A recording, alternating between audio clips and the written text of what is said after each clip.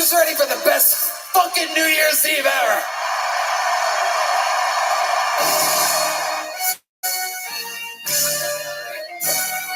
This is Red Band coming to you live from an arena! This is the greatest fucking live comedy show in the history of comedy. Oh, in the new year, you don't like comedy, just leave it alone. Just leave it the fuck alone. Are you this two-dimensional character, you little bitch? Keep my nasty out your fucking mouth!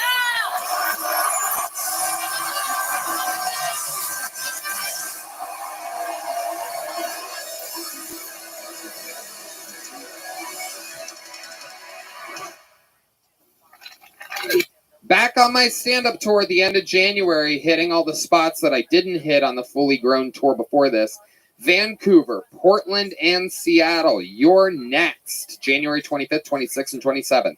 And then Los Angeles, California, I do stand-up. Denver, Colorado, Cleveland, Pittsburgh, Boston, Baltimore, Salt Lake City, San Jose, Dallas, Houston, St. Louis, Nashville, Fort Lauderdale, and Orlando. I'm so pumped for these upcoming dates. Really excited for you to see it. Taking some of my favorite openers with me. You may recognize some of them. Get tickets now at TonyHinchcliffe.com. This is going to be my last stretch of the stand-up tour for the rest of 2024. It's all just performing in Austin and Kill Tony from there. So hope to see you soon.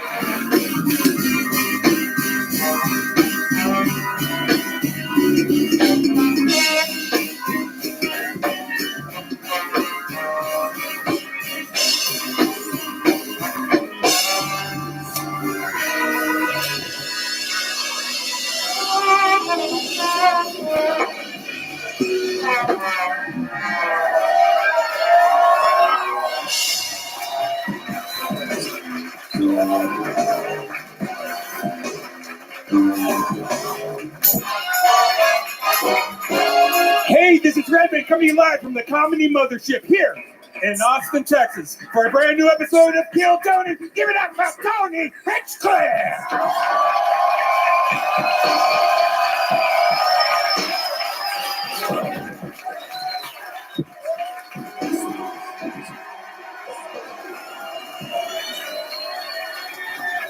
Who's ready for the best fucking night of their lives tonight, huh? Yippee! Make some noise for Red Band, everybody. Hi. We've been doing this little show for over a decade. It is the #1 live podcast in the world, Kill Tony. How you guys feel? Good? Shout out to Gel Blaster, Red Rose, Yellow Rose, NinjaBuses.com, Hall Law Firm, Austin Security Guard Service, at Connect Mobile Health. You can get an IV drip. Use the code KILL15 to save 15%. Here's a little bit more for the amazing sponsors that made tonight's episode available for you here right now. The Sunset Strip Comedy Club in Austin, Texas is now open. Check out Red Band's secret show every Thursday. Go to sunsetstripatx.com for tickets.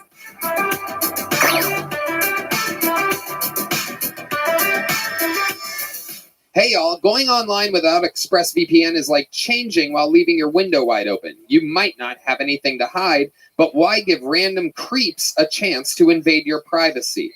When you go online without a VPN, internet service providers, ISPs, can see every single website you visit. They can legally sell this information without your consent to ad companies and tech giants, who then use your data to target you. Red Band? Yeah, if you're at a local coffee shop, if you're at the airport, do you know how easy it is for people to just get into your stuff?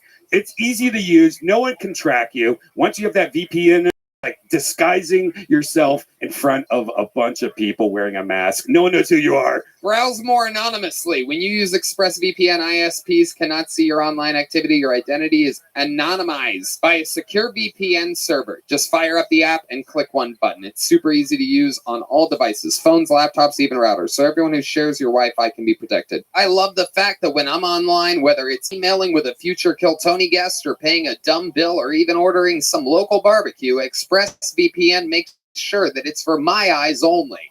Secure your online activity by visiting expressvpn.com/killtony today. That's expressvpn.com/killtony. And you can get an extra 3 months free. expressvpn.com/killtony. You guys ready to start tonight's episode? You guys big fans of the show? How many of you have been big fans of the show for a long time? Well, you guys are in for a treat because this is the return. It's been years, pre-pandemic, since we had this guy on as a guest, and he is one of the record holders for all-time guest appearances. And one of the all-time greats, someone who is more than anything, on top of being nominated for an Emmy as an actor and so many great things he's been on, but truly, he is one of my favorite comedians on planet Earth, and a lot of your favorite comedians' favorite comedian.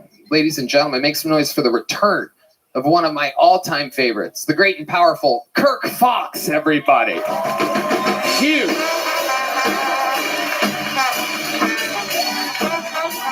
No, sit here, Kirk. Over here. Fuck yeah. The great Kirk Fox, everybody. Reservation Dogs, Parks and Rec. The new jury duty up for an Emmy. But more than anything, one of the fucking real comedians of our era at the Comedy Store. A fucking legend and a legend. Know about that, but it seems important to you. So we'll just... It is. We're gonna have a lot of fun. The reason is this the right mic? I don't want to interrupt you. I know the rules you gave me, but is this the mic you want me on? Okay, no. Was that you? Do you do that? Hold on. Don't press on the thing. Okay, man, I don't want any trouble. Just like Is that. that good? We got that? Okay. But that was next to me. You understand why I No, grabbed yeah. it? Okay, so someone fucked up already. It's true. Good. Put I that like away this. to never be used again. Okay. Frame it. We're going to have fun. Kirk, you know how it works. Over 200 souls signed up for the chance to get 1 minute on this stage here tonight. If I pull their name And out they're of the live, bucket. right? Souls? Yeah. No, yeah. Okay. I mean, that would get scary if it was just I see death here. In the spotlight. Okay. But yes, you know how it works. They get 60 seconds. I mean, it's been a while. I'll be honest with you. Yeah. They get 60 seconds uninterrupted. I know. 60 seconds. I know. We're just getting the kinks out. I'll be done in a second. And you know their time is up and you hear the sound of a kitten. That means wrap it up then or else they're going to bring out the angry West Hollywood bear. And then I ask them a bunch of questions and we find out more about who we pulled out of the bucket. I'm going to pre-pull right now our first comedian, and they have to go across the street to a special bar and get the person. I believe they yell it. What do you yell it through a megaphone, Colt? You do? Yeah. All right. Well, there he goes. I didn't even know that. I've always wondered, like, why would someone just yell the you name? store them across the street? Is this what happens? Yeah. Yeah. Okay. There's a You bar. don't want to keep souls in here, so that's good. You put that Yeah. Yeah. at a new bar. I'm with you, Tony. I take the humans to the bar. We keep the souls here. Okay. I like it. Anyway, I interview them. The whole thing's improvised. It's all crazy. You guys know where you're at. You guys ready to have a great fucking show tonight or what? But while they get that poor person from across the street, we're gonna get the show started with a fucking legend of the show, everybody. You know him as a guy that used to live in his fucking van, and now I tell you, he's living his dreams. Ladies and gentlemen, I think you know the word. You guys know the words?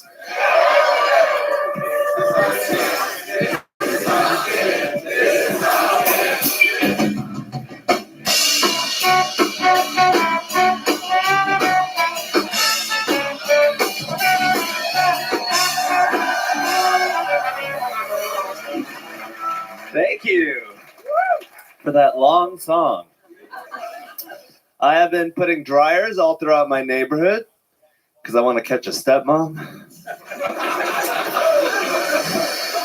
I love taking Ubers. You know it's going to be a good Uber if you can't tell if it's the driver's name or his license plate. I've been thinking about getting the new Cybertruck because I want a car that tells people not only is my dick small, but I wax my balls as well. My girlfriend recently told me that I have the best personality of any man she's ever dated, which is sad because I didn't know my dick was that small. All right, thank you. Okay, Hans Kim. Did you say dryers? Was that the first? Yes, dryers. As in like washing machine? Washing a machine. dryer? Dryers, yes. Because stepmoms use dryers. Yeah, they get stuck in it.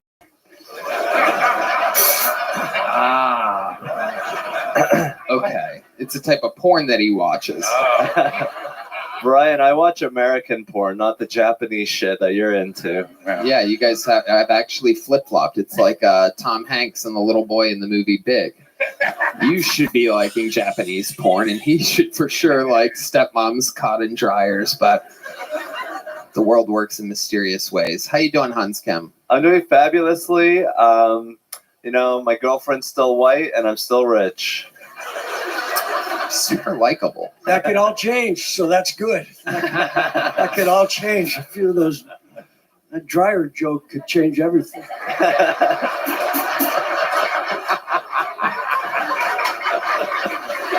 But it's all right. You came out with confidence. I spoke with you downstairs, and you had high hopes. Lock and change, man. You come up two stories, 2 floors. Yeah, 2 floors. Each step got you closer to this moment. So, I do love you, though. We love you, Hans. What's going on in your life? I recently bought a remote control airplane, and I got it stuck in a tree. And so I bought a $150 pole and got it out and got my $200 airplane out with. Yeah, these are the investments that can take you in the other direction pretty quick. It really is a $150 pole for a $200 airplane. Yeah, it's a 30-foot pole. I mean, I still have. I'm not going to return it. I'm going to use it. You know, I feel. But you saved money on the tree, right? The Christmas tree. See, I can suck too. I'm just showing you that it's universal.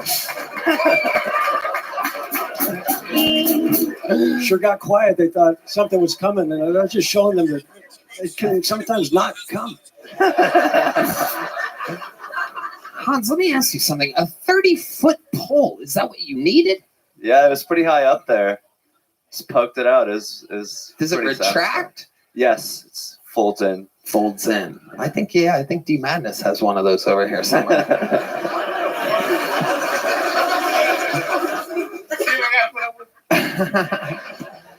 So you think you're going to use it in the future? Are you going to use it to mostly like talk shit? Like I wouldn't touch you with a 30-foot pole, and I know because I have a 30-foot pole. Yeah, I mean my reach is unlimited. I mean 30 foot, but yeah, I could touch a lot of things from far away. Well, that's going to help you when you're near the playground next time.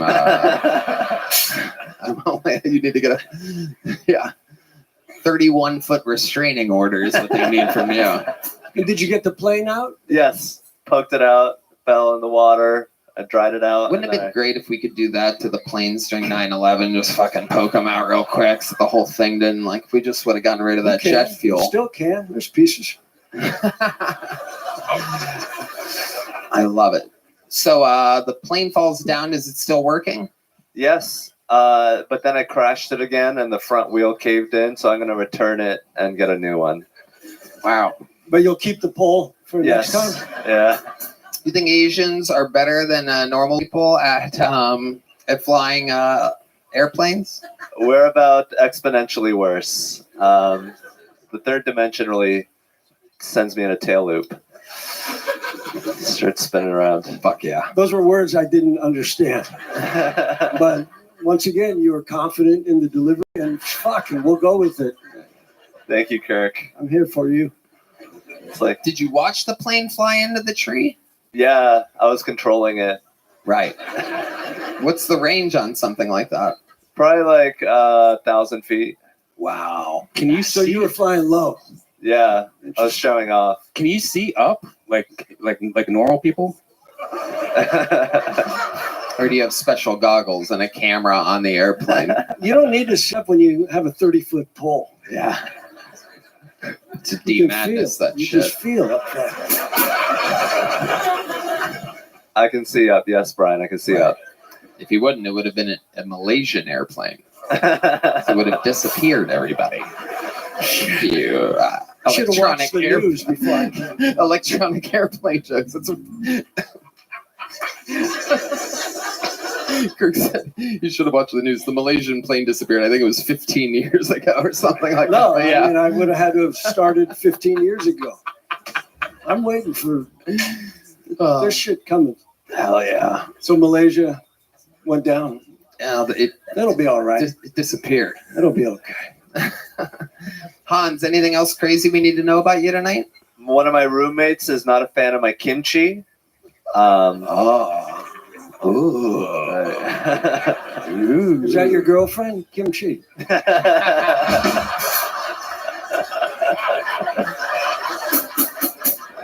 It does smell really bad though. It stinks.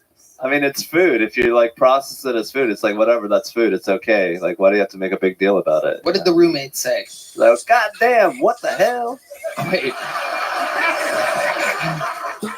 I am so confused with the Interesting. race of this roommate. There's a part where I thought it was black and then it got white halfway through. Where's that Chinese motherfucker? I think it's black again. Going back to black. Smells like a foot farted in here. Is that what he said? Yeah, it was pretty poetic. Yeah. Yo, it smelled like a foot farted in here. Like that. Yeah. Right. God damn my N-word. Yep. Now I know for a fact that it is indeed. I a just black. like watching to see where it goes. Oh, it's going farther and It's farther. not getting there. We're almost there. I'm not gonna say it. Fuck yeah. So where did you guys settle on the kimchi battle? He just told me that it's smelly, and I was just like, well, you know, I'm a Korean roommate. This is like par for the course. You're lucky I'm not bringing out the ginseng. That's another Korean thing. Do you have a garage? Yes. You should get a garage refrigerator just for to the eat kimchi. it? Oh, okay. Yeah. I don't have to go to the garage every time. It's so it's like I'm sorry. It's like somebody cooking fish every day. You know, Oh, you don't want your whole no, house to that's smell right. like fish. You have to deal with An Asian, yeah. He has to say it now. I'm not allowed to say it anymore. Can we think? We can think it. Right. Can we bleep it? Is that what it's called? Yeah. I love it. Hans, every single week you start the show in an amazing fashion. You did it tonight. There goes Hans Kim, everybody. Thank you. That was Hans Kim. That was Hans Kim. Hans, I That love was you. Hans Kim. That was Hans Kim. All right. Back to the bucket we go. Make some noise for your first bucket bowl. Obviously, this is where shit can be out of control. Make some noise for Paul Cyphers, everybody. 60 seconds uninterrupted of stand-up comedy by a hopeful that was contained in a bar all night. This is Paul Cyphers. I like to take Adderall, but I don't have health care, so I have to buy it off of drug dealers. I got some a few weeks ago. I brought it home. I was like, damn, this is some good shit. And then 3 days later, I was like, damn, this is some crystal meth. That's what this is.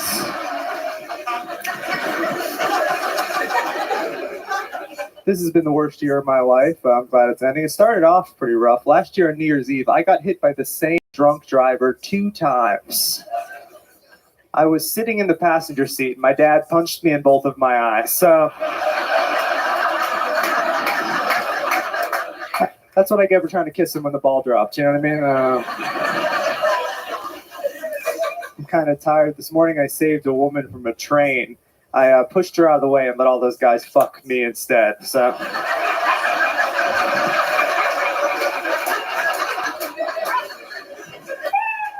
thank you guys very much. 60 seconds exactly from Paul Cyphers. Fuck yeah. You let all the guys fuck you. You gay? No, I'm not. Just in the joke. Well, if you want me to be, whatever. All right, this guy's down for anything. Look at Look at lucky this. day. Well, if you want me to be, well, yeah, welcome to show business, buddy. Fuck yeah. All right. Have you been on the show before? I have over at Vulcan and one tones as well. Okay. Wow, Yeah. we're gonna have to bleep that. Oh, I'm sorry. No, it's Fuck. okay. I love it. How long have you been doing stand-up? 5 or 6 years now. All of it in Austin? No, I moved here 3 years ago from Worcester, Massachusetts. Right. Yeah. Worcester. That comes up a lot on this show, Worcester, Yeah, Massachusetts. a lot of us are here. Hell yeah. Who's the most famous comedian from there? Doug Stanhope, maybe? Louis, sort of. Yeah. It's a huge scene out there in Boston. And how, you said 5 or 6 years total? Yes. Right. What do you do for work? Right now I'm working at Vulcan as a door guy at the bar back. And then just whatever else I could pick up, shifts on 6th Street, doing that kind of stuff. Yeah. And I just started as a PA here a week or two ago, working for you. So it's been fun. Really? Yeah. Oh, that's amazing. He just started. Thank you. Good stuff, Yoni. If you're buying Adderall off the street, you're going to find a lot of work out there. What do you do for the show? I gotta know. They just brought me on. I'm just running, grab one of it, tell me, teaching me what to do. Yeah, just brought me on. So, But what have you done? I've helped set up chairs. I've done that. I have given the gel guns to the people when they get off stage, and I tell them, "Great job." That's right. From the great people over at Gel Blast. Yeah. That's a great. And you're getting paid for that. Austin seems like the place to be. Yeah. Thumbs up, you fucking getting paid? I'd make a fortune. Wait, we're paying this guy? I have no idea. I have no idea. I don't believe so. Yoni's saying no. Getting paid Yoni's going like experience. that. My Jew executive producer is literally like, I love it. Getting paid in experience. Okay. Yeah. I like that. That's very, very, I mean, that seems to make sense. If what you're doing is going, good job. Here's a gel blaster once every 10 minutes. Seems like pretty much fucking nothing. Yeah, helping with sign-ups and stuff. Yeah. Yeah. Anything Are they you want. sure? Are you sure that you're supposed to be helping? Yeah. This guy's just an invader. Like, I've been one of your top Young Rising production assistants. You might know me as the fastest rising producer of chairs moving behind tables and gel blasters being handed out. I'm about to be the president of show business in minutes at this pace. And have you seen his thumb? He's got That two. is a strong thumbs up. I love it. So, Paul, tell us something interesting about your childhood. Oh, my childhood.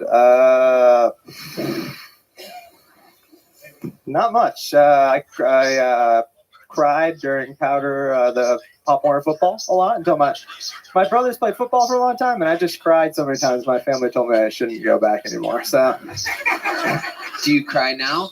well, my girlfriend just moved all of our stuff out of her apartment and left me a week ago. So, I've been crying.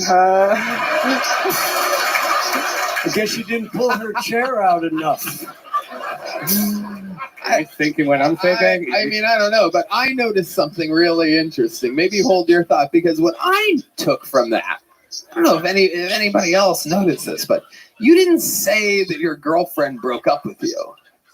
You said my girlfriend got her stuff and moved it out a week ago. No, she broke up with me too. Yeah. Okay, Yeah. just making sure that you know that. No, I know. You seemed really hopeful there for a second. The way I analyze that is like, well, she thinks she broke up with me, but now She took all her shit, but she's just making room for more love. she took all of her shit and her human body, but her soul is with me.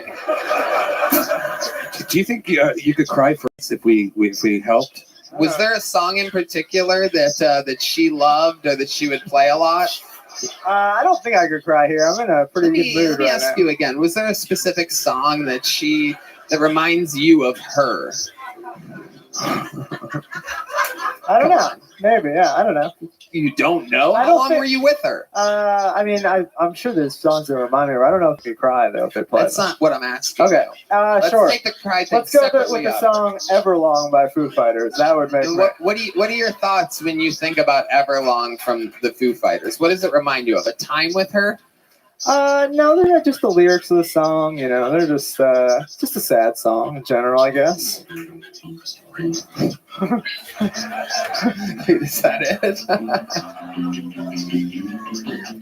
Can we get a spotlight on Paul? I'll play it too. Yeah. Keep fucking playing it. Don't stop. Now let's Let's get there. Just look out there. Look at the Want me to big sing? camera. Wait, are you trying to sing? Is that No, I what mean I can try. I'm not good at it. Yeah, we go sing. I've waited here for you. She might see this. Ever long. This could win her back. Tonight, Come on, you got this, Paul. I'll throw myself into. Out of her head, she sang.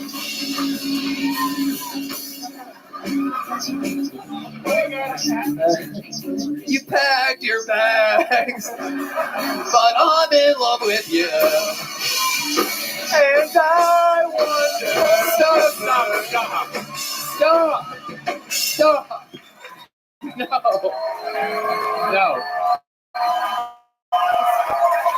No.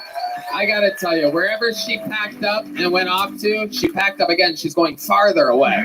She's going the opposite direction. I don't know. She I went think to she's New coming- Jersey. I think she's coming back. Did There's a chance. She went to New Jersey. That's how shitty. you guys ever watch football together? Did that ever come into No, play? that never came up. No. Yeah. What was it about Pop Warner that just would break you into tears? I mean, we skipped over what started it. You didn't like being tackled. Yeah, no, I was not good at it. Very bad at it. Did they tackle you before the game or something? Yeah, just even the Oklahoma drills and stuff just beat the shit out of me. So I was out really young. You asked me something about my childhood. I just had to like spin the wheels, pick something. In the right light, you do look like a beautiful woman, though. She's a strong light, good backlight for you. What's the longest stand-up set you've ever done? 20 minutes. I'd love to have you on the Secret Show That'd be Thursday. great. Whoa, Thank you so look at much. that. Paul Cyphers, Miggies. Thank you. You have the joke book already, huh? Yeah, I have too. Okay, well, there you go. Paul Cyphers. You have a small one and a big one? That's amazing. I love that. It's fun to hear the people that have had. Did I fucking miss a bucket, Paul? Oh, that was him. Oh, sweet. Perfect. Yep. There's the one that we funneled, and the new one goes out. Make some noise for Anthony Papali, everybody. Straight out of the bucket. Anthony Papali. 60 seconds. What's up? Dude, I'm not from Texas, all right? And I'm trying to learn about Texans. But what I've learned about Texans is you guys like your guns, your hunting, your fishing, just terminating everything out here, really, you know? Except pregnancies. You guys are like, no, sir, those aren't in season. You know? No, sir. But I sell abortion to Texas. You know, you just got to take it out of Planned Parenthood and then drop it in a Bass Pro Shop. You know what I'm saying? Like every abortion, free box of ammo. You have a line out the door, man. You go in, your girl gets the abortion, you pick up a Salt Life t-shirt, and fucking roll tide, baby. Let's go, dude. Have some fun. I don't know how I feel about abortion, though, you know? Like, on one hand, I think it's a woman's right to choose, right? But sometimes, you know, you see a little kid and you're like, oh, look at that guy. He didn't get aborted, you know? But then you remember he goes to school in America, so you're like, oh, he's got plenty of time. He's got plenty of time to be aborted. Thank you. Fuck yeah. Anthony Papali. Am I saying that right? Papali? Papali. Papali. Yeah. Okay. Yeah, that makes more sense. Papali. Hell yeah. Yeah. You've been on this show before, correct? Yes. Okay. And remind us, what are you again? What's your ethnicity? What are you? 100% Italian. Yeah. Fuck yeah. Always. Seriously though. I'm an Indian guy. Right, you're an Indian guy. I'm Indian. Perfect. Absolutely perfect. I love it. Got And- the 100% right. Yeah. Yeah. Pretty Indian. What do you do for work? I just got out of the military, and so I'm kind of figuring out what to do. What'd you do in the military? I was in the Coast Guard, worked on ships, and Okay. yeah, What'd you do? I see something in boating maybe in your future. maybe. I don't know. What'd you do on the ships? Just like navigation stuff, worked in public affairs. I gotta be honest, last time I was on here, I said I was in the military, but I didn't say that I did get kicked out of the military. military. I got kicked out. You got kicked out? I got kicked out, yeah. Wow. The rare Indian misbehavior. An anomaly. I'm trying to change the image of Indians. We're bad boys. We're What bad boys. exactly does an Indian do to get kicked out of the military? I had a puff of marijuana. You had a puff of marijuana? I had a little bit of marijuana. More than a puff? More than a puff. Yeah. Why'd you say a puff? I don't know. I'm nervous and I'm excited. Yeah. It's adorable. It's an Yeah. adorable answer. How old are you, Anthony? I'm 30. 30 years old. How long you been doing stand-up? 8 years. Okay. How much of it here in Austin? About 2 months. 2 months. Yeah. Where'd you move from? I was in like the Orlando area for a while. What were you doing in the Orlando area? Well, I was stationed in Cape Canaveral before I moved here, so Orlando was like the closest big city. All right. Yeah. And you talked a lot about abortion. I did, yeah. Yeah, a lot. A Yeah. lot. All the trimesters you talked about abortion Yeah. of your son. All of them, yeah. What is Indian culture and abortion? What are those two things? Like, what's the crossover there? I don't think it exists. I think they just let, like, if you want an abortion, I think you let nature take over, you know? Like in India, Mhm. you just let like a cobra come in or I don't know. All right. Or a cow. I don't know. Yeah. Fuck yeah. Those babies don't last that long if a cobra's involved. I know that. Not that long. Where were you raised? California. What part? Bay Area, San Francisco. Okay. And what convenience stores do your parents own? 7-Eleven, Dunkin' Donuts. Seriously, what do your parents do for work? My dad does like education consulting and my mom doesn't do anything. The way you said education, I could hear you're Indian for the first time. Oh, you want me to turn it up a notch? You want me to?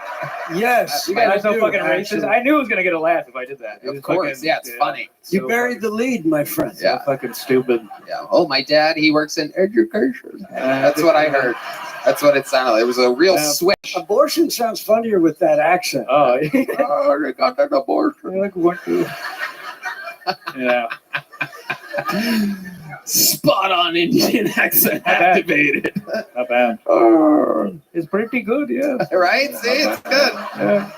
What'd you do in the Coast Guard, if I could ask? Did you ships? But what? I worked on boats. I did like navigation stuff. I was on a gun crew. So you're stoned, just trying to guide ships. Yeah.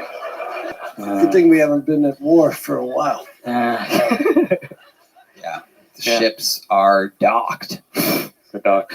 Okay. What's the most Indian thing about your Indian father? What's the most Indian thing about my Indian father? Yeah. Other than the fact that he's Indian? Does he do I don't something know, dude. super Indian? I don't know. My dad came here when he was like 18. Became You very ever walk in and he's Mechanized. like floating in the living room on That'd a be carpet, crazy. like meditating or something? You're like, Dad, how do you do that? That'd be sick. One day you will have these powers. That's great.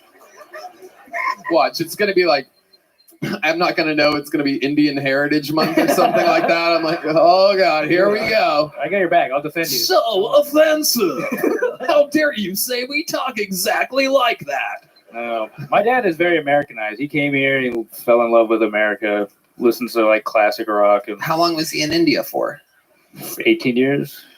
18 years. But meanwhile, every other word that you said didn't sound Indian. But you, when you said education, sounded super I think Indian. it's just ingrained in me because my dad used to make me just study so hard. When's the last time you talked to your dad? I don't know, like a week maybe. Right. Let me ask you something. You think that if we called your father, Oh fuck, yeah. said hello to him for a second, got a barometer of fucking what he kind of sounds like, right? Because you said he's Yeah. super Americanized. So my guess is that he might not sound that Indian, right? I don't think so. Personally, Right, I me don't think neither. so. Right. But here's my point. Here's what I Yeah. want to do. I want to get a test tube of Okay. his fucking natural accent, Okay. his American accent. Then I want you to ask him what field he works in. Okay. Because I want to see if his education sounds Indian. Because I bet the genie doesn't fall far from the tree. And He probably is not going to say the word education just for that. He'll just say consultant. But, Was he proud that you took all the education knowledge and went into the Coast Guard? fuck no, dude. Are you serious? He was pretty worried. You know, Indian people come here to become doctors, engineers, and I was like, Can we call your dad real quick? You want to call him? Call him. Yeah, let's call him. That's his phone? Okay. Oh, that is my phone. Oh shit. Yeah. Yeah. Yeah, It damn. happens quick. We take it What off if of it's them when what they if come it's through the tech back support? door. What if he His You want me to text- just hold it like that? Yeah, put it on speaker. Make sure your volume's all the way up. And here, I'll hold the phone and you just listen. See if he could reset my phone.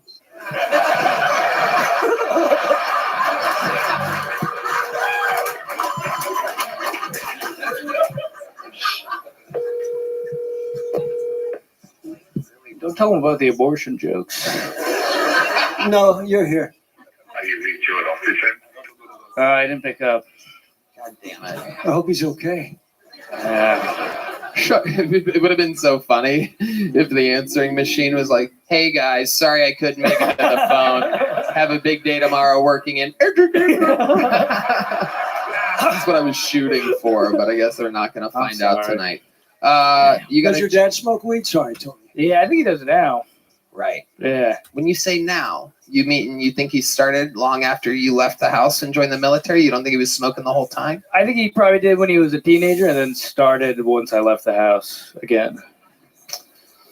Why are you saying it like it's a I hunch? don't know, dude. I'm not sure. I don't know. I really don't know. Damn, we have so much to talk to this guy about. Something Next. shady. My dad is shady. My Oh, dad, dude, something's- you're not telling us everything. look, man, I got So you got fucking kicked out of the Coast Guard, but was Yeah. it just for weed or did you just weed, honestly. steal Yeah. a missile? I'm a good guy. Hey guys, I'm a good person. I just like fucking smoke weed. Right. I love America. Okay, you're starting to sound like a terrorist. There you go. All right. Tony, make a note of his name and let's keep a track of this guy. Anthony Popper. Did you get a little joke book last time you were on? I got the big one last time. Yeah. Okay, well, there you go. Here's a little one. Oh, thank There you go. Anthony Papali. Thank you. everybody. There you Thank you so go. much. All right. On we go. Your next bucket pull goes by the name of Michael White, everybody. Michael White. You guys having fun out there, huh? It is Michael White. What's up, ATX? I'm from Corpus Christi, the city of Salinas. I live 2 hours away from Mexico, so my white privilege doesn't activate until I enter Hayes County. And there's not a lot of black people in my city for the police to harass. So I'm like the substitute teacher. I lived in the streets for 5 years because my stepdad didn't like me. Wigger oppression is real. I got my first car when I was 21. So after sleeping at bus stops and couch hopping in the projects for 4 years, I was able to live in my car until I got my own apartment.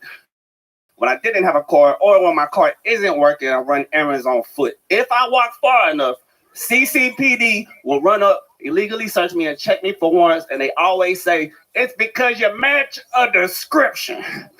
So if you ever see anyone who still wears tall tees with a do-rag on top of his hat, call Crime Stoppers. They've been looking for that dude since I was 16 years old.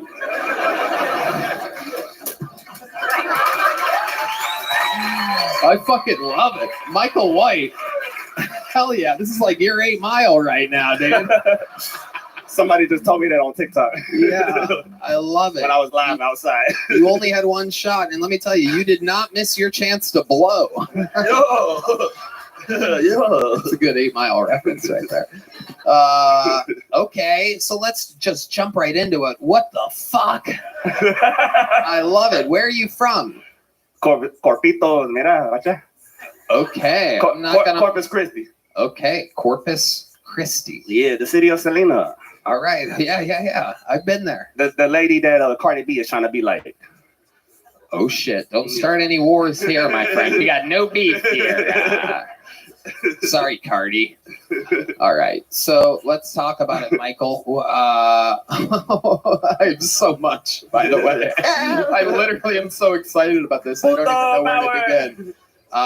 So, are you aware that you have a scream mask tucked into some type of sideways baseball cap or something like that? You know what you're dressed like right now? Oh yeah, laundry day. I had to wear your mama muscle shirt. Strong ass bitch.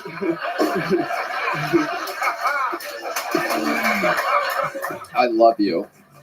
Have you done stand-up comedy before? I've been a performer since I was 13 as a musician and a battle rapper, but I've always been funny in my raps.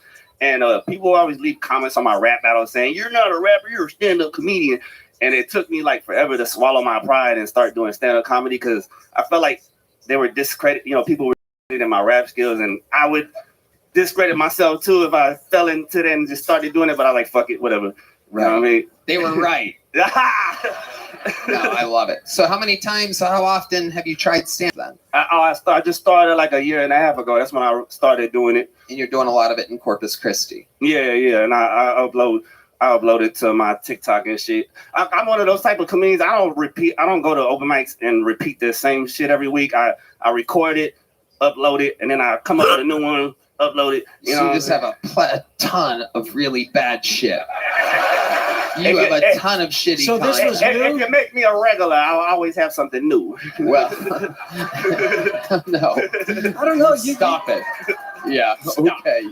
Yeah. Crazy people trying to sabotage. Fucking do it. You haters. I love it, man. Okay. Now, is this your look, if I could ask? Is this kind of your style? Or is this just for the night? Look around. Does anybody else look like me? No, it is a completely... Okay, this is my style. Yeah, I claim it. So, Wayne. Right here on the Kill Tony show is trademarked. So Drake can't steal this shit. You think Drake has been stealing some of your swagger or style? Oh man, he put hair clips on his head. Man, I used to put hair clips on my fucking hair. Now I can't do it no more. You can't because Drake did it. Yeah, I call them. I call them puto clips. I used to put them on because I'm a puto. My acronym is players undermining their ops. But puto power. You say you swallow a lot of pride, right? You swallow a lot of pride. You swallow pride. Oh shit! The manic episode is beginning right in front of us. This is crazy. I'm having flashbacks. Clothes are so loose, you can't tell if he swallowed it. It is unbelievable. Who knows? This time next week, Drake might be dressed like Rick Moranis shrunk him. This is incredible. I do think the cops are doing the right thing. Yeah. You do fit a description. Let me ask you this, Michael White. What do you do for work? All right, so I'm one of the most known artists in my city. So I used my rap fame to start a spaghetti delivering service out of my kitchen. My ex-girlfriend from Italy taught me how to make the best spaghetti. You know what I'm saying? She taught me how to make opener. He needs that to be the opener. Like a delivery app? I'm the spaghetti plug in my set. Nah, Facebook is the app. No, but here's the thing though. I only do it when I need to pay a bill. And when I don't need to pay a bill, I spend my time on my career. That's why I'm always broke begging my TikTok for money to eat. Okay, hold on. Stick with me here. So when you need some money, are you joking or are you serious? You make a bunch of spaghetti and people pay you for it around Corpus Christi? Yeah. Hey, man, we love I almost made it through that whole thing without We love food in Corpus. Gives him a CD and a bowl of spaghetti. We love food in Corpus. Out of his trunk that he sleeps So in. you know how easy it is to sell food in Corpus? Everybody sells food. Tell us about it. I sell, man, while I'm cooking, I meet my quota. Like I'm right there messaging all my cousins while I'm cooking. You know what I'm talking about? Yeah. So how much spaghetti are we talking about? You sell it in what kind of containers are you putting? My quota is 14 plates in a night. So how do you? Which is $10 a plate, $5 a gas. Hold on, Michael. Stick with me over here, Michael. Over here, Michael. Over here. Stick with me here, okay? What do you put the spaghetti on when you deliver it to me? Is it a plate with tin foil? Is it a Gladlock container? To-go boxes. Oh, like styrofoam folding to-go boxes. Yeah. So you invested in the styrofoam boxes. Yeah. So the most you do is 14 or the minimum you do is 14? I do about 14. That's what I do. But you could do more. It's kind of like the word. You know, because my re-up costs like $55. It's like one of my favorite interviews. So it's like you making more money than selling a 50-pack of Coke. You know what I'm saying? So okay, hold on. This was my next question. How much are you selling each container of spaghetti for? It's $10 each, and then $5 for the gas fee. So you make $140 a night, working very hard, making and delivering this spaghetti. And meanwhile, you were talking about it like you're cooking coke like you're Scarface. Like, It's like you're making all the money. The re-up is $55, so the rest is profit. The biscuit? What? Did you say biscuit? I said the re-up is $55 and the rest of it is profit. Oh, the rest of it. The rest of it. The rest of it. Do sounded people like come this. to your house for the No, plate? no, You go out there in the world I and deliver just it. you just I go out deliver there it. and The way- shine. The way you say that you deliver makes me think that your house might not be the greatest conditions for somebody to come eat spaghetti at. Can you describe your place for us? Is it a studio? It's like an efficiency size, But here's the thing, it's a. That's not Amore by Dean Martin. Welcome. Hey, come on in. It's Michael White's. Who wants some fucking spaghetti? Come on. He's one of the nicest guys. He'd give you the wife beater off his head. You're going to love this guy's fucking spaghetti. It's so good. Look, don't judge his clothes. Don't judge a man. Everything bigger in Texas. I honestly want to try this fucking spaghetti. Let me ask you this. Can you give us an example of how you make it? Well, my ex from Italy, she taught me how to make it. I know, but what do you remember? Man, I'm not finna tell the whole world my recipe. Leave a couple key ingredients out. Give us the backbone of your sauce. I don't know how to do that without snitching on myself. That's like, come on, dude. It's fucking tomato sauce. Go ahead. Give us a little. Just start rattling off your quantity. Well, I mean, I use. No one's here to steal your spaghetti recipe. I mean, okay. Well, the basics is tomato sauce, hamburger meat. Hamburger. And then the rest is me making it live. When the sky used to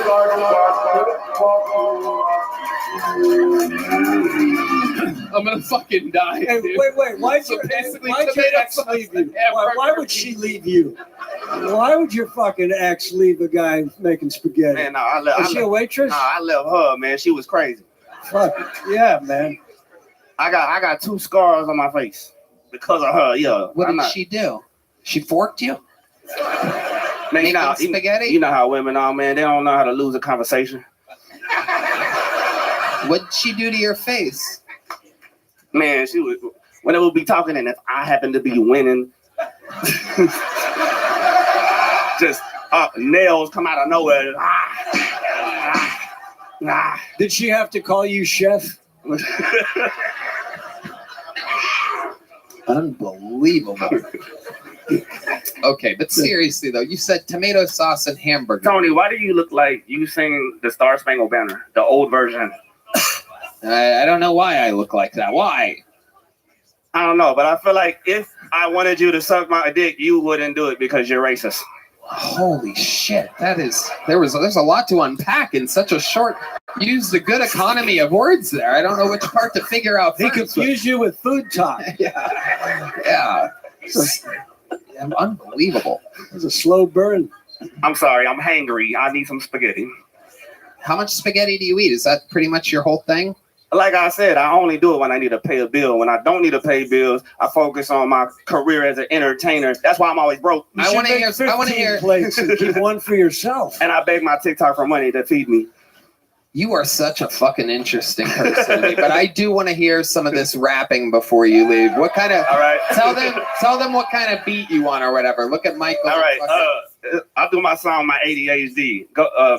Make the beat like this. Boom, boom, boom, boom, boom, boom, boom, boom, boom, boom, boom, boom, boom, boom, boom, boom, boom. Boom, boom, boom, boom. All right. Boom, boom, boom, boom.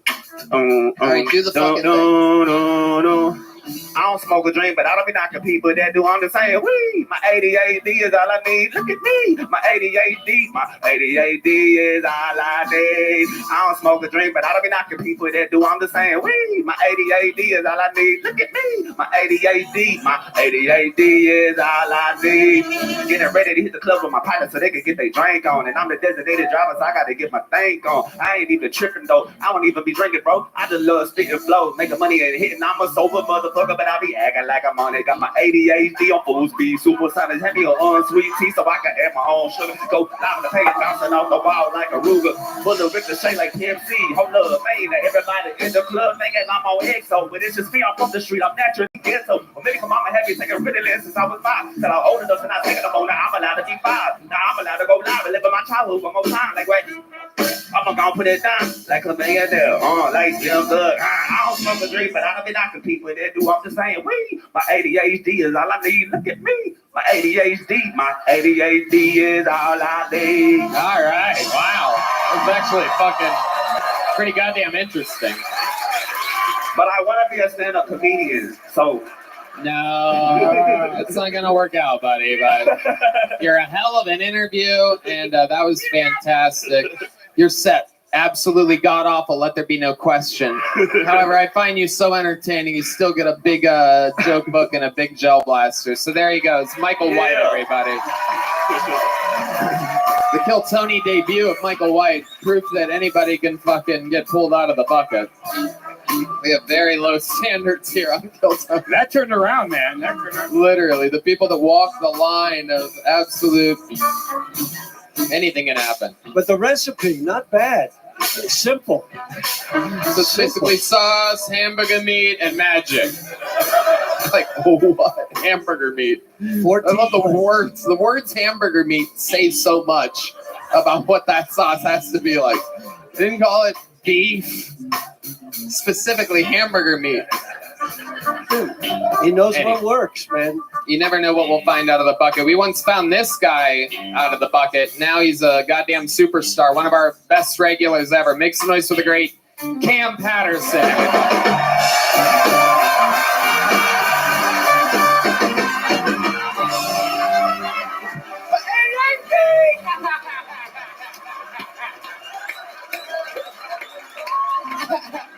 Hey, that nigga dead, dog. I killed him.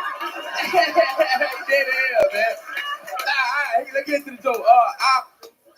I went. I went surfing for the first time a couple days ago. I did not like it because I can't swim that good. Well, I can swim very good for a black guy. You know what I'm saying? I can dog a paddle my ass off, but y'all motherfuckers got me beat. You know what I'm saying? And the dude I was surfing with, he was gay, or maybe I thought he was gay. He was gay as hell, dog. You know what I'm saying? And we was in the ocean. I thought he wanted to fuck me, so I was scared.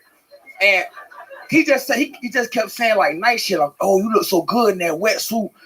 You like a real good swimmer. I'm like, you trying to fuck me, sir? This is terrifying." And then at one point, we seen like this beautiful ass sunset. The sunset was beautiful, dog. Like it was nice. And then I looked at him, he looked at me, and then we kissed. Now I'm playing. Listen, no. I saw that beautiful ass sunset, bro. I'm like, damn, but this shit is beautiful. And he looked at me, and was like, it is beautiful. It kind of looked like heaven. And I was like, yeah, dude. And he went, if heaven was a real thing, and I got scared. Cause I don't want to be in the ocean with no atheist thinking that's crazy. You know what I'm saying? You don't even believe in miracles, bitch. That's insane. Like I'm dying, and I'm like, oh God, help me. Nobody's coming to save you, nigga. Nobody's gonna save you. I done my time. Fuck yeah, Cam Patterson, the new minute 22 seconds. For real? Yeah. Oh, with the do-rag shit. But hey, that nigga, I like that nigga, man. He cool. That was I probably got hepatitis or something now with this goddamn do-rag on my head. worth it for that laugh. Worth it for that laugh, my friend.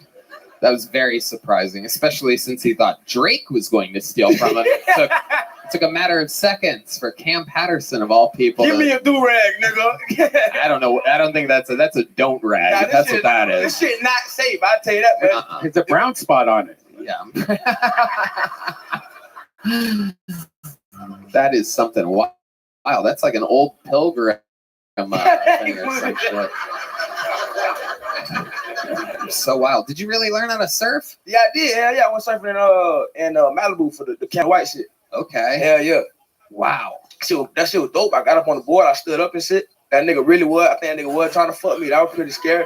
Yeah. Hell yeah. Interesting. So and you fun. were able to stand up on the board on the wave? Yeah, I'm like athletic as fuck, dog. Right. I can really do almost anything. You know what I'm saying? How were you when you didn't have a surfboard to hold on to? What you mean? Like you're swimming out there? Well, I drowned 4 times. But on on the surfboard, nigga, I was fine. You understand me? I was really good. Hell yeah. So it was your instructor that had the crush on you? I'm pretty sure he was gay. Yeah, most definitely. Yeah. Was he like holding you by your waist, helping you like get on the thing and stuff? Nah, but he was saying like weird shit, like you look great in that wetsuit when my ass was out. I was like, nigga, it's a bodysuit, nigga. Leave me alone, bro. This is scary. That's terrifying, dog. That's the shit I say to but a it bad was it was a wetsuit. It was a It wetsuit. wasn't just you, right? Nah, there's the wetsuit. Yeah. Hell yeah. I'm confused now. They laughing. I'm very confused. What just happened? No, I- They laughing like, wait a minute. What do you mean, brother? What are you talking about? with regards to what? Huh? What else is going on in your world, Cam? Oh, we just did them shows in Florida. We're back That home and shit. was epic. Hell Massive venues in Florida with a lot of your family. Yeah, a lot of my family came out. My best friend came. My brother came. That is I got with us true. in I Louisiana. got to meet one of your real best friends Yeah. from the streets. I My mean, nigga. full on ankle bracelet, probation. I mean, straight up. He was sometimes just taking off and running when he saw the security people at the theater. But they with us. They with us. All right, that's cool. Yeah, but it was fun. Tell Nah, it us was- about it. Anything else? It was cool. No, I mean that was it. We hung out a lot. You know what I'm saying? Was his dad there?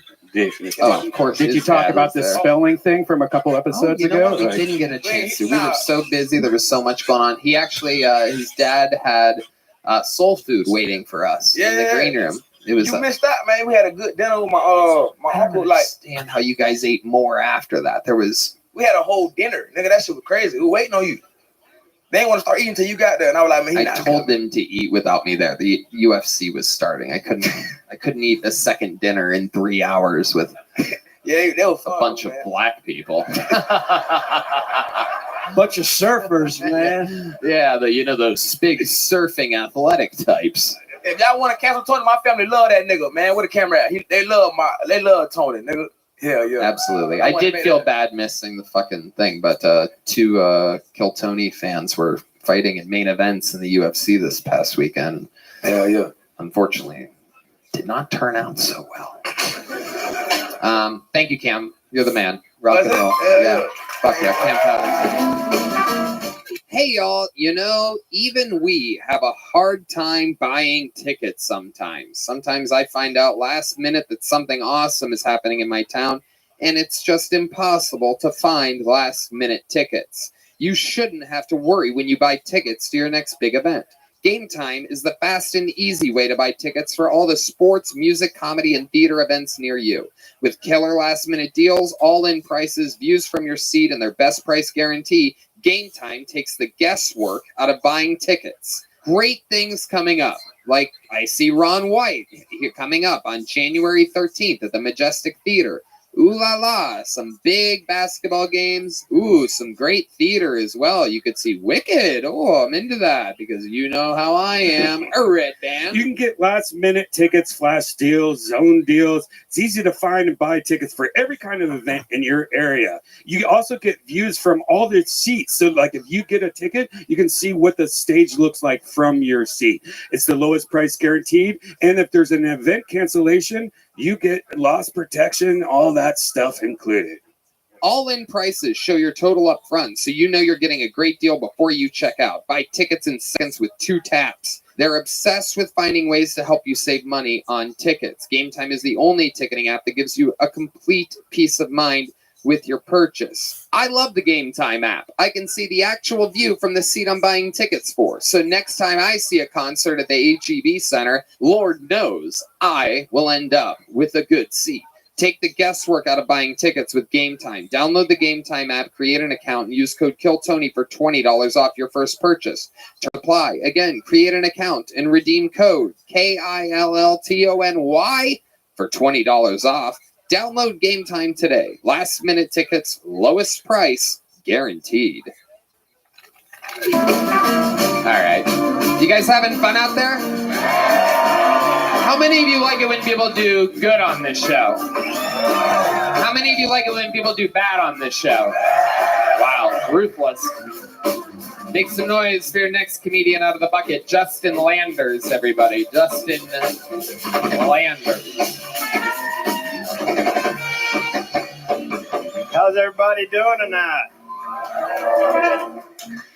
You know, my wife, she makes and sells a lot of miniatures, so we got boxes of these things around the house. And the other day I was off digging in one and I found this little bitty Lone Ranger mask. And immediately I thought, we're taking this in the bedroom. We're going to do some role playing. And at first, I thought I'd just strap it on my dick and call him the armless bandit, you know? He just runs around stealing the pussy. But instead, I put it on my wife's vagina, and I'll be damned if that thing didn't look like the Hamburglar. So I shoved a French fry in it, and now she won't role play anymore. Now, when I told my wife that joke, she goes, "You better not tell that shit on stage." And I go, "Why not?"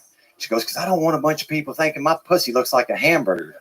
I thought, well, they all kind of look like hamburgers. Some of them are double meat with lip lettuce. I tell you what, I'll take mine with no pickles. She goes, "I'll tell you what, you can take your no pickles." What's good in your neck of the woods? What up, Rap? Yo, living the dream. What up, dog? Wait. Rabbi, dude, it's me. Remember me, dude? Hey, Rabbi, do you remember us? Fill me in. Who are you? I meet a lot of people. Dude, so one day I was on the phone with you. I was asking you, oh, how did this whole thing come about? You know, I was just asking about your life story. So I pretty much know everything about you, Rabbi. You probably don't know much about me, but I know everything about you. Cool. Excellent. Shout out to you, Bulbul. Do you know what Kill Tony is? Actually, the movie? Oh, no, the comedian show. Yeah, exactly. Excellent. Well, we're watching it right now. Feel free to enjoy. Shout out to you. Shout out to Bulbul. Glad that you're here. What took you so long to come back? Listen here, buddy. It's been a fucked situation. Wait, I think I was asking you one time about Amazon, maybe. Okay, what about it? Remember that? What about Amazon? And I was like, Rabbi, wait, so what's up with this? Like, you know, I was asking you how you got rich in your, the company you sold, and how you made the taxi Uber service. Hold on, I didn't do any of those things. I started an app that was like Uber for car washing, but I didn't. Oh, I Uber didn't. car wash. Yeah, LA, exactly. yes. Exactly. Yeah. Now about Amazon, the other thing is I have certifications from Amazon. Certifications from Amazon. Yeah. For what? Cloud computing. Cloud computing? Cloud computing. Yeah. Holy shit. I forgot about this, Rabbi. Wait, do you remember me? Look at my hair. Dog, I meet so many different people just in a given day that it's hard for me to remember, but just know that you are on this archive going back to the pandemic, and so all of our conversations have been archived. All right, Rabbi.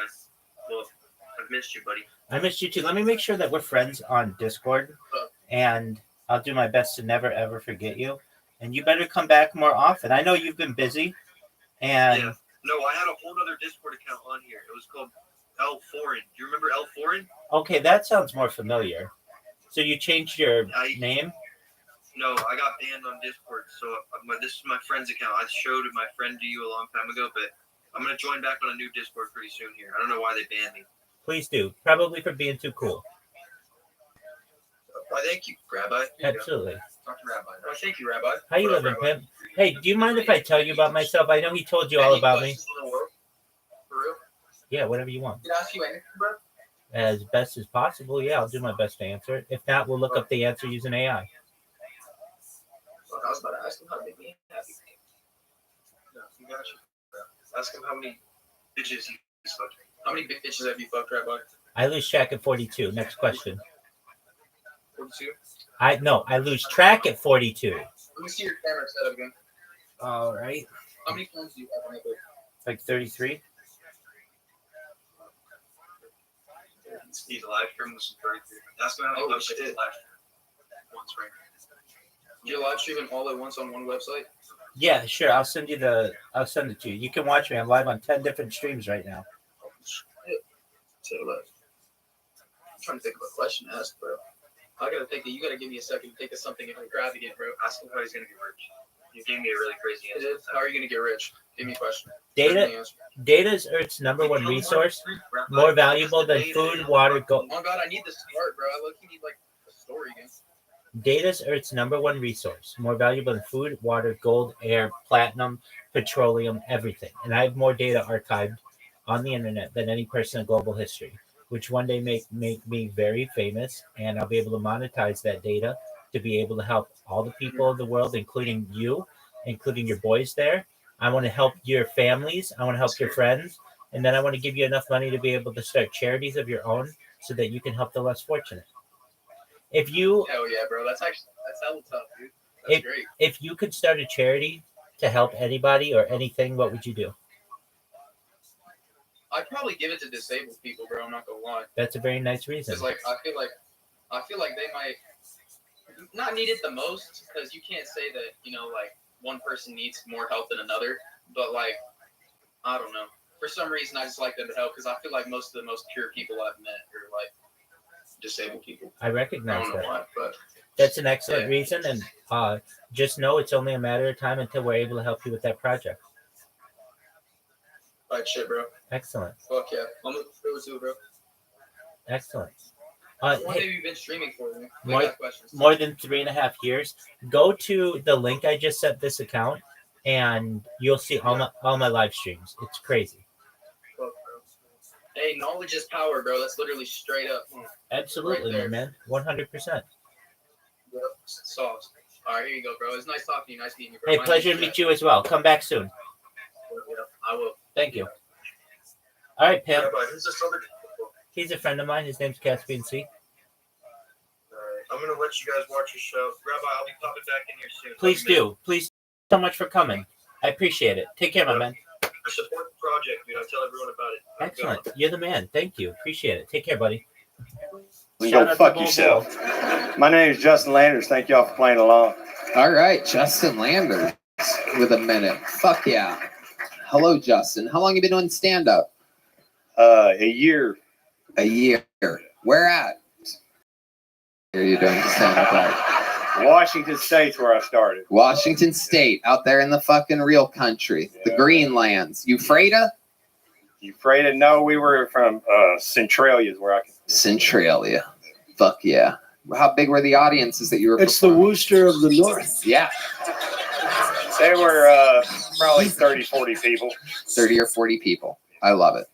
And was that the type of material you were doing? Talking about the miniatures and whatnot? Yeah. What is exactly like a miniature, like collective item? No, like miniatures, like dollhouse. Yeah, talk right into the There tip we of go. that. She makes like dollhouse furniture, food for dollhouses, and so we just got these boxes of miniatures all. All right. over And that. you're still up there in the country of Washington? No, we live in Bastrop now. Okay. What are you doing for work? I'm a welder fabricator. Okay. Hell yeah. That's it. With miniatures or bigger houses?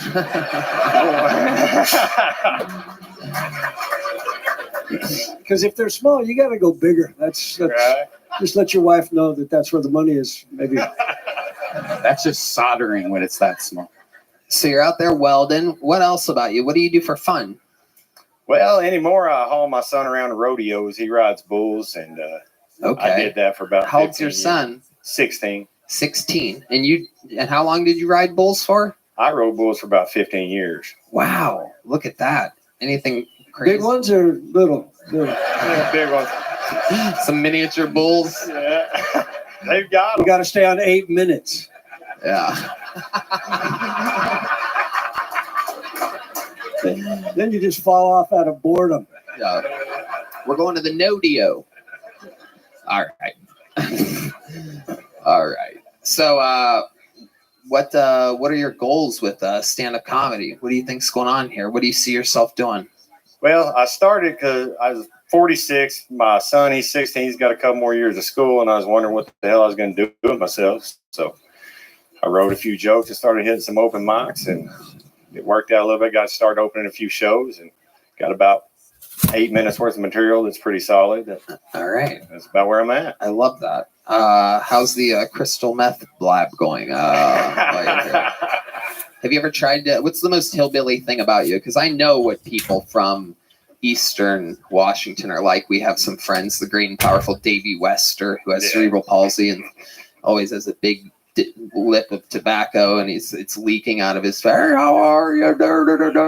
He's one of the paid regulars at the Comedy Store, and I could see a little bit of him in you. I see that maybe it was a grandfather or someone really close in your genealogy fucked a family member. That's what they do true. there. That's Tell the probably people that true. I'm not making this up. That is what it's like. It's basically, as you could tell, Billy Bum Thornton here looks like one of the fucking half a Devil's Reject. There you go. Look like the Purgatory Reject or something like that. Damn. All right. So what's something white trash about you? Something white trash about me? Well, I've lived in trailer parks. I sound like this. And that's one of the big ones for sure. Yeah. And I've been poor and broke most of my life, so there you go. Hell yeah. I love it. How do you what do you do for fun when you're not doing stand-up? Or not, since your rodeo days are behind you? Oh, anymore. I just hang out with my wife and my kids mostly. How long you been with your wife? 17 years. Wow. What is it? How do you stay erect while fucking her after 17 years? Is there something you imagine? Is there something about her that drives you crazy? I'm interested. No, she still works for me. She's all good. Yeah, she works for you. So the role play, that was just something you were trying? Yeah. That wasn't. Well, I seen The Mask. Yeah, do something. Right? Do you ever are you ever so sick of fucking your wife that you welder's mask when you're fucking her? No, but I put on a pair of chaps before. So. Whoa. Hey, that's a normal Wednesday night for me. You know what I mean? All right. Dude, you might get some more noises out of her if you brought a blowtorch into the bedroom. Yeah. That's a big Washington angle. Yeah. Oh, here she is right now. His Thank you lovely so wife. much. There she is. Thank you. All right, Justin. Well, hell yeah. We have another one, right? I feel like there's something more, though. I feel like there's something I'm missing about you here. You ever almost die or save anybody's life or anything like that? Yeah, I've almost died several times. Yeah, let's hear about some of those. That's what I'm kind of wanting to. They were all bull riding stuff. I got jerked down so hard one time when the bull hit me on the end of the chin, the back of my head I've slapped been the there. middle of my back. Hold on, I'm hard as a rock right now. You have to slow down. You almost made me come in my pants just then. I'm sorry because on this show I'm gay, everybody. You remind me of me if I did something really bad once. You look like I could have gone that angle. Yep, 100%. That was you trying crystal meth one time.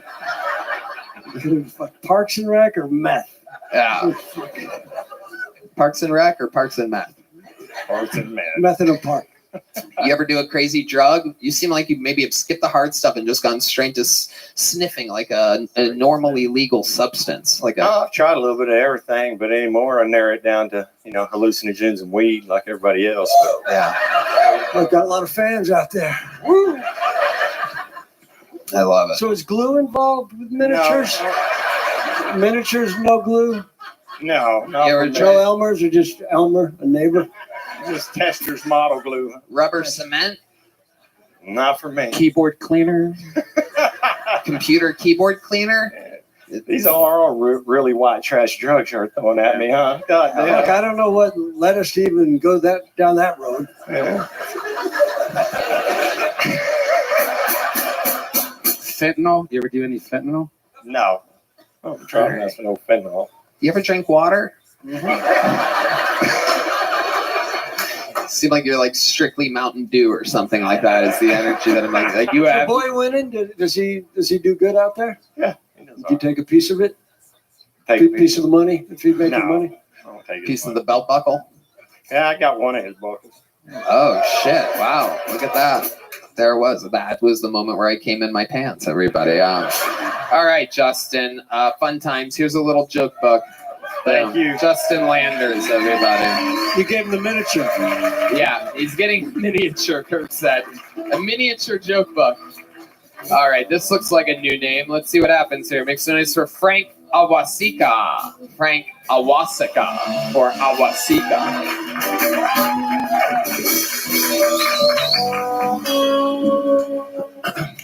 Yeah. So when I was younger, I used to have a lot of trouble talking to pretty girls. To my uncle, he told me, they're just living, breathing, shitting human beings, just like you. But now every time I talk to a woman, I picture them taking a shit.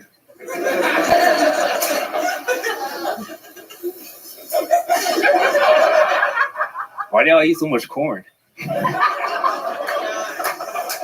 If you couldn't tell by that last joke, I am a virgin. Yep, vaginas have a long history of ducking me. I was a C-section.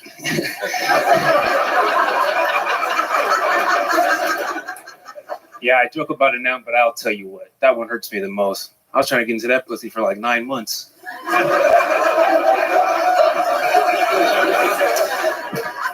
All that, and the doctor just cock-blocked me, bro. Out of there, and he was like, I was like, man, what the heck? He was like, man, I had to get you out of there. Your head is huge, and she's been pushing for like 72 hours. And there's corn all over my operating table. Okay, Frank Awasika. By far one of the funniest floating pink hats we've ever had on the show before. Absolutely incredible. I've never seen a pink hat do an entire 60-second set like that before. That was amazing. Frank, welcome. How long have you been doing stand-up? A few years now. Okay, where at? Mostly here in Austin. Here in Austin. Is this where you're born and raised? No, I was born and raised in Houston, Texas. Houston, Texas. Hell yeah. A lot of fans of Houston here. Are you really a virgin? Yes and no. Can you give us an explanation on exactly what you mean? Okay.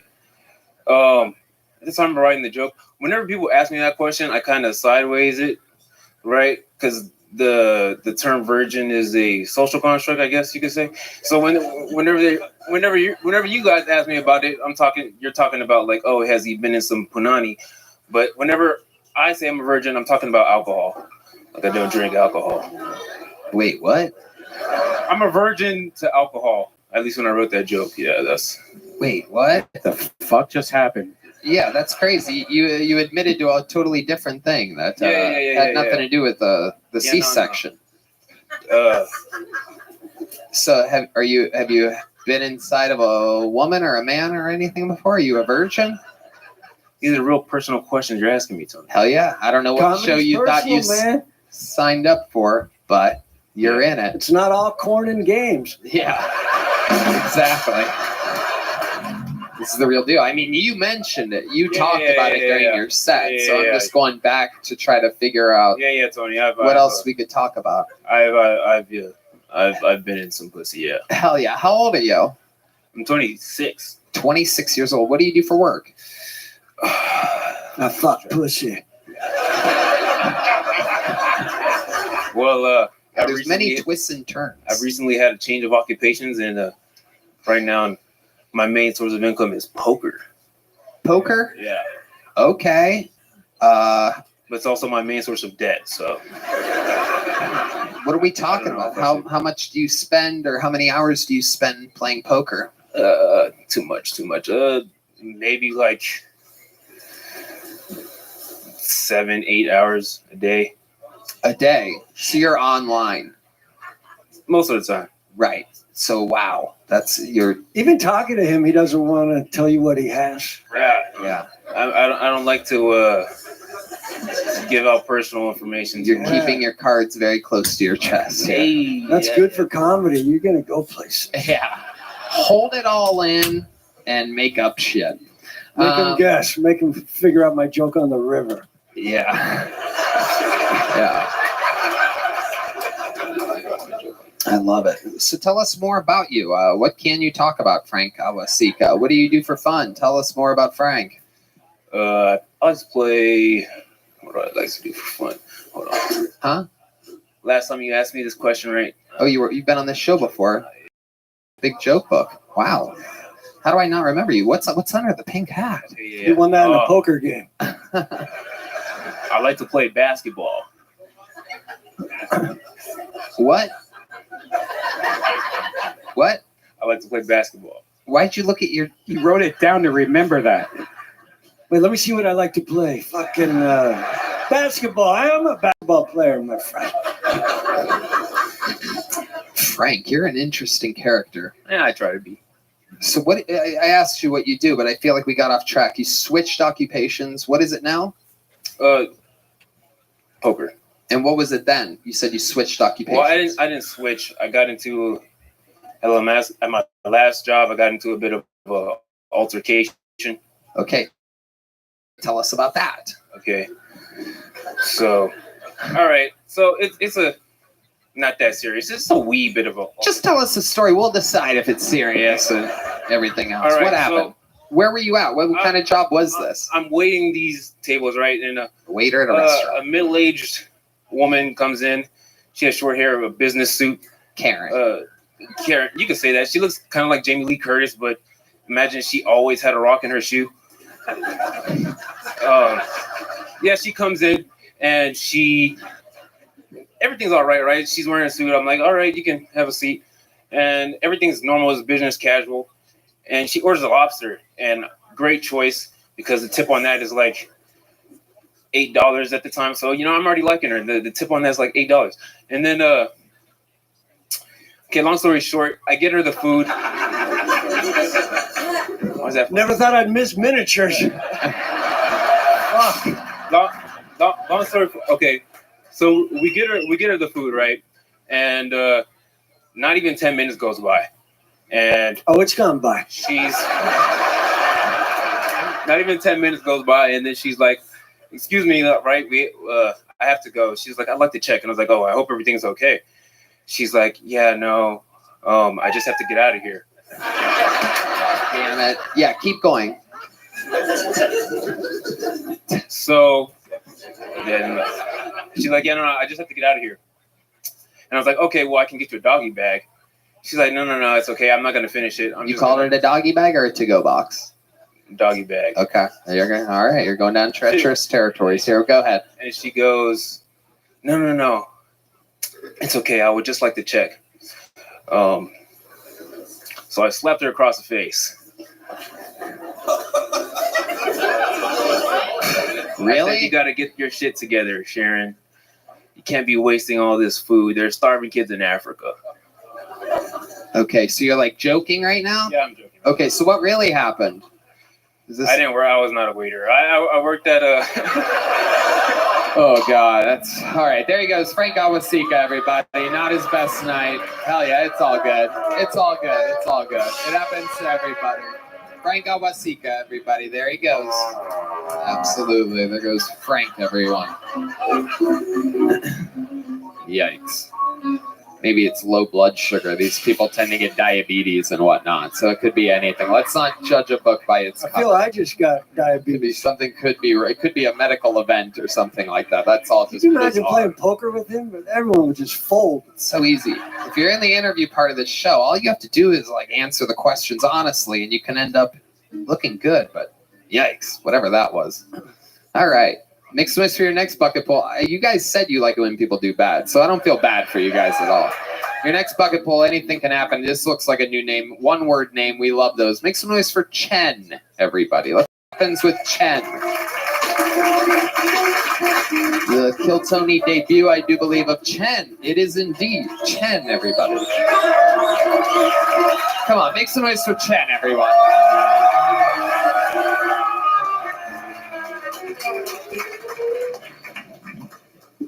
Hello. So, Christmas is upon us. It's a season for gifts. And, Jesus too, right? And so then you have to think about the different kind of gifts that we get. And, the one gift that always irked me was something like the gift of life, because the person who mentions it usually follows it up with what you owe them. When you go to church, they talk about the gift of life. When you go visit your mom, she's like, I gave you the gift of life, so you owe me. But the thing with these kind of gifts is I didn't ask for it. I'm just given it. And by the time I'm already here, it's already too late. So, I don't know. And So gifts are these kind of things. Okay, Chen, everybody. Absolutely. All right, let's talk about it, Chen. Fuck yeah. Okay. I love it. You are are you an Asian woman? What's going on here exactly? I don't know exactly. I don't know what they are right now. Oh man. What's going on, Chen? Okay, I'm just kidding. How are you? You okay? Is this your 1st time doing stand-up? No, I actually. okay. Well, first time doing stand up, but this is not my first mic. Right. Yes, and about the previous question, I'm actually trans, but the thing is, I'm not like one of those that force people to call me like pronouns because I think that's just wrong. Which direction are you going in, trans? I don't even know where you started and where you're going. I don't know if that's a rude question. Quite honestly, this is Kill Tony, and I can say whatever I want, so I have no regrets here. But I'm really, I really have no idea. It could go either way, right? The pronoun now would be a crapshoot, right? Well, I'm actually going from male to female. Okay, male to female, beautiful, beautiful. I love it. It's stunning. No, it's great. No, you're very pretty. It is. It's amazing. Well, you're on the right track. Red Band is 2 shots of tequila away from fucking the shit out. I mean, the beer goggles are really helping around this scene, actually.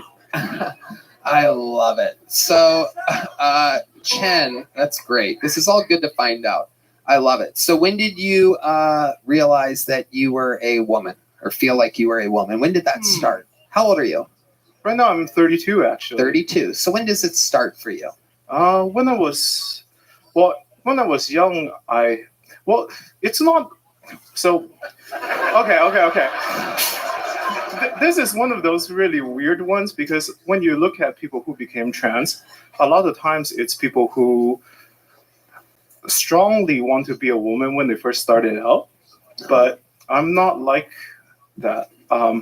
It's more like, first of all, like I'm okay with being a boy, but don't want to be a man.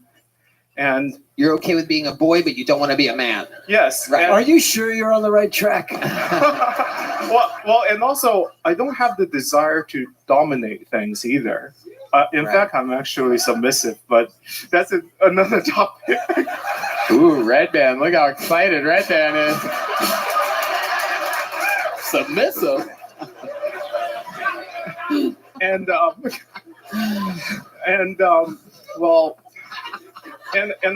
also like cute and soft things. You like what? I like cute and soft things too. So, okay. I'm right here. Hell yeah. And I think we're all about as soft as it gets right now.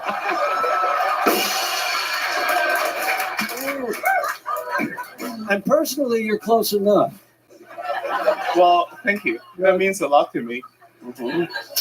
So what are we at here? You thinking about turning your egg roll into a rice bowl? What's going on here? What are we talking about? Let's get into look. The first time I came to Kill Tony was when I was September 4th, actually. This year? Of this year, yes. You were on the show. No, I was in the. Oh, I was gonna say your transition's going really well because I do not remember you at all. September 4th, you were in the audience. Yes, and it captivated me, and I'm here for the violence. So don't go easy on me. Okay, all right. I was told this before by a former opener in Dallas. Passive who wants it hard. And I'm also submissive and I like paying, so, you know. Okay, back to submissive. You're really pushing this. You're basically using the show as a dating app right now. I love it. So you started your set with hello, hello. Is that a trademark, do you think, moving forward? Well, not yet, but if it is something that I'm subconsciously doing, I might as well make it. Okay. Now you're wearing a Dungeons and Dragons hoodie. So let's just jump right into that. Are you a pro player? Actually, no. Someone's very upset about that. They had very high expectations for your Dungeons and Dragons. However, I do play Dungeons and Dragons online, and I also play the Baldur's Gate. You also play a little Dungeons and Fagons. You know what I'm saying? I can promise you dungeons, but not so much dragons. Right. I bet there is indeed the old brown dungeon over there. Very submissive. If I'd you love will. to see your avatar. Yeah. What are you, a cleric or what are you? Oh, I'm actually a druid. Oh, yeah, wow. that's Red it. knows all about it. So yeah, you're you got quirky spells. I like nature things, but I mix in fire and the holy at the same time. Wow. I mean, I have no idea what the fuck you're talking about. It's unbelievable. It's very interesting. Do you also play Magic the Gathering? Actually, that one I do play. Yes. Wow. We are shocked. Wow. I do believe the crowd goes wild in absolute shock and horror. Nobody saw it coming. You do? Actually, Tony, I do. I love the dramatic pause there. Wow. Tell us more. Rattle off some more nerd things about you. It's very interesting. Well, I play World of Warcraft with my friends. Oh my God. Hit it again. Hit it again. Hit it again. All right. Tell us something else. Well, hard mode. Actually, do you play in expert mode? Expert mode. Do you play most games in expert mode? No. Oh well, actually, I am surprised at that one. Because I'm actually more American than Asian, so if you have expectations of me carrying the whole What kind party, of American are you? Native American? I'm not exactly sure. All right. Believe it or not, I'm actually born from Wuhan. Oh. Which is unfortunate. Wow. And I think you're going to I end thought up you- in a I thought you were. laboratory. I saw that. I saw that. I could tell. I spent a month there.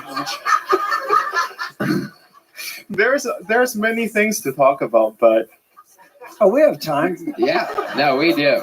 You're gonna have a extra long interview here, no doubt about it. Very compelling story. So tell us more about this transitioning adventure. What are some things you do to be more, if you're becoming more ladylike, or some goals for you, or whatever? Are you basically just saying anyone can fuck you at any time in your asshole? well, I am bi, so but How often do you hook up with women? And when you do you consider that like a lesbian relationship? Do you have them like eat out where your balls are? I don't know. These are my questions.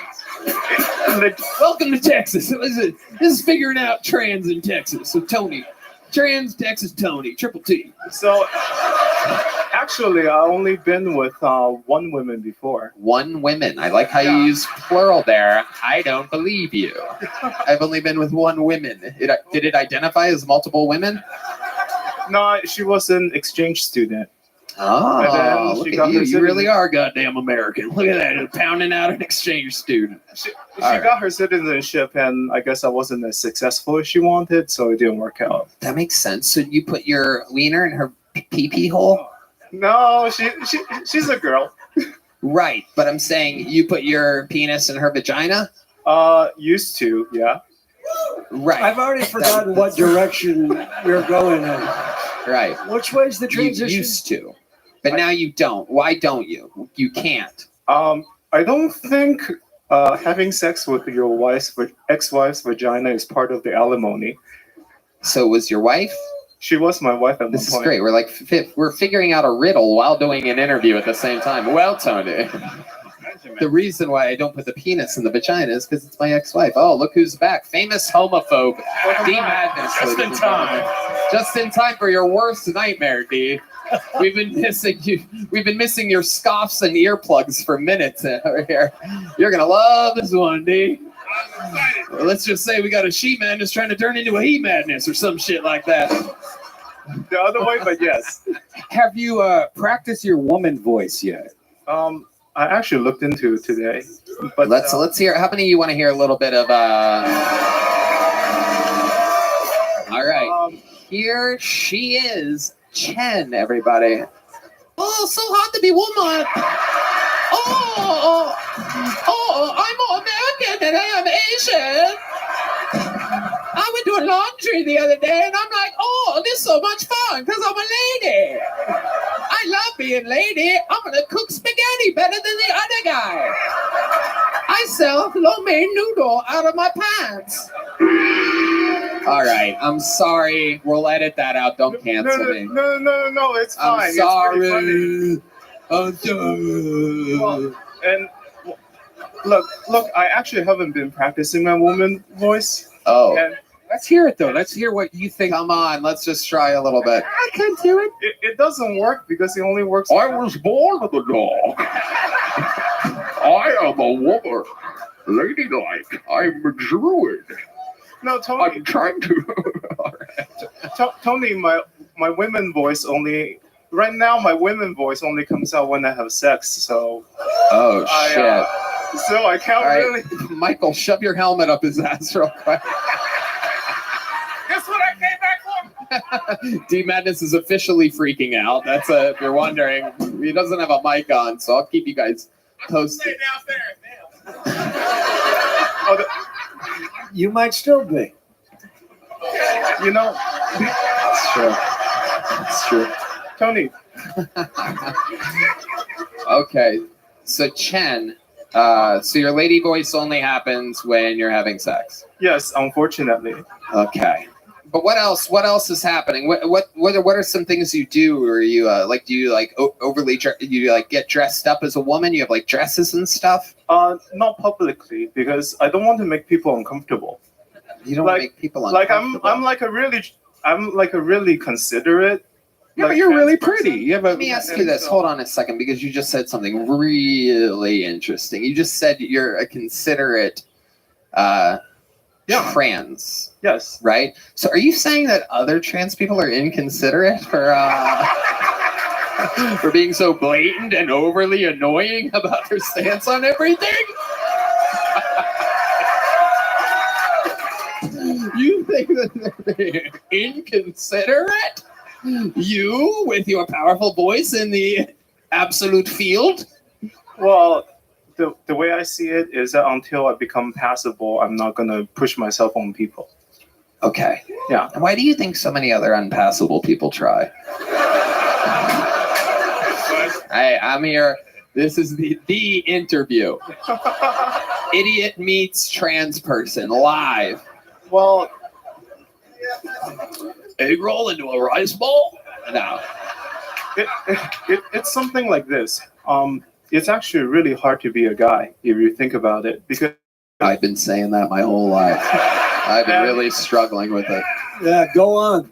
Yeah. Now you're talking. Because so I know it was hard to be a guy, but I didn't have the words for it until I saw this channel called Homath on YouTube. It's actually pretty good. Okay, I know. Tell us more. Go on. Homath? Homath. Yes, it's good stuff. And he mentioned that so for when and this is almost too simple, but for guys value looks, value like personality, and then maybe share some hobbies, right? But for women, when they look at guys, your ability to provide goes on the nice value, but your ability to be mean but also be dominating goes on the bad boy scale. So for a man to be desirable, they both have to have the ability to provide, but they also have to have the ability to dominate and also make her feel, I guess, wanted, I guess. Yeah, and I was thinking the same thing. That's you're right on. And it's one of those things where once you become trans, where you look at the world from both the men's perspective and okay, I'm gonna be honest with you. I almost said dude, but I stopped myself. I got so ADHD during your explanation of that I literally started thinking about the song ADHD from the guy that makes spaghetti out of his, what he called industrial size apartment, which I'm pretty sure is a fucking janitor's closet. Okay. I love it. Any other fun facts about Chen that we should know? Well, there are actually plenty. So when I was in the audience, like everyone here, I made a promise that I wanted to be good on stage, because I saw the bases here, and then oh my god! No! Wait! Oh my god! What is about to happen right now? Because look, comedy is the antitoxin to social media if you really think about it. Because if you look at social media, people people are like having fantastic lives all the time, right? But in comedy, people bomb a lot of times. So you realize that life is not as good as social media, but it's also not as bad as, stand-up comedy. Transitioning's complicated. Yeah, it really is. It really is.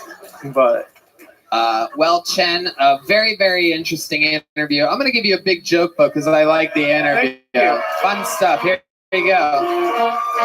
Ooh, catches like a man. There goes Chen, everybody. You're going to get a gel blaster as well. Absolutely.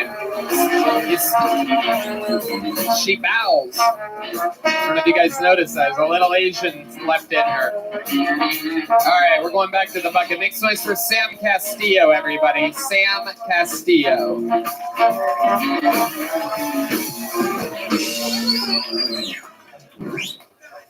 Just got out of a long relationship. It's hard to move on, It's hard to forget her because she's from India, so all my clothes still smell like her food. Yeah. It's a very loving home, but, it's rough. I remember when I met her family, everyone in her family were arranged marriages, and they told us, if you guys get married, you're going to be the first ever love marriage in our family. I said, same for mine.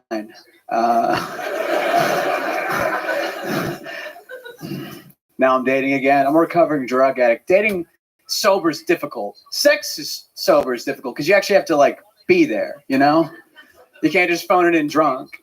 It took me 2.5 hours to come the other night, and this girl was like, "Oh my God, you have so much stamina." I was like, "No, I just don't love you." It's difficult. This girl was like, "I get addiction. I'm addicted to spin class." And I was like, "I've never stolen from my family to ride a bike that goes nowhere." Yeah, that. All right, thank you. Guys, give it up for Sam Castillo. Hi. Hey. Welcome to the show. Where is everybody? Sam, how long have you been doing comedy for? About 5 years. 5 years. Here in Austin, Texas? Yeah, I've started here. Cool. What was your first car? My first car, it was a GMC truck. Wow, did you get a hand-me-down, or did you save up for it, or? Yeah, it was a hand-me-down. Kurt, what do you think about this guy? It's interesting. So Indian food. Yikes. You suck, dude. No, I'm kidding. I didn't see anything. How did it go? Do it again. 1, 2, 3, 4. No? Okay. Holy shit. What the fuck are you, dude? What did I miss? How do you think it went if you had to update me? I got a double bag of IV drip today from friends over at Connect Mobile Health. Went for the double bag. And it turns out you get one of those and drink water. Sometimes you just, I had to make a choice. Either I pee or I pee my pants. I have a feeling I would not have peed my pants by the sound of the audience during your set, though. So you're recovering from what? What's your drug? What was your drug? Oh, what are my drugs of choice? Well, you said you're I was a pill addict. Yeah. What was it? Pills. I was addicted to everything. Pill was mainly benzos. They had pills on the Shire? Yeah. Yeah, I was addicted to Xanax was the main one. I was also a coke addict. I was also an alcoholic. Nice. Yeah. Wow. Tell us about your wildest night. Wildest one. I just got a public intoxication 2 days after getting a minor in possession. It was like my first week here. That was when I was at the minor possession. You were with a young girl. Yeah. Yeah. A miniature, as we call them. Yeah. Are you transitioning? I just got done. Your hair is transitioning. For sure.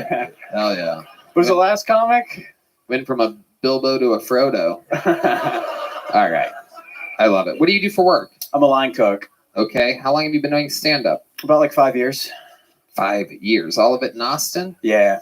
Okay. How's it going for you? It's going pretty good. What was your best joke tonight? Do it again. Best joke tonight was, let's see. When you're sober, you actually have to have sober sex with somebody. It's difficult to you have to be there. You can't just fake it drunk. The other day I had sex. It took me 2 hours to come. And this girl was like, wow, you have a lot of stamina. I just told her, no, I just don't love you. I liked it better the first time. Well, I'm sorry. Did it get a laugh the first time? Okay. Thank you, guys.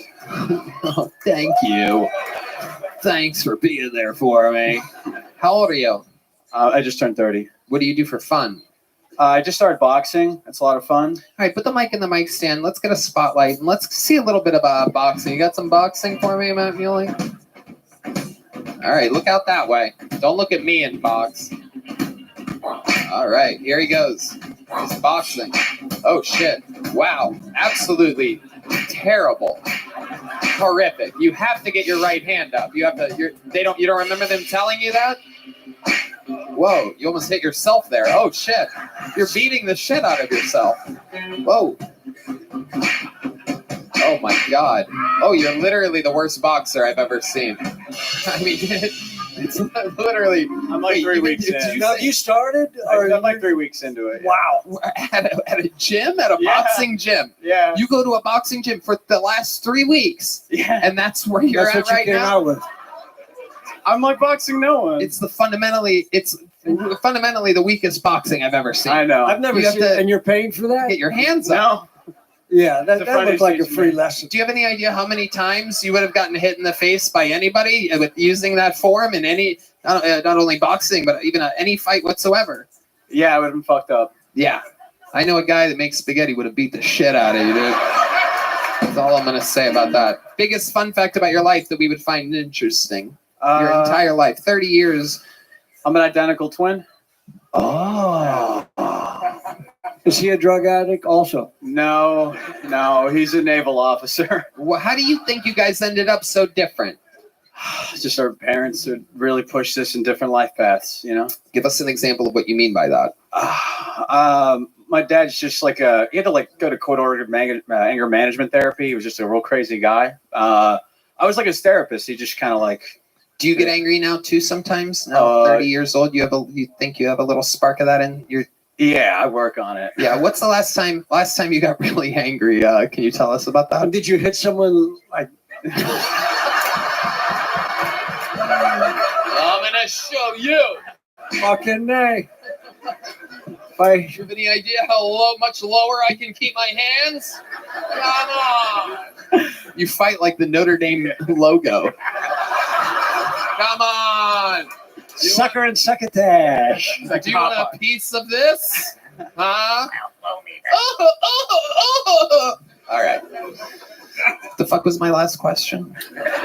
Oh, last time I got really angry. Yeah, come on, tell us about it. I had like a bit of road rage. I have a bit of road rage problem.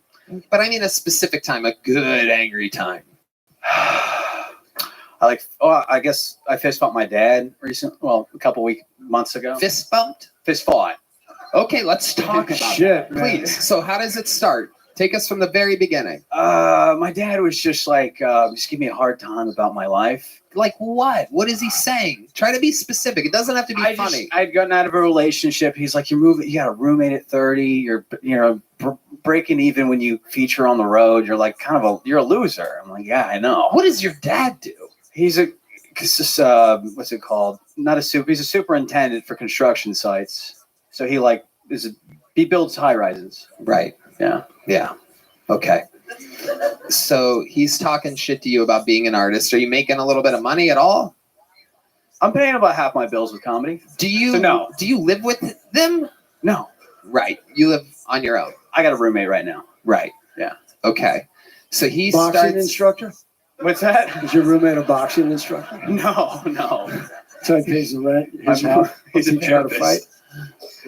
Okay. So your dad is telling you that you're just breaking even, featuring on the road, blah, blah, blah, blah. Right. And you say what? You never chased your dreams, Dad. Well, he was a failed actor, so I told him, you're a failed fucking actor. Oh, by the way. If you guys don't know, because I know there's some Texans here, maybe you don't know this, but if you're a failed actor, there is nothing worse in the world than being called a failed actor. Like it is it's an unbelievable thing. A failed actor is a rare bird because they have to depend on other people to hire them for a specific thing. And a failed actor with a failed son. I mean, fuck. Yeah, exactly. Exactly. That's, So that's when it starts adding up. You just fuck. And you have to realize. And you guys fought. I would have liked to have seen that fight. Oh yeah, we're getting to it. We're almost there. Okay. But let me just tell you, because I know this, but like failed actors have a thing where like they go their whole lives, so they'll see fucking movies of great actors, and they think to themselves, I could have done that. What kind of look does he have? He's got like a jet black mustache. I'm half Mexican, so he's just got like full hairy forearms and like it looks Right, like El so- Chapo. He's very chubby. Oh, okay, very Yeah. chubby. And he really tried to act for a while. He tried hard. Yeah, he was like a stage actor, like was a thespian and whatnot. Went to And college. now as a construction superintendent, and you're Yeah. chasing your dreams. Yeah. It's okay. So you called him a failed actor, and then he Right. lunges at you. He told me I was gonna die alone. Ooh, I love that one. That's actually one of my favorite insults to use on my children that I hate. Yeah. I'm kidding. I don't have kids, but I would. If you were my kid, I would say that. Thank you. Okay. He says you're going to die alone. And then what do you say to him? I just was smart ass. I just go, I'm gonna fucking die with roommates. You know. It's even worse. That's amazing. I like that. I love it. You just talk harder. You talk deeper shit about how sad it is. I'm going to die with fucking roommates. And Yeah. cold ramen noodles on my lap, bro, with a fucking empty Pop-Tart wrapper at my feet, missing one sock for some reason. That's how I'm gonna die. All right, so then what happens? And so then He's like, put down your dukes.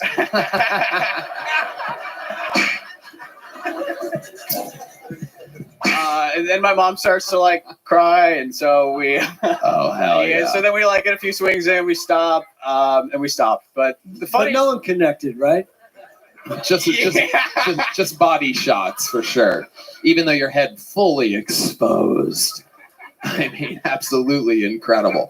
So when was this fight?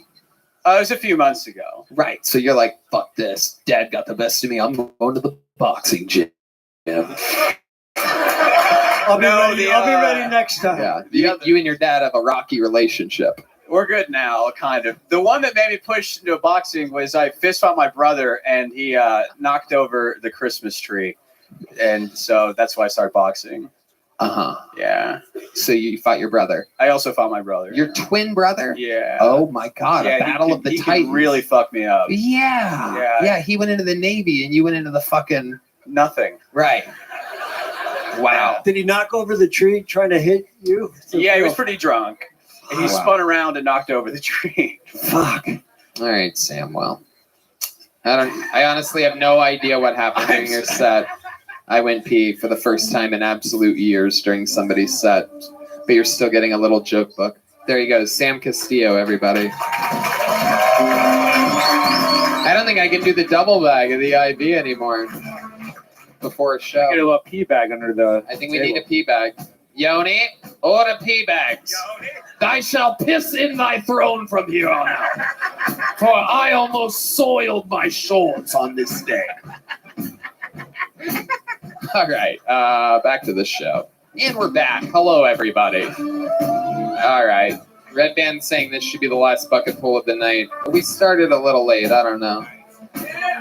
Make some noise for 60 seconds uninterrupted from Bill Rhodes, everybody. Bill Rhodes. Ooh, short as shit, baby. We'll just take this up here.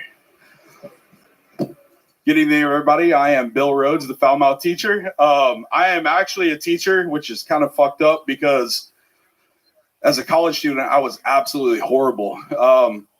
If you pull up my high school transcripts, you can see that this young lady right here is not the only one with 34 C's in this room.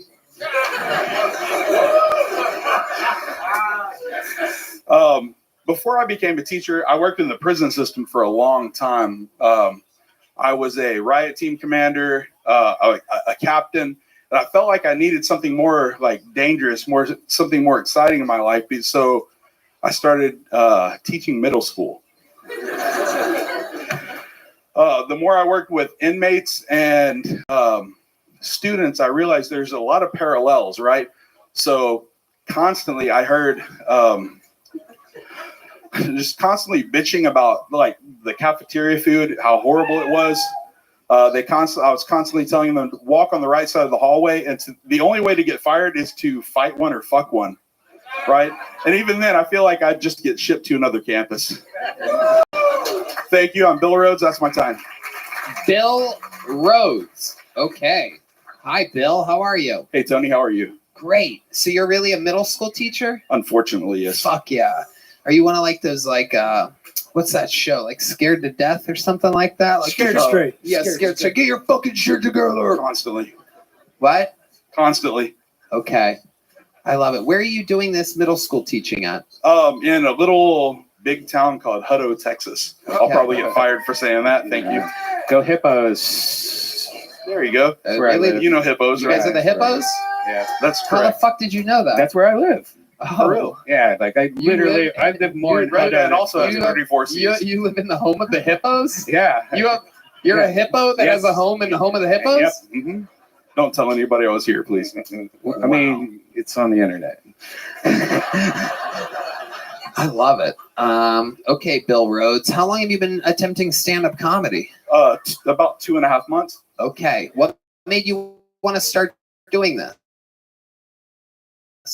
I have to entertain 7th graders constantly, so I figure if I could, like, I don't know, I feel like I could juggle on a unicycle, and sometimes kids don't get it, so I had to like step up my game and do something better to get the attention of people, specifically kids. Could you juggle on a unicycle? God, no, I'm Like bad you as just- fuck. I have no coordination whatsoever. Right. And can I say one thing? Yeah, Tony, absolutely. Man? Parallel. It's one word, right? Are you an English teacher? I am a history teacher. Okay. Right. I'm just letting you know, parallel. Let me tell you where the history of the word parallel comes from. You said a parallel. Correct?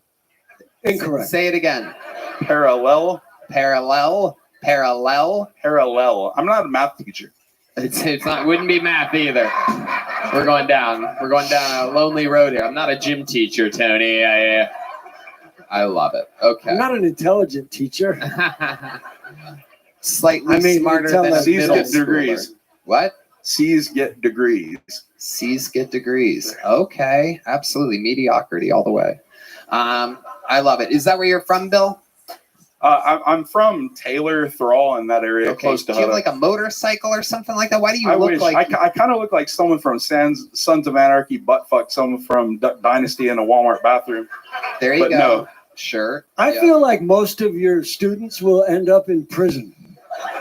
And I would be the So first it's a full person to send them circle. money for ramen noodles. I All love right. my kids. Okay, hold on here, Bill. Let's slow it down. What is your secret double life? Because there's definitely something going on. You have like a leather mask that you wear on weekends or I'm something. boring like as shit. I'm boring. I have 3 kids that I had custody of for most of my life, and And then what happened? recently remarried. Hold on. Let's just slow it down. You said that you have 3 kids who you had custody of most of your life. You still have custody of them? I do. Oh, okay. All right. Mom had like the internet and did other things. What do you mean? She left. And what did she do? Left me with 3 kids. I don't care. Right. You didn't follow up at all? No, my kids are with me. Right. Do you know where she is? She is, I don't know, wherever some guy on the internet was from. Right. How do you know she left you for some guy on the internet? She told you that? Kind of. Right. Tell us more.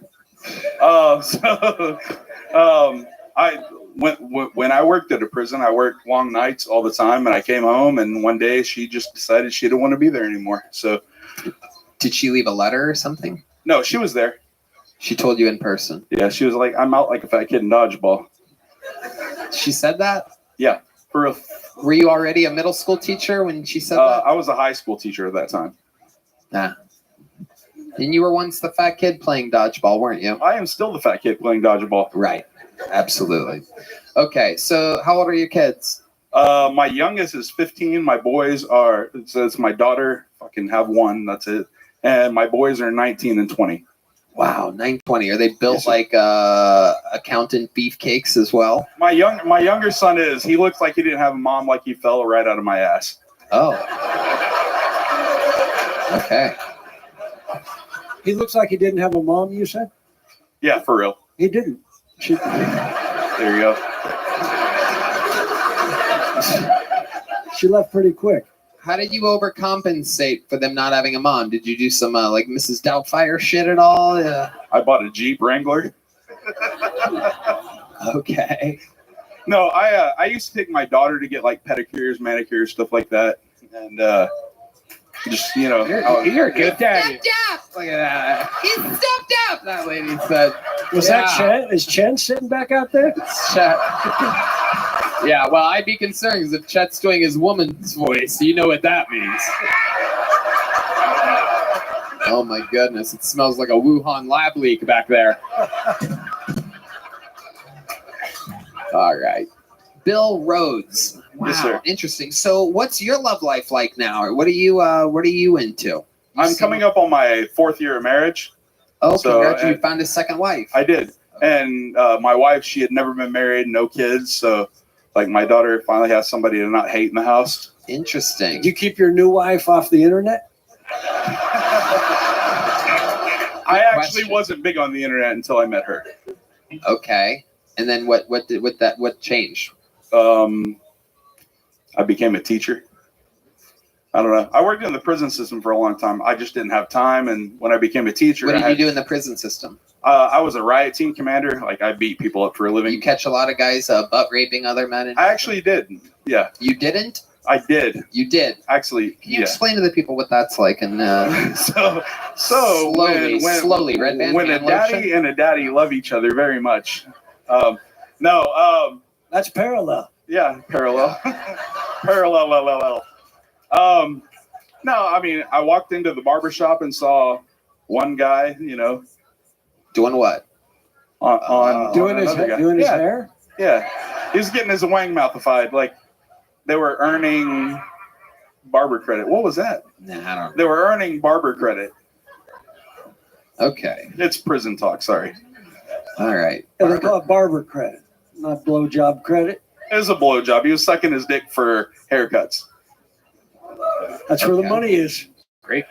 Craziest thing you've seen happen as a middle school teacher? Wildest thing that surprised you that you've seen these rabble-rousing kids nowadays up to in the classroom? I had a kid for an entire year fake that he had Tourette syndrome, and he would like yell shit out. Genius! That's gonna be the fucking smartest kid It you is. ever taught. And so I have. Oh Tourette- yeah, that's genius. I have Tourette syndrome. Like I used to have like the little twitches and stuff. So like I fell in love with this kid. I'm like, I'm oh gonna my be, god! yeah, Hold on, not like stop. that. Slow not down. like that. What are his tics? So his tics are like, boy, Anne sure has some big titties. And Stuff like these that. are people in the classroom. I have that tick. In the classroom. Oh my god, he's a genius. Are you For aware real. that he's a genius? I didn't know until after spring Oh, break that when is I the called his mom, smartest and she was fucking like, prank. "What Tourette syndrome?" He works in a barber shop now. Oh my god, this kid's gonna be the president of the United He is. States one day. That's He'll hilarious. be the next old white rich racist rapist in the White House. Oh my god. So he would just Sorry. say things that he wanted to. He would just say things that he wanted to Say. Yeah, and he pretended like it was a medical condition. And not only did he not get in trouble, but you're like, it's okay. You're all good, buddy. It's okay. Bill." I'm the dumbass that didn't call mom. Oh my god. Was he doing it? Did you end up talking with teachers about it, or were you too embarrassed? Did you, were you the only one that fell for it? I was his advocate. I was like, I have Tourette syndrome too, guys. You have to give him a chance. And he was like, let me suck on them titties. That's awesome. Oh, Was that you my or the student God. saying that? I'm honestly jealous of this kid that I didn't think of that when I was in middle school. I tried to get him moved to honors. It really is. I'm serious. That's a Smart as fucking shit. sign of intelligence. How were the titties though? Be honest. You're like, okay, suck They on were the 7th grade. titty. I'm not allowed to say. Right. All right. Tell me after. You would be the most ruthless. If there was a video game of pedophiles, you would be the final boss. There's no doubt about it. It's like, oh, you got to deal with Mr. Rhodes, the middle school teacher. Come here, kid. I'm gonna fuck the shit out of you. Oh 15 yeah. years working in prison, then he went to Oh, an yeah. elementary school. Trying to get through my prison riot experience. Does it hurt when I touch you there? Oh, there you go. Look, he jumps right into it. The son of a bitch. All right, Bill Rhodes. Fun times, my friend. You're chasing a wild dream. We're gonna bleep the fucking school system that you mentioned. That's all right. Now I'm trying to get fired. I need something else. Okay, well then we will leave it in. Hutto, Just be you, man. You're on track. Thanks, Mom. There you go. Thank you, guys. Bill Rhodes, the everybody. Falmouth teacher. All right, here you go. Take one of those. Oh no, you dropped it. Now you got to keep it here. Oh, here. Give me that one back. Instinct. Dropped it. I'm just kidding. Here you go. Bill Rhodes, everybody. There goes Bill Rhodes. Bill Rhodes. There you go. Sorry, I got Tourette's, man. Genius kid. That kid that made up the Tourette's is going to be here in fucking 14 years killing at 21 years old. Mark my fucking words. All right. Make some noise for your final bucket pull of the night. Tanner Tuttle, everybody. Tanner Tuttle. Very interesting name. Let's see what happens here. Tanner Tuttle. Hey.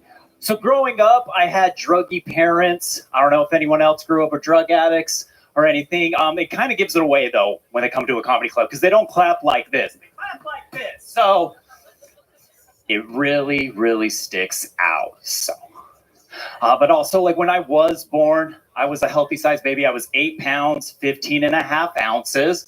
Right? Decent sized baby. My parents still tried to fight the nurse and the doctor in that room. My mom's waving and shivering like, that baby was supposed to be a full 9 pounds. Where the fuck's that other half ounce at? They're my druggies. All right. Hell yeah. Cool. It's like, I get it. Like, it sounds bad, but it's like growing up, I always had a roof over my head. We had food on the table every night. We were super proper when we would eat, too. Like, everything had to be in the right order, okay? Your forks on the left, your knife and burnt spoons to the right. All right, that's my time. Thank you, guys. All right, Tanner Tuttle. Hi, Tanner. Hello. Where are you from? Las Vegas, originally Cedar City, Utah. Okay. Now you live in Vegas. For Yes. How long have you lived in Vegas? 4 years. What do you do for work there? I work at a comedy club. Okay. What do you do at the comedy club? Manager. So just whatever they need me to do that day. Wow. You manage a comedy club. Right, Even though yeah. you look like the corpse of Kurt Cobain. That's incredible. Unbelievable. It just looks like anyone's welcome there. Yeah, I guess so. What do you do for fun living in Las Vegas when you're not working? Oh, man. I like, go to the gym and stuff like that. I enjoy bowling a lot, playing basketball, I just don't like little believe you. activities. Really? Really? You do those things? Yeah. I bet you're great at basketball, huh? Master of none, I guess, like, okay. All right. Yeah. You good? You have a good like 2-step finger roll layup. Dude, I'm more of like a rebounder, box out. Again, I don't Dude. believe Guys, you. yeah. If I asked you to box out right now, it would end up like the boxer said he could box earlier. Slow motion, very bad form. It was worse than that. All right. Even you had a very much higher. He had Like, no obviously idea that the face might be a good thing to protect in a fist. He's been boxing for 3 weeks. Anyway, Tanner Tuttle, what are you on? Adderall? Negative. I'm a little nervous and stuff, just drinking tequila. Okay. No uppers whatsoever. Negative. Negative. Negative. Wouldn't do it in a million fucking years. No Nope. chance at all. I mean, you heard about my parents. Nah, I watched them be druggies. I was like, nah, I ain't doing that. Right. That makes sense. Not doing drugs. Booze is my thing, right? That's your thoughts, dude? Booze and weed. Booze, even if it's from the audience, it doesn't matter. How long have you been doing stand-up? 5 years. 5 years. Yeah. Wow. And you love it. Yeah. Oh, absolutely. Okay. And you don't want to say the club in Vegas that you're the manager of? I enjoy it. Would it hurt you or help you to say it? That I don't know. Like, let's skip it then. All right.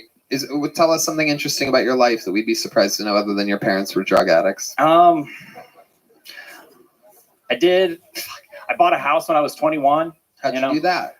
Dude, I have no idea, honestly. It was in 2011. I just needed to buy a house. I was tired of paying rent. So I was like, yo, can I buy this house? And they were like, yeah, your credit score is good enough. So I bought a house on my own at 21. What was the down payment? None. What was the monthly payment? Oh, dude, $540, if that, a month. So this was 2011, the market crash. I paid 70 grand for the house. Wow. How old were you when you lost the house? That's why I moved to Vegas. No, I actually just sold it this past summer. So. Wow. How much did you sell it for? Like 180, 190. Because it was to my friend, so I was like, "You're helping me out. Help me. That's great. Do a little deal and stuff." So I ended up profiting I think 35, 40K or something like that. Unbelievable. So now it's like I want to take that money and travel and do comedy in more places than just Vegas and that kind of stuff. Right. Did you look homeless before you sold the house? Yep. Okay. 100%. Incredible. So I did this because I grew the beard and everyone's like, yeah, you look good. I'm like, I look good, looking trashy. And they're like, yes, man. I'm like, okay, if everyone else seems to like it, I'll keep it going. I don't like it. You want I me don't to know go what back you and look shave like it? before, though. Maybe we could shave half and then do a side by side. All right. Anything else crazy we should know about you before we let you go, Tanner Tuttle? I did the naked roast at Skankfest the past 2 years. And stuff like that. Okay. So. What did people say about your junk on the naked? From what I heard from everyone else, I was the biggest one. Wow. That's what I heard. So. God works in mysterious ways. I bet it was. My guess is it was mostly pubes. Yeah. No, I cleaned up for it. Wow. I cleaned up for it. Trust me. Then this past year, everyone was like, he was the only one that looked trim, and I'm like, okay, why is everyone looking? But right, naked roast. Right. All right, Tanner Tuttle. Well, thank you very much for coming on. Here's one of these. We got to keep it moving. We're running into overtime. Only one person left for this. Only one person can do the job that needs to be done in this very moment. Kill Tony Hall of Famer, one of the legends of the game, the Parliament of Portland, the Memphis Strangler, the Tijuana Tarantula, the Harlem Globetrotter, the Bronx Bomber, the geriatric juggler, the Vanilla Gorilla, the Big Red Machine. This is indeed the one and the only William Montgomery.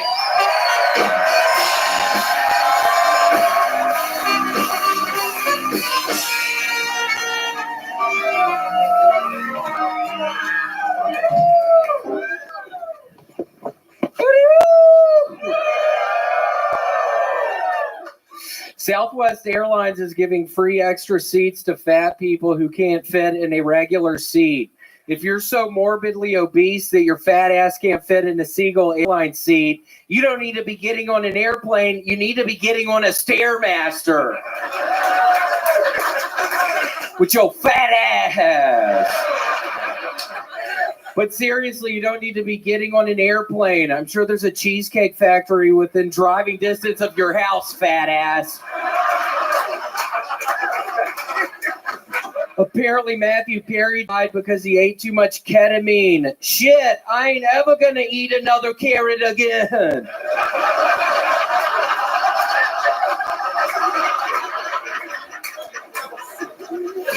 Last week in Ukraine, a man walked into a meeting room with 100 people, pulled the pin on 3 grenades, and rolled them into the crowd, killing everyone. Only person I've seen bomb worse than that is Red Band during his stand-up. He killed 100 people, dumbass! That's a bunch! Okay, that's my time. Thank you. 1 minute, 18 seconds.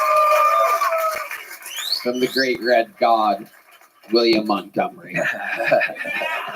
Very fun, William. The extra seats on an airplane Stairmaster. That's what messed. Honestly, if you're fat, though, don't get on the Stairmaster. That's what destroyed my sciatic nerve. Is that true? Yeah, that's why I had to stop working out. I haven't worked out in probably 8 months. I'm starting to get numb in my arm. Who was laughing at that? Yeah, no, it's been 8 months. I need to. Good job, dumbass. But I need to start working out again. Did somebody tell you that not working out would help you with your sciatic nerve? No, it just was hurting so bad. I mean, I have to sleep on my stomach at night. If I sleep on my back, which my sciatic nerve was hurting, it gives me sleep paralysis. I have to sleep on my tummy at night.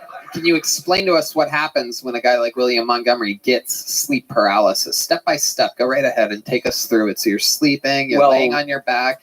Where do you normally keep your hands when you're sleeping on your back? No, just by my sides, kind of, on either side. And then what happens? Oh, yeah. Frightening. Go ahead. Frightening. Yeah, no, but I'm laying on my back and I just kind of wake up and something is wrong because I cannot move anything. And I'm just opening up my eyes and I just see this thing in front of me. Can you describe the thing? It's remember the creature from the Black Lagoon? Who could forget that? It looks like the creature from the Black Lagoon. No, I can't even really describe what it is. It's literally just a shadow figure. Oh, great job, dumbass. I'm having the fucking set of my life up here right now. Man! Holy shit! What I was just saying was about to really take off, dumbass. That's all your fault. Oh, he's pointing at the lady next to him. The guy, wow, they're all throwing that poor lady under the bus. But I think it was the guy on the, okay. They're just some drunk Texas people. Fuck yeah. Fuck yeah, dude. All right, so William, back at it. Ketamine carrots, love it. Hootie Hoo from the Get, absolutely love it. Hootie Hoo, I was doing a bunch of that in Chicago. I was there this past weekend, and if a joke didn't land, which was, 75% of them, it really wasn't a good percentage for me this past weekend. I would just do a Hootie Hoo, and everybody would respond, and it would really help me out moving forward. So yeah, I was at 75% just bombing, just nobody, which really was it messed up my pride a little bit. I was thinking I was making with this whole stand-up thing, and I swear to God, I only 25% of the shit I'm saying. Can you do one of the jokes that didn't go so well for you? Can you give us an example of one of the jokes that were bombing during your headlining set? 7 sold-out shows at a 75% bomb ratio. Is very interesting. So one of them that I thought was going to go well was, so I got high the other day and thought blood was coming out of my ears. It was. These people seem to love that.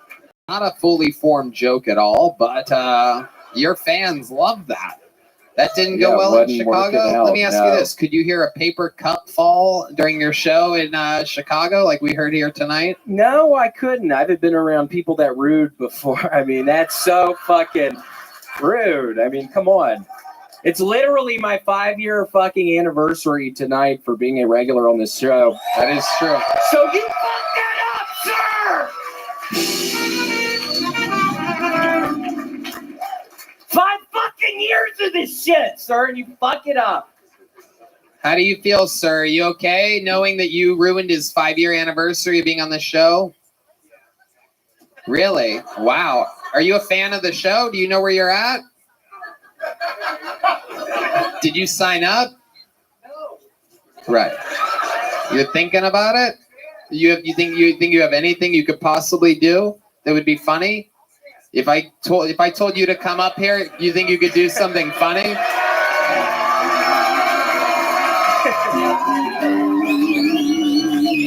What's your name?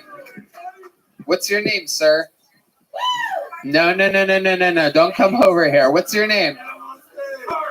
Carter what? Carter Schenkel? I don't believe you, but okay. Okay. Forget it, Carter. Sit back down. Creepazoid. This guy's gonna come up here just to molest me. I'm not having it. No. Carter Schenkel. Fuck yeah, dude. What time did you start drinking today, Carter? Right. Okay. What did you have tonight? Tito's and soda. How many?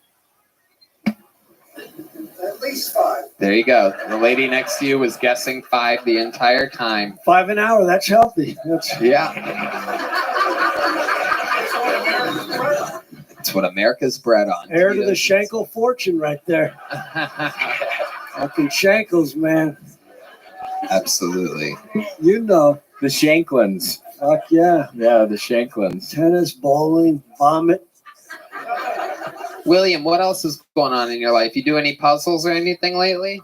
Yeah, I started a brand new one. It's a hammock scene in like a snowy meadow, I think in Switzerland, but there's a hammock set up between two big old pine trees. There's birds on the pine trees. There's frisbees caught up in the trees.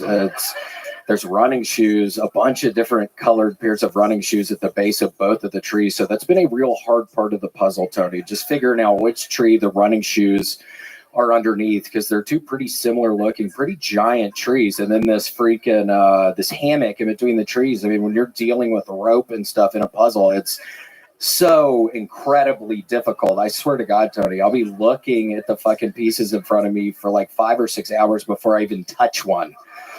It's literally, this was taking me forever. I'm scared to touch the pieces. Wow.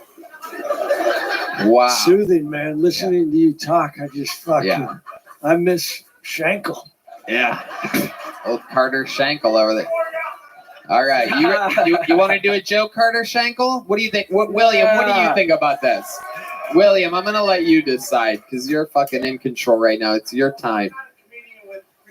No, we know not a comedian with pre-planned jokes, you fucking drunk idiot.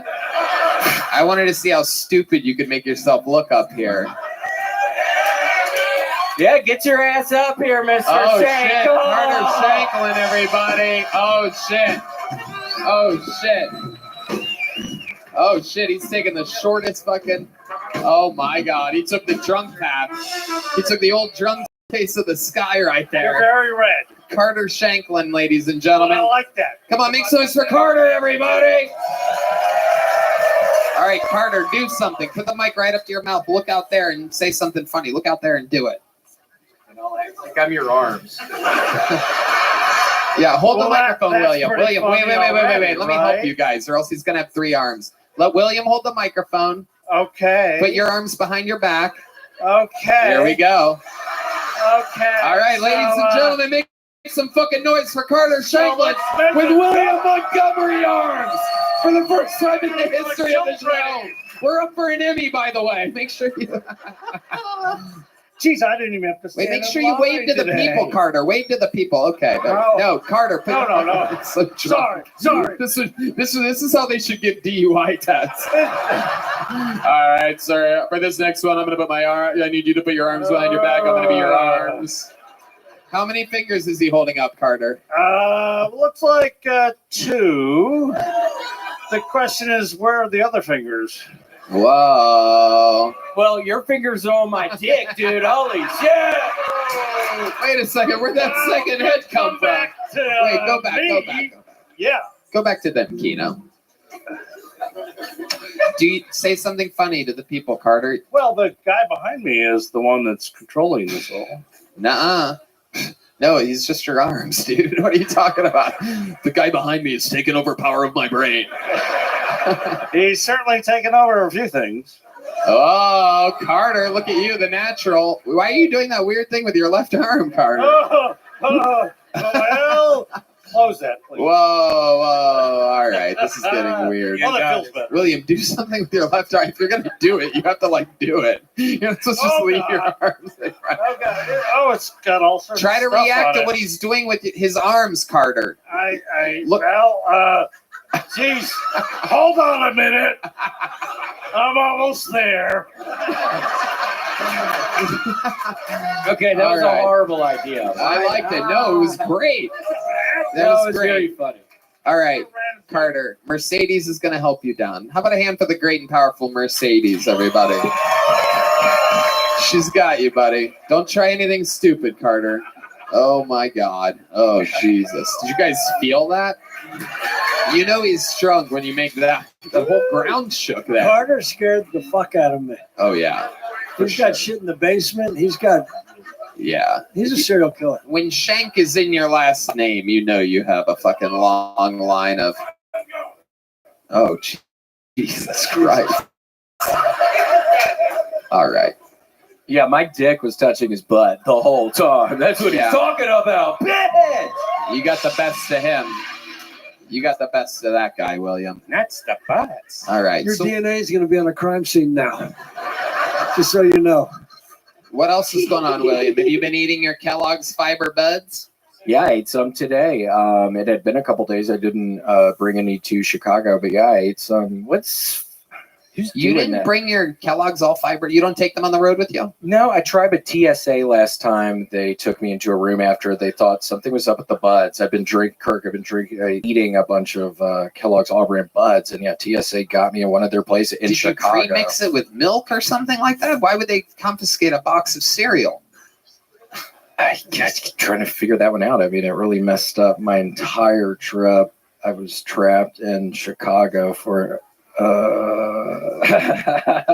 Is there anything you're passionate about right now in life? Anything new? Anything has you fired up a little bit, perhaps? I wish there was. Yeah, I've been having a real downer time recently. So I pray to the Lord above, Tony, that in the coming days I'll be able to cheer about something. But Tony, the past week, there's been nothing to cheer about. I mean, everything's falling apart. What about your massive victory in making Carter Shanklin look stupid up here? Do what? Does that fire you up? The fact that you made Carter look a little bit stupid? Yeah, I mean, I actually really loved making Carter Shanklin happy up here. I mean, it was the first time he had ever been on I loved making Carter Shanklin happy. Oh, shit. Oh. I hated it! Oh, shit. It was a horrible mistake! Wow. Are you ever going to stop? I'm never going to stop loving Carter Shanklin. All right. There he goes, William Montgomery, everybody. The drawing from Ryan J. Ebelt is in, and it is fucking more awesome than ever. Make it loud for the great and powerful Kirk Box, ladies and gentlemen. Reservation Dogs, Parks and Rec, Jury Duty, out now. Check it out on Amazon. Fucking unbelievable comedian. See him any chance you get. He's still based out of LA, but one of the highly recruited now people we're trying to get him out here. And how many of you think Kirk should move to Austin, Texas? If Earl Shanko's got a room, I'll stay there. I think Carter Shanklin's got a fucking outhouse for you, my friend. Look at that. Oh, yeah. Look at that. Fuck. If you like the sound of guys that both pee and vomit at 5 a.m. in the middle of the night, Carter Shanklin. One more time for the great Kirk Box, everybody. And how about one more time for the best damn band in the land? That's Michael Gonzalez on the drums, Paul Deaver on the horns, Steve Madness on the bass, John Dees on the keys, and the great Matt Mueling on the electric guitar. Thank you to Gel Blaster, Red Rose, Yellow Rose, NinjaBuses.com, Hull Law Firm, Austin Security Guard Service, and Connect Mobile Health. Red Band? Check out The Secret Show at the Sunset Strip, ATX.com. I love you guys. We love you. Thank you. Good night, everybody.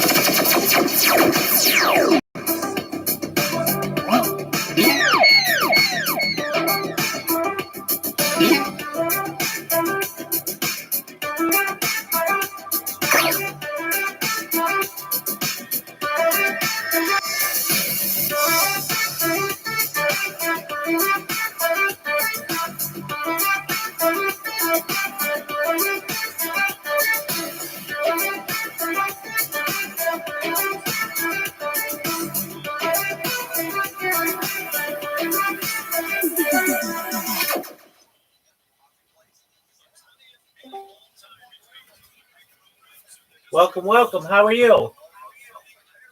What up, Obi? What's good in your neck of the woods? Hey, how'd you find out about me, if I may ask?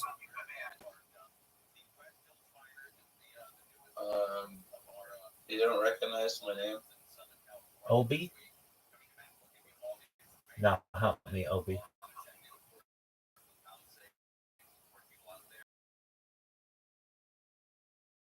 Daily basis, it's hard for me to remember. Remind me. You're the one who's always in Aiden's, bro. Aiden. Absolutely. That's where I found you. Okay, excellent. How's your day going? I'm chilling. Excellent. That's what we're doing as well. Obi, I'm watching with Caspian Sea. Kill Tony. Do you know what Kill Tony is? No. Oh, it's the world's largest live podcast. So feel free to watch it. It's stand-up comedy if you like stand-up comedy. How long have you been live? 24/7 for more than 3 years. 3 years? Yep. 3.5 years.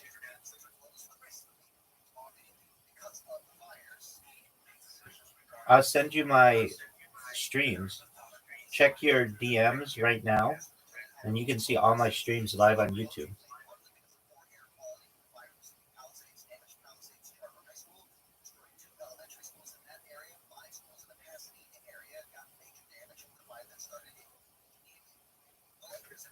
Feel free to check out Kill Tony with us, my man.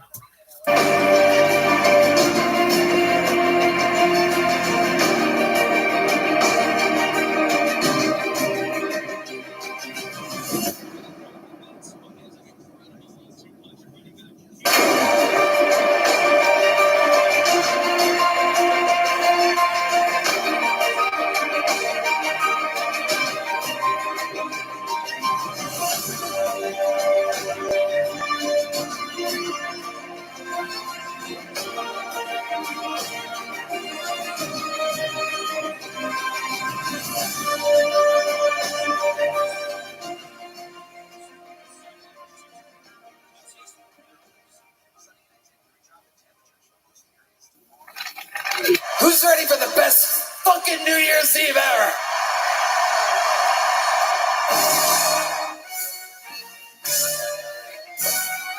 This is Red Band coming to you live from an arena.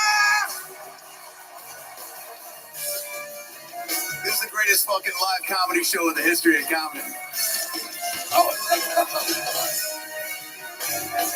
in the new year, you don't like comedy, but leave it alone. But leave it the fuck alone. Are you this two-dimensional character, you little bitch? Keep my man thing out your fucking mouth!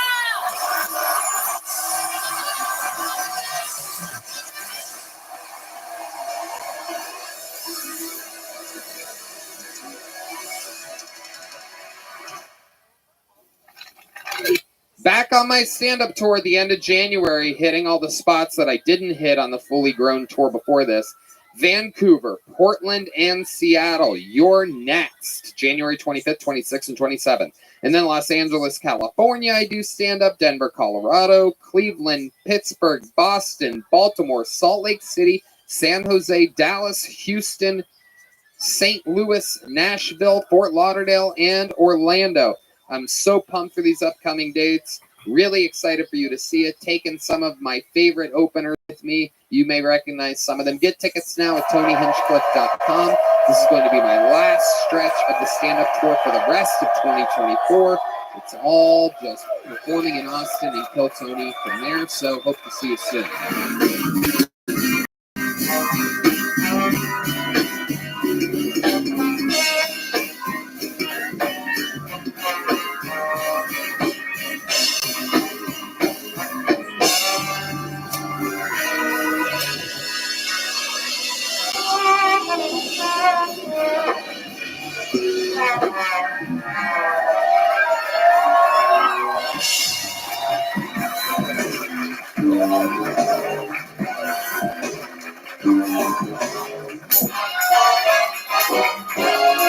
Hey, this is Redman coming to you live from the Comedy Mothership here in Austin, Texas, for a brand new episode of Kill Tony. Give it up for Tony Hinchcliffe!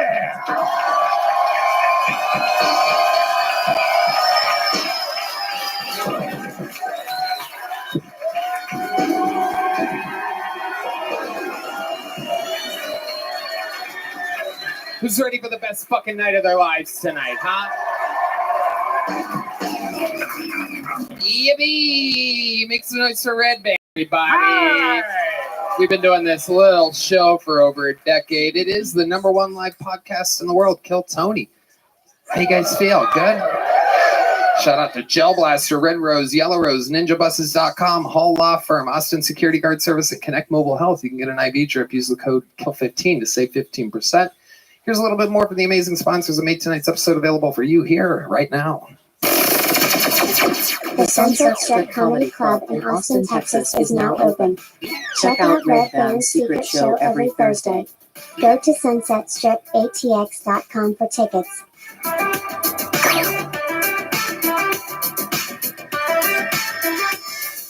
Hey y'all, going online with ExpressVPN is like changing while leaving your window wide open. You might not have anything to hide, but why give random creeps a chance to invade your privacy? When you go online without a VPN, internet service providers, ISPs, can see every single website you visit. They can legally sell this information without your consent to ad companies and tech giants who then use your data to target you. Red Band? Yeah, if you're at a local coffee shop, if you're at the airport, do you know how easy it is for people to just get into your stuff? It's easy to use. No one can track you. Once you have that VPN in, it's like disguising yourself in front of a bunch of people wearing a mask. No one knows who you are. Browse more anonymously. When you use ExpressVPN, ISPs cannot see your online activity. Your identity is anonymized by a secure VPN server. Just fire up the app and click one button. It's super easy to use on all devices, phones, laptops, even routers. So everyone who shares your Wi-Fi can be protected. I love the fact that when I'm online, whether it's emailing with a future Kill Tony guest or paying a dumb bill or even ordering some local barbecue, ExpressVPN makes sure that it's for my eyes only. Secure your online activity by visiting expressvpn.com/KillTony today. That's expressvpn.com/KillTony. And you can get an extra 3 months free. expressvpn.com/KillTony. You guys ready to start tonight's episode? You guys big fans of the show? How many of you have been big fans of the show for a long time? Well, you guys are in for a treat because this is the return. It's been years, pre-pandemic, since we had this guy on as a guest, and he is one of the record holders for all-time guest appearances. And one of the all-time greats, someone who is in more than anything, on top of being nominated for an Emmy as an actor and so many great things he's been on, but truly, he is one of my favorite comedians on planet Earth, and a lot of your favorite comedian's favorite comedian. Ladies and gentlemen, make some noise for the return of one of my all-time favorites, the great and powerful Kirk Fox, everybody. Huge.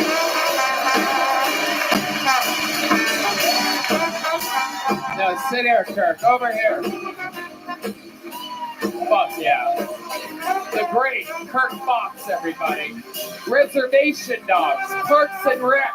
The new jury duty of Burnham. But more than anything, one of the fucking real comedians of our era at the Comedy Store. A fucking legend and a legend. Know about that, but it seems important to you, so we'll just. It is. We're gonna have a lot of fun. The reason is this the right mic? I don't want to interrupt you. I know the rules you gave me, but is this the mic you want me on? Okay, no. Was that you? Do you do that? Hold on. Don't press on the thing, man. I don't want any trouble. Just like that. Is that good? We got that? Okay. But that was next to me. You understand why I grabbed it? Totally. Okay, so someone fucked up already. It's true. Good. Put that away to never be used again. Okay. Frame it. We're going to have fun. Kirk, you know how it works. Over 200 souls signed up for the chance to get 1 minute on this stage here tonight. I pulled their name out of the bucket. Right? Souls? Yeah. Oh, yeah. Okay. I mean, that would get scary if it was just I see death here. In the spotlight. Okay. But yes, you know how it works. They get 60 seconds. I mean, it's been a while. I'll be honest with you. Yeah, they get 60 seconds uninterrupted. I know. 60 I know. seconds. I know. We're just getting the kinks out. I'll be done in a second. And you know their time is up, and you hear the sound of a kitten. That means wrap it up then, or else they're going to bring out the angry West Hollywood bear, which just interrupts them. And then I ask them a bunch of questions, and we find out more about who we pulled out of the bucket. I'm going to pre-pull right now our first comedian, and they have to go across the street to a special bar and get the person. I believe they yell it. What do you yell it through a megaphone, Colt? You do? Yeah. All right. Well, there he goes. I didn't even know that. I've always wondered, like, why would someone just yell the you name? store them across the street? Is this what happens? Yeah. Yeah, Okay. there's a You bar. don't want to keep souls in here, so that's good. You put that at a new bar. I'm with you, Tony. I take the humans to the bar. We keep the souls here. Okay. I like it. Anyway, I interview them. The whole thing's improvised. It's all crazy. You guys know where you're at. You guys ready to have a great fucking show tonight or what? But while they get that poor person from across the street, we're gonna get the show started with a fucking legend of the show, everybody. You know him as a guy that used to live in his fucking van, and now I tell you, he's living his dreams. Ladies and gentlemen, I think you know the word. You guys know the words?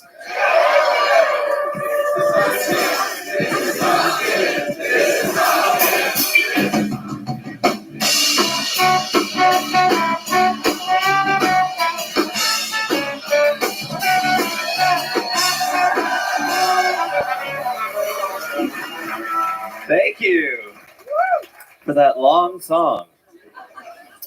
I have been putting dryers all throughout my neighborhood because I want to catch a stepmom.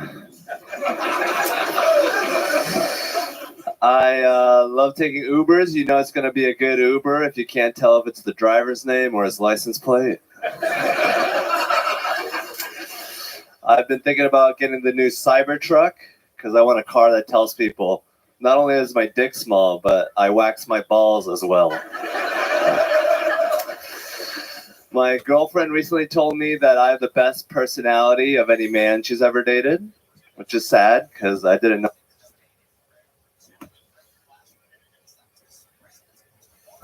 Oh, my dick was that small? All right, thanks. Back on my stand-up tour at the end of January, hitting all the spots that I didn't hit on the fully grown tour before this. Vancouver, Portland, and Seattle. You're next. January 25th, 26th, and 27th.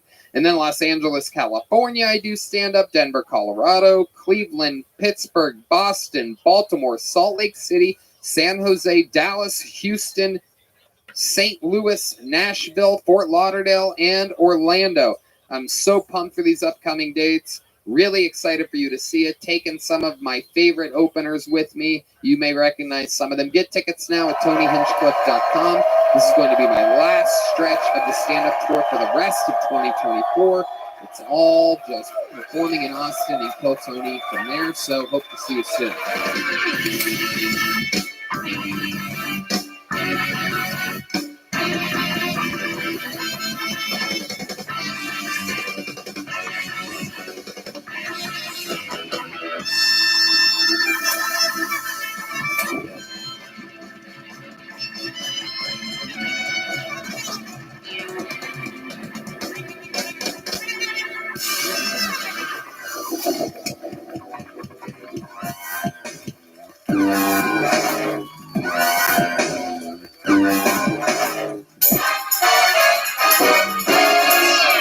Hey, this is Redman coming to you live from the Comedy Mothership here in Austin, Texas for a brand new episode of Kill Tony. Give it up for Tony Hinchcliffe!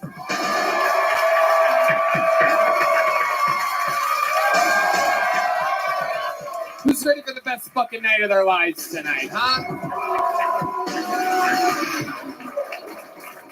Fuck yeah. Thanks so much for Red Band, everybody. Live in the flesh, the real deal. This is Kill Tony, the #1 live podcast in the world, brought to you by Gel Blaster, Red Rose, Yellow Rose, NinjaBuses.com, Hall Law Firm, Austin Security Guard Service, and Connect Mobile Health, where you can get an IV drip by using the promo code KILL15 and save 15%. Become fully hydrated. How about a hand for the best damn band in the land, everybody? Michael Gonzalez on the drums. Paul Deemer on the horns with the new Cola sponsorship. That is the madman Matt Mueling on the electric guitar. The great John Dees on the keys. And indeed, the backbone, D Madness on the bass guitar, everybody. Very exciting stuff ahead. Before we start, here's a little bit more from the amazing sponsors that made tonight's episode available for you here, right now. The Sunset Strip Comedy Club in Austin, Texas is now open. Check out Red Band's secret show every Thursday. Go to sunsetstripatx.com for tickets.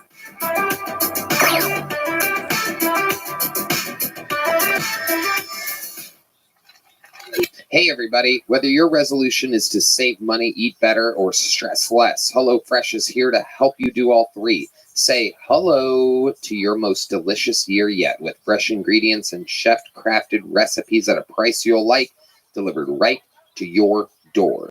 HelloFresh box is packed with farm fresh ingredients and everything arrives pre-portioned right to your doorstep for less hassle and less wasted food. Don't let recipe boredom strike because HelloFresh has more options than ever before.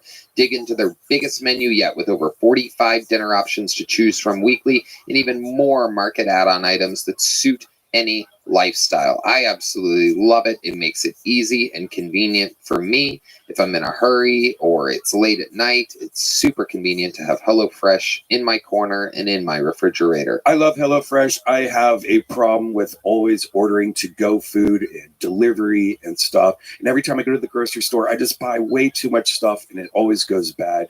With HelloFresh, it's so great. You get a box, you get all the ingredients already portioned out for you.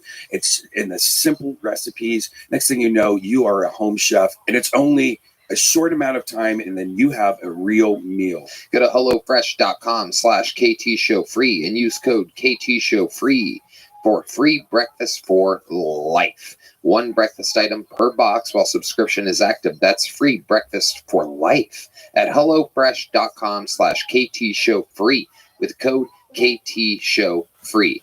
HelloFresh, Hey, Zook, how are you? America's #1 meal kit. You guys ready to start tonight's episode or what? We're going to have a lot of fun. You know, we've had we have debuted a lot of guests on this show. I remember when it was Shane Gillis's first time. I remember Tim Dillon's first time. I remember Adam Ray's first time. A lot of the greatest guests in our history. It all starts with one appearance. This is this guy's first time on as a guest. One of the top young rising comedians out of New York, has a brand new special out on YouTube. Make some noise for the great Louis Katz, everybody. It's Louis, everyone. Not that Louis. It's another Louis. It's Louis Katz. What's it, cool, Tony? Slide on down. How about you, big guy? Fuck yeah. Louis Katz. New special present tense I of would Louis love to Katz play, but I comedy can't on play right now. YouTube. Welcome to the show, I can Louis. play Thanks for having me. You know, I did do it once before, but it was like 12 people in the comedy store. Really? Yeah, a long time ago. Yeah. Shit, I had no idea about Sorry. that. Sorry. Let's take it from the top. No, I'm kidding. Wow, that's amazing. Who else was on that episode? It was me and Full Sharon. Okay. Yeah. Wow. All right. Okay. Well, here we are. This is big. This is a whole nother. There was no band. This is a whole nother thing. It's a whole nother fucking thing altogether. It turns out this is the #1 live podcast in the world. Wow. So, Louis, you might remember how it works. An absolute buttload. We did the measurements. It was a buttload of comedians signed up for the chance to get 60 seconds on this stage tonight. Uninterrupted. You know their time is up and you hear the sound of a kitten. That means they have to wrap it up then, or else they bring out the angry West Hollywood bear, which interrupts them. And then I ask them a bunch of questions, and we find out more about them, and anything can happen. The whole thing is improvised. You guys ready to have some fucking fun tonight, huh? So I go into the bucket, and I pre-pool a name, and they go get them from next door, and we're going to start the show. Believe it or not, this might blow your fucking mind. We're going to start the show with one of our regulars, everybody. This guy blatantly lived in a van and barely had any money. He never hooked up with girls when we first met him. 2.5 years later, he's an international superstar, wears a Rolex, drives fast cars, has a hot white girlfriend. Ladies and gentlemen, you guys know the words? Sing it. Hans Kim, everybody. This is Hans Kim. This is Hans Kim. This is Hans Kim. What's up? I don't know if you guys have noticed, but the space between my eyebrows and my eyes is very large. You know, right here, and my eyes start right there. I'm one of the few people that can express anger and surprise with aviator sunglasses on. It almost roll on Top Gun too. No goose. Damn Russians. Thank you. I think that the penis is the superior peeing mechanism. The only side effects are rape and murder. But other than that, the penis is superior. I do not give a fuck about polar bears. Sorry, polar bears. I don't give a fuck about you. Sorry you evolved the camouflage against something that melts. Try the sky or water next time. Some helpful tips for the polar bears. All right, thank you. Oh, Jesus Christ. Oh, Jesus. Hans. Fuck you guys. Oh, shit, he's mad, folks. We got a mad Hans Kim here, doing jokes for the polar bears to the polar bears. That's a first. You have a lot of polar bears in your fan base, Hans? A lot of white gay men, so... Okay, so let's go back to this peeing mechanism, penis peeing mechanism thing, because that's where I got confused. I don't know about anybody else. Let's go back. What are you saying? Penis is a perfect mechanism for peeing? Yes. But it's bad for rape and for murder? It's bad because the side effects include rape and murder. Getting raped and being murdered? No, it causes rape and murder. But why would a penis cause murder? Because it has testosterone and evil juices. You think that's where the testosterone goes? You think it goes to your penis from your brain and puts off chemicals in your penis? I'm sure it couldn't help. I mean, if you have murderous thoughts, try chopping your dick off. I think chopping your dick off might cause more murderous thoughts. I think it's the balls, the testicles, which would hold which would be the main. I think cutting off your penis would force you to not be able to come, so then your balls would have even more. Does this make sense at all? Is there a trans person here who could help with this?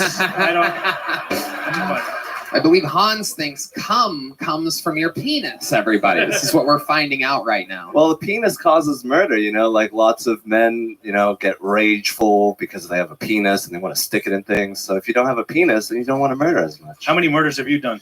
17. Wow. All on stage. Oh, yeah. Just not in front of this audience.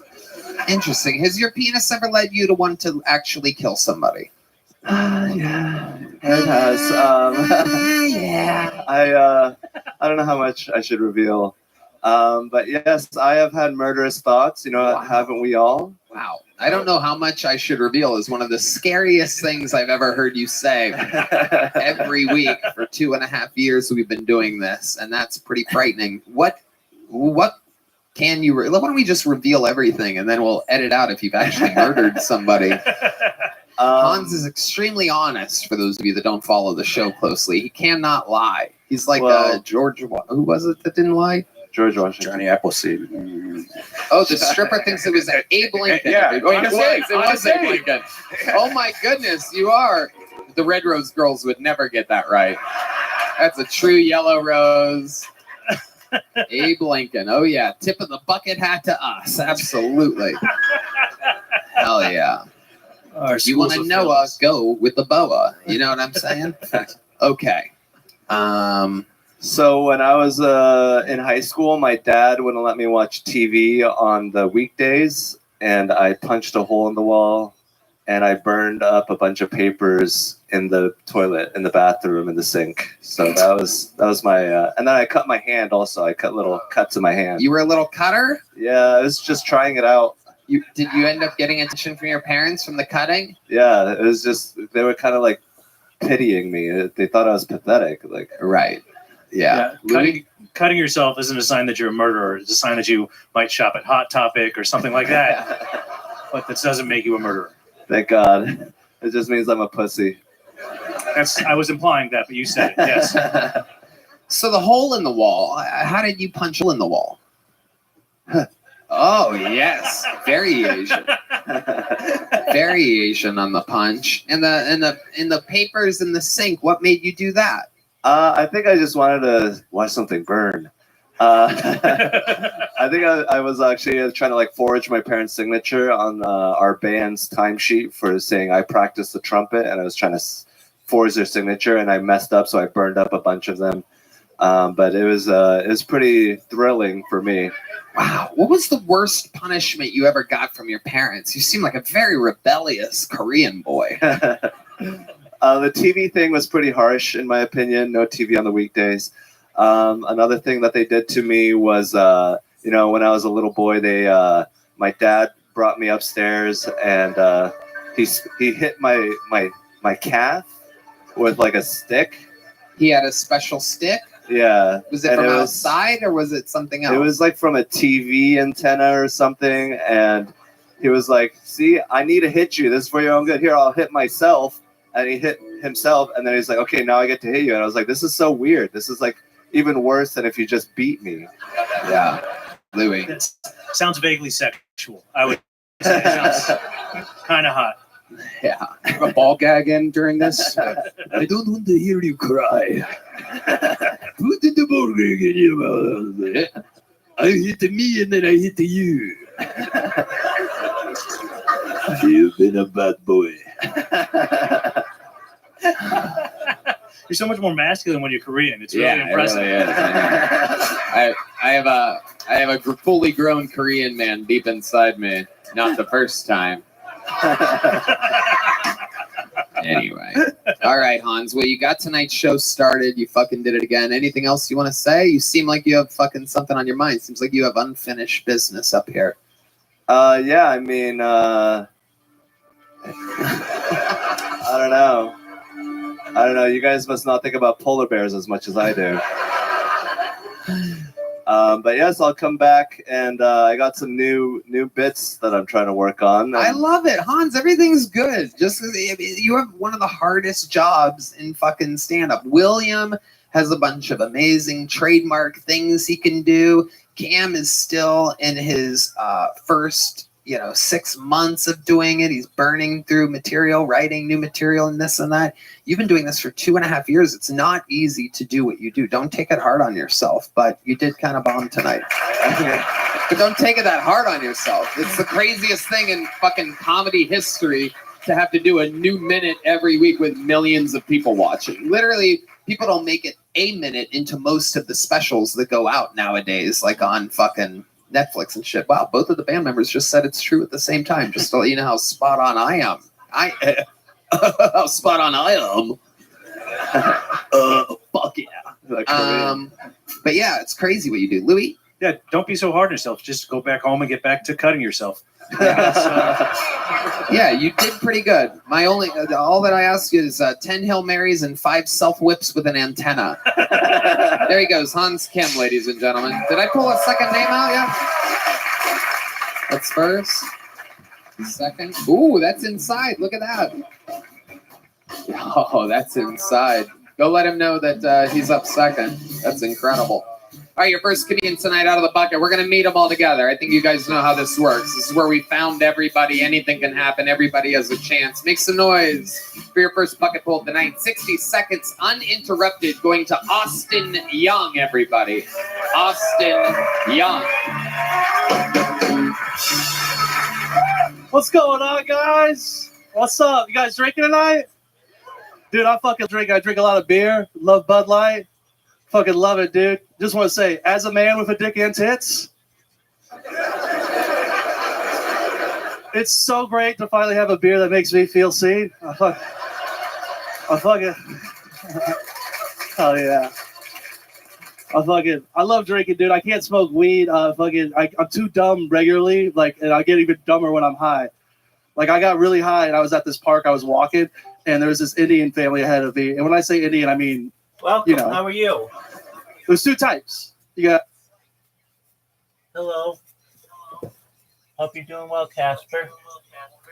I'm Rabbi Rothschild. How are you? Can you hear me? Let me know if you can hear me.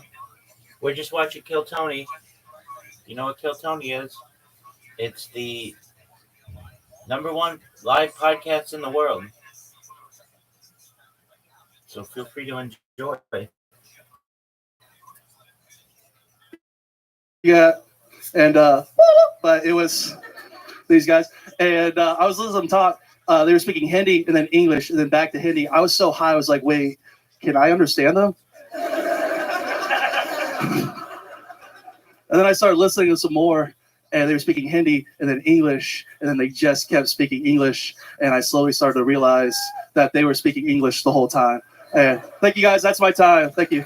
Austin Young with his Kill Tony debut. Am I correct? This is your Yes, first sir. time? Yes, Look at you. sir. You're adorable. Oh, thank You you. look like if Kevin James ate Kevin James. That's right. That's amazing. You got an applause break with your very first joke. We got word in immediately that Hans was so mad he lit papers on fire in the sink. Currently, one of the sinks has papers burning in it. But you're wearing a fire department shirt. Do you work at the fire department? I do not. This is my brother's station here, so I'm just repping his station here in Matlacha, Florida. So. Stolen valor. All right. Yep, very that's good. right. Thought you were a goddamn hero. No, I'm a truck driver and I shovel horse shit on the side. So Yeah, that makes sense. The Yeah. only 9/11 you're part of is when you look at the number on the scale. Yeah, that's right. I'm a big boy. You are a big, big boy. Yeah. I love it. So, what do you do for work? I'm a truck driver and I shovel horse shit. Shovel horse shit. Yeah, Wow. How often do you shovel horse shit? like every weekend. Every weekend. How many hours on a weekend do you? Just depends how much they eat. So. Right. This guy has a job from another time. I didn't know people still did that. That's incredible. Yeah, that's pretty cool. What? Just do you have to find the horse, or how do you? No, it's a horse boarding spot. So then I shovel horse shit. When you say shoveling horse shit, Yeah. is it like real horse shit, or is it like Hans's polar bear joke from earlier? No, it's real horse shit. They're thoroughbreds, dressage and shit. It's pretty Okay, thoroughbred is another bread that you love. cool. Yeah. I prefer sourdough, honestly, but I don't mind. Absolutely. I like your style. So Yeah. you live in Florida. Yes. What part? I'm from Fort Myers originally. Okay. Yeah. Anybody? And you drive Okay. trucks all around the country, or Yes, what? I used to. Now I'm local. Now you're local. Yeah. What are you doing? You delivering stuff? What's Yeah, I deliver parts, car parts. Okay. For GM. So that's pretty Ooh. cool. Yeah. Okay. Yeah. Absolutely. And what do you do for fun? This. How long have you been doing stand-up comedy? I've been doing it for 4 years. 4 years. All of it in Fort Myers? All over Florida, and then I just moved here about a year ago. You moved to Austin. Sir. Amazing. And your name is Austin Young. Yes, I and know. You're new to Austin. Yes. And you're Austin Young. Yes, sir. Okay. Easy to remember. Yeah, absolutely. Until you've been here a while. I know. Yeah. Okay, so other than stand-up comedy, what do you do for fun? You seem like you have some hobbies. You have like one of those little miniature train sets or something like that.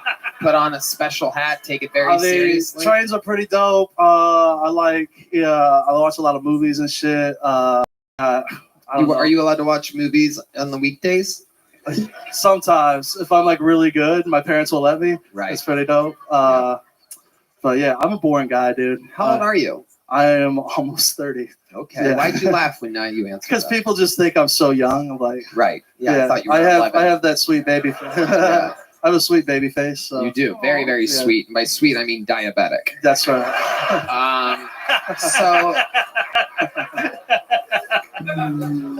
Austin, do you have any special skills or talents other than stand-up comedy? If I stand up too fast, I get dizzy.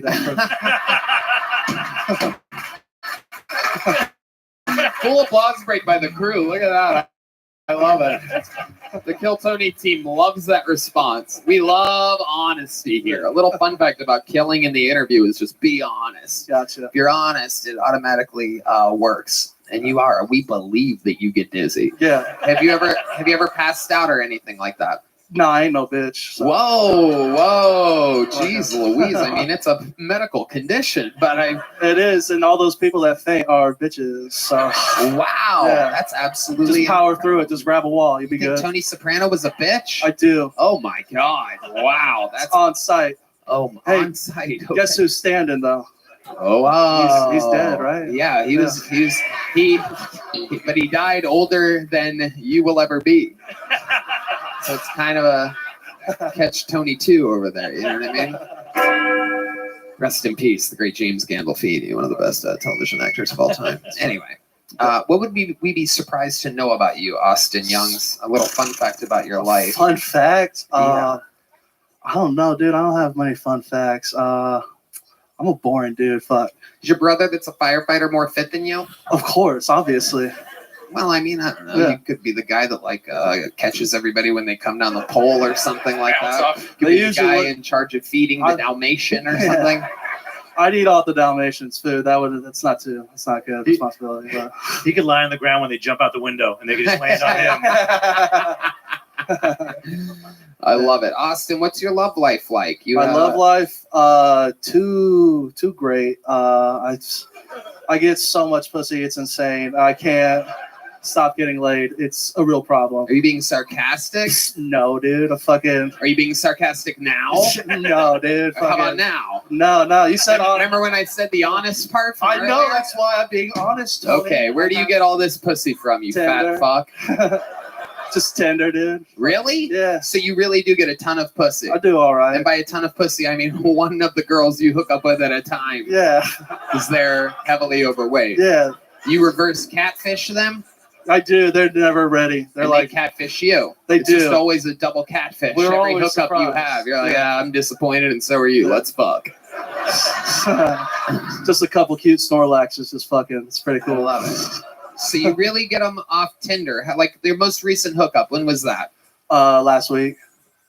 Explain to us how that goes down. This is a Holy one night shit, stand. My You didn't meet family's the girl? watching this. They never even knew that I had sex before. You are correct. Everyone thinks you're a virgin. I know. still. That's so crazy. I'm not gonna believe it until I actually get through this story. I'm still not convinced. Fuck. She was in an open relationship deal, so she just came over and Hold on, Yeah. slow it down. So someone messages you on Tinder, you swipe. How does this work? Take it from the beginning. I just keep swiping until I run out of swipes, and then I just see what the Lord blessed me with, and so yeah, that's usually how I go. And It's called trolling for bottom feeders. That's Yeah. what that is. It's just that's right. Right. Yeah. And so what happens? You invite her over? Yeah. So she came over. We Say, it smells like horse shit in here. yeah. She came. Oh, you have some audio from your living room right now. Because you're shoveling the horses that live with you. So she comes over. What happens? She first? comes over. She wanted to smoke some weed, and I haven't smoked in a while. Ooh, And then, hell yeah! You get really dizzy when you stand up. Oh on that. yeah. Let's just say I didn't stand up that day. I just Whoa. stayed on the seated. So, and I got too high, and then I really couldn't stand her, and I wanted her to leave. Why, what was so annoying about this Oh, lady? she's gonna hear this. Fuck. No one cares. You don't have to say that before every question. What was your school like? Well, my teachers might be listening, but Jesus, Oh, damn fucking it. answer the question. She just wouldn't shut the fuck up. I was trying to. We were watching a movie. I was into the movie. I liked it. What was the movie? Oh my god. Answer the questions. It was Storks. It's a cute ass movie on Netflix. Oh my god. It's animated. It's adorable. Did you say cute ass movie? It's a cute movie. Oh my god. She said she wanted to watch something animated. I said, let's watch Storks. It's the cutest fucking movie ever. You And- denied pussy for cartoons? What the fuck? No, I still got the pussy. All but right, I just. then, okay. All right. Hell I yeah. just, yeah. Storker and porker. You know what I mean? That's what I always say. I know what's going on. Hell yeah. Yeah. Absolutely. Yeah. So, about how long through Storks do you make your move? I didn't. I was too high, and then she kind of made the first move, and I just let it happen.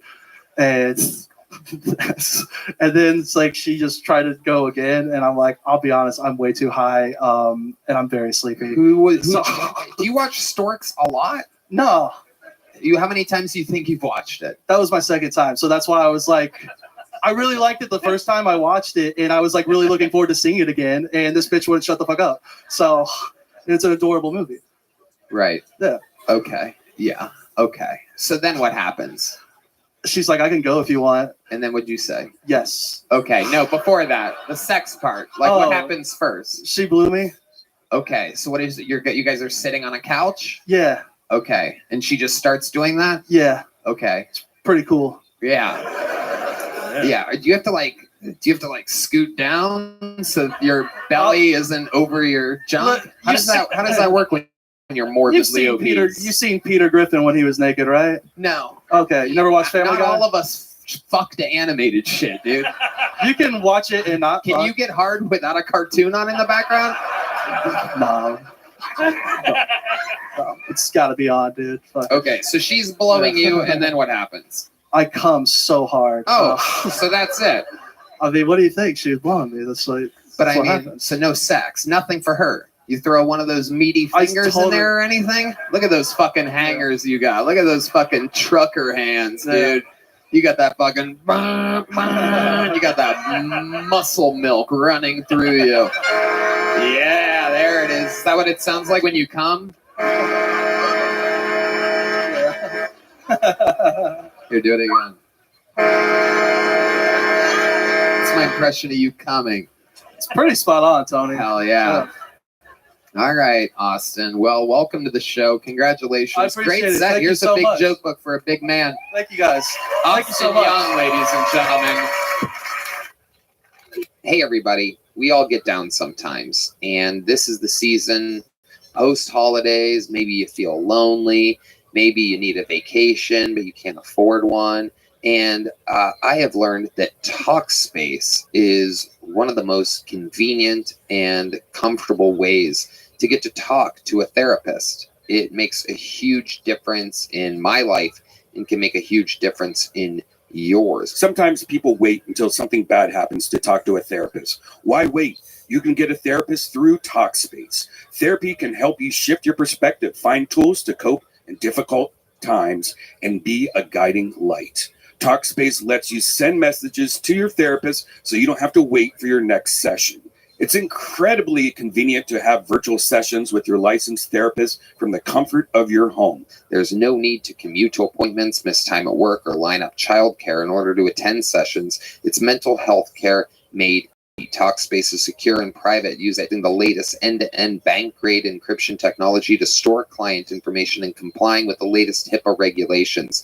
Talkspace is affordable and in-network with most major insurers. And as a listener of this podcast, you'll get $80 off your first month with Talkspace when you go to Talkspace.com/Tony. To match with a licensed therapist today, go to Talkspace.com/Tony to get $80 off of your first month and show support for the show. That's Talkspace.com/Tony. Hey y'all, Mood is known for their federally legal THC. Now they're adding their most potent product yet to the lineup, introducing hemp-based THCA flower, the future of legal THC. Try it along with all of Mood's amazing other offerings like Delta 8 flower, gummies, vape cartridges, and more. And for a limited time, Mood is giving our listeners a free THCA pre-roll and 20% off your first order. Just visit hellomood.com and use our code KILLTONY. All their products are regularly third-party tested in Drug Enforcement Agency registered labs, sourced from small family farms and grown organically. There's something for every mood. They're tested and tailored by in-house experts. Each strain has specific moods, from euphoric to energized to creative to chill, and plenty of versatile products that go with whatever mood you're going for. It's great for beginners and veteran users, great tasting gummies, classic flower, convenient pre-rolls, and so much more. There's no doubt about it. I absolutely love it. Mood's products make me feel much more calm and relaxed. I tried it the other day watching a movie, and it was very, very, very chill. Made the colors a little bit brighter, made the funny parts a little bit funnier. You know what it is. It's amazing stuff. Since THCA converts into THC when you heat it, you get access to the classic marijuana high. And Mood has 10 high-inducing strains, the most potent they've ever offered. It puts an end to guessing games with federally legal forms of THC extracted from hemp plants. Try Mood's new THCA flower today. And for 20% off your first order and a free THCA pre-roll, go to hellomood.com and use promo code KILLTONY. That's hellomood.com, hellomood.com, code KILLTONY for 20% off your order and a free THCA pre-roll right now. All right, this is very cool. We know this guy. He's on the inside because we know this guy. We love this guy. He was a fucking makeshift random fucking friend that we made very, very early on. He was really just working security and hanging out with us and smoking a bunch of weed for a few months. And then he started doing stand-up himself. He's been on the show a couple times. We works a lot. So I'm excited to see a brand new minute from our friend Hank Garza, ladies and gentlemen. Big Hank. Big Hank Garza. Come on, make some noise for Hank, everybody. I get it. You're thinking, hey, Beaner Ray Cyrus, tell us a joke in Espanol. Well, here you go. En Espanol no se dice Ren and Stimpy looking motherfuckers. En Espanol se dice Tony Hinchcliffe y Brian Redband looking motherfuckers.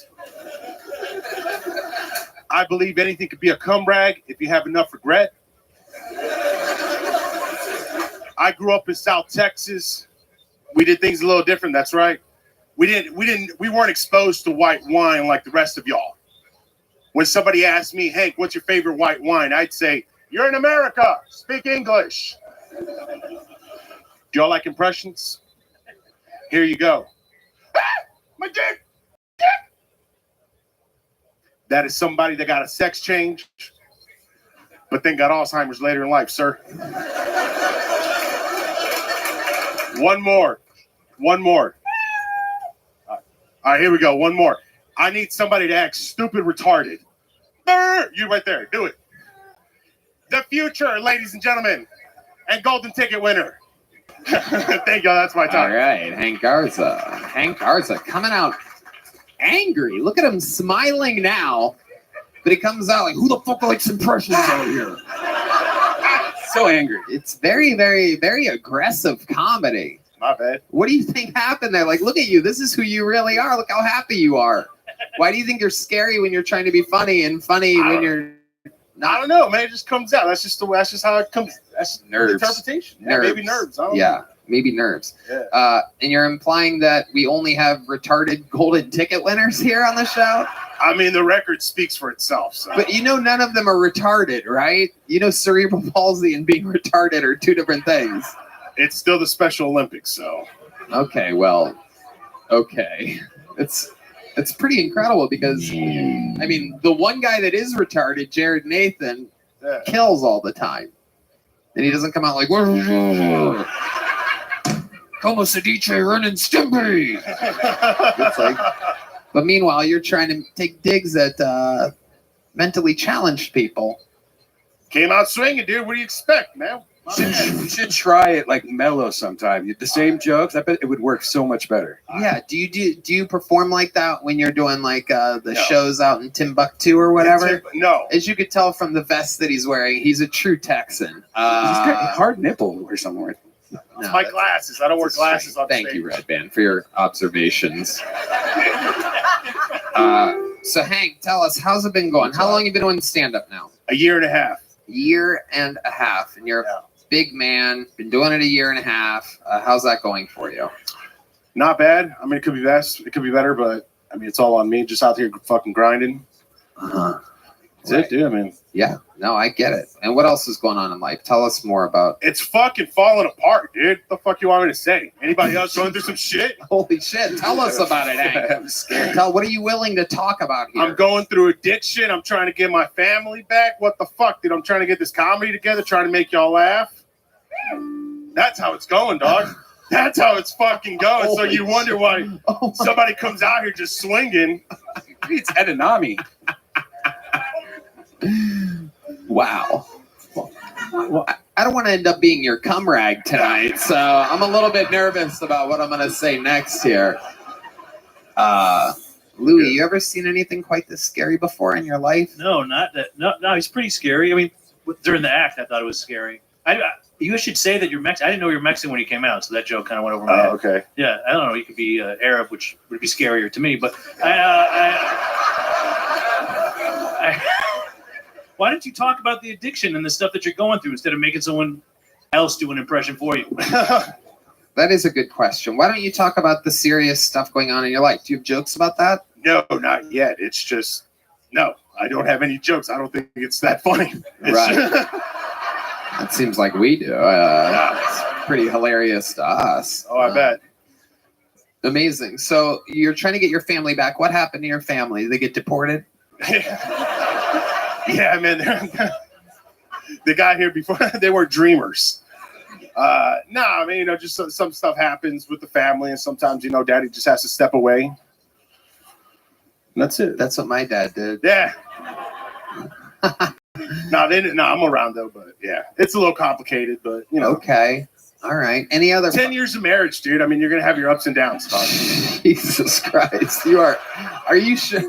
The addiction problems that you mentioned, did you perhaps do a little bit of blow before coming up here tonight? No. Any special skills or talents other than comedy?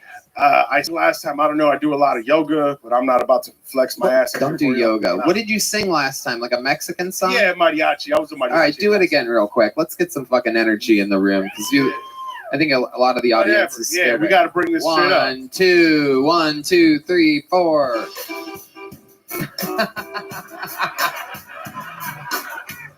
It's a ring of fire, everybody. Oh, shit. I fell into Okay, stop. Yeah, I sing in Spanish. I sing in Espanol. Holy shit. I love it. Well, Hank, you already have joke books, fun times. Congratulations. Yeah, man. Next time, smile. I'm telling you, it's going to be 100% different. All right, I will. How about a hand for Hank Garza, everybody? Wow.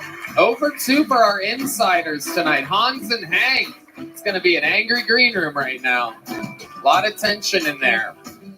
Austin Young is out there having the time of his life.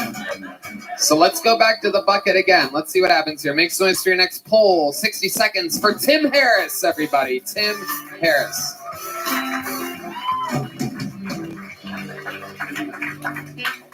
I like to keep up with the space news. I stay really in tuned. I learned recently there's a hole in the sun size of 60 Earths. But don't freak out. NASA released an update. A new celestial body is coming from outer space. It's going to fill the hole. They're naming it the Uncle. Yeah, so don't fret. I would have liked to grow up in ancient Greece. I think like growing up in the US is cool, but ancient Greece would be cooler. Like you just get to sit around thinking about thinking, having orgies with your friends, fucking boys. It's just a freer society, and they gotta look at the stars and shit. And speaking of fucking boys, I grew up Catholic, and yeah, it's always odd to me that priests, they pray, but they're predators. I don't know. It always confused me. Thank you. Okay. They pray, but they're predators. Tim Harris. Welcome, Tim. How are you? I'm well, dude. I'm my leg's shaking, but I'm here and I'm present. Okay, leg is shaking. Dude, This is your first time on the show, right? Yes. How long you been doing stand-up? 2 years, but like 3 months consistently. 3 months consistently. Okay. Yeah. What do you do for work? I work at a dog kennel. A dog kennel? Yeah, dude. Yeah, dude. Fuck yeah, dude. Fucking hang out with dogs all day, dude. Fuck yeah. Yeah, dude. You're like a real stoner. Oh, yeah. Yeah. Yeah. You look like you sleep on a surfboard. How long have you worked at a dog kennel? I got 2 weeks in. You're 2 weeks in. 2 weeks in. What's the longest you've ever had a job? Because you said that like you were very proud of Year and a yourself. half. I got 2 weeks under my belt, Tony. Unbelievable. What do you do at the dog kennel? Dude, I clean up shit. Everybody here shoveling shit. Very interesting. Everybody here shoveling absolute shit. There you go. There's your one fart sound for the episode, Thank you, brought to you Red by Red Band, everybody. Okay, so you're shoveling shit. Louis? It was crazy. You talked about like the stars, you talked about Greek history. Yeah. It's a lot of nerdy topics, but you also seem kind of dumb at the same time. Oh, and shit. it's such a weird like who calls it the space news? That seems I'm into Star Wars. I am pretty dumb. okay, like- all right. The space news. Gotta keep up with the space news. Where do you get your space news from? Shit, dude. TikTok. Fuck yeah, dude. Absolutely. TikTok all the way, dude. Hell yeah. So you're a big Star Wars fan. I am. That's why you have that Luke Skywalker haircut. I love it. Absolutely. Did you have a dad in your life? I did. Yeah, he's good. I still do. Right. Yeah. Uh-huh. He actually just started getting into gaming recently. Okay. And it's nice because my mom always used to get fucking pissed at me, and now she's yelling like, "Dad, get down to dinner!" And he's like, "1 second, like I'm in a multiplayer lobby." Your mom doesn't play games at all? No, she does not. You think that if she knew that some of the controllers vibrate, that she might? I think so. Yeah. Right. Because your mom's a horny bitch. I once. Did you know that? Did you know that? Did you know that, Tim? Did you know that about your mom? No. Did you know she's a horny bitch? No. I think you did. I think you did, Tim. I think you had a little bit of an idea. Okay. So how old are you? I'm 25. 25 years old. Been doing it seriously for 3 months. What else are you up to? What are 25-year-old stoner fucking nerd dorks up to? I was doing like trail work. So I was living all around the U.S. Did that for 2 years. Trail work? Yeah. What do you mean by that? So just like swinging like tools at the ground, just making trails. You made trails? Yeah, like prison labor, you know. But you did it just on your own? Dude, yeah. So you're just ruining parks? Yeah, no, they love us. They love us. They Who's love us? The trail workers. The trail makers? Yeah. Or workers? But you weren't really working. What? Were you getting paid? Not well. But they paid you? Yeah. Okay. Where were you making trails at? Mammoth Caves, Kentucky, Florida. Speaking of Mammoth Caves, how's your mom's vagina, dude? You know what I'm saying, dude? What's up, dude? Fuck yeah, horny bitch. I normally don't make fun of people's moms like this, but there's something about you makes me want to do it.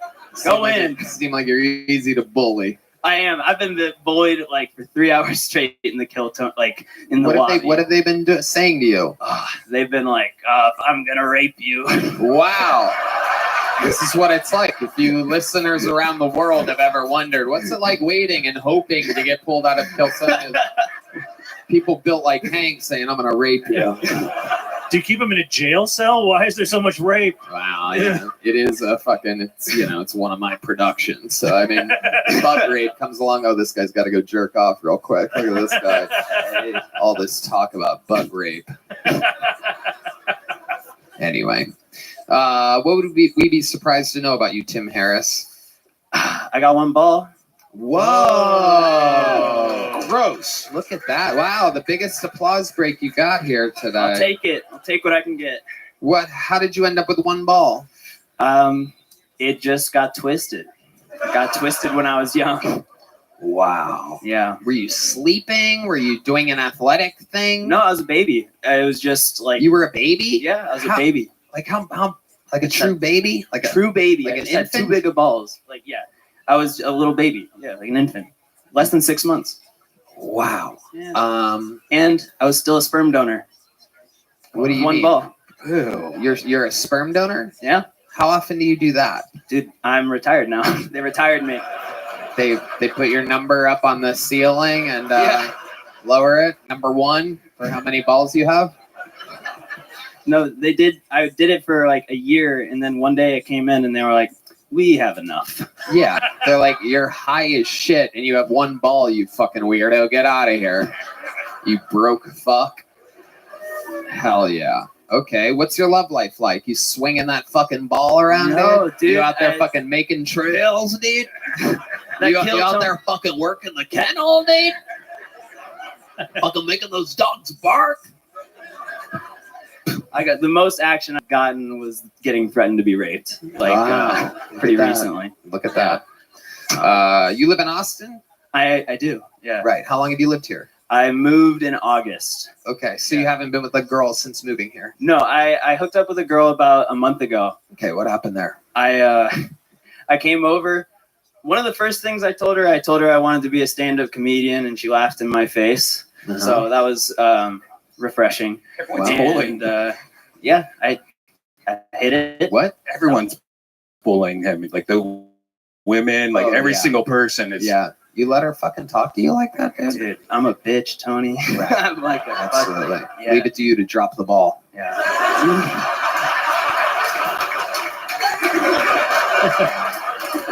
Got me. Fuck, dude. Okay. So, all right. Interesting. Very interesting. What scares you, Tim Harris? Bees. Ooh, Yeah. very fast Bees. answer there. Yeah. Absolutely. What happens? Were you like the kid from what's that Macaulay Culkin movie? Good girl, go girl. My girl. I don't know what happened in that movie.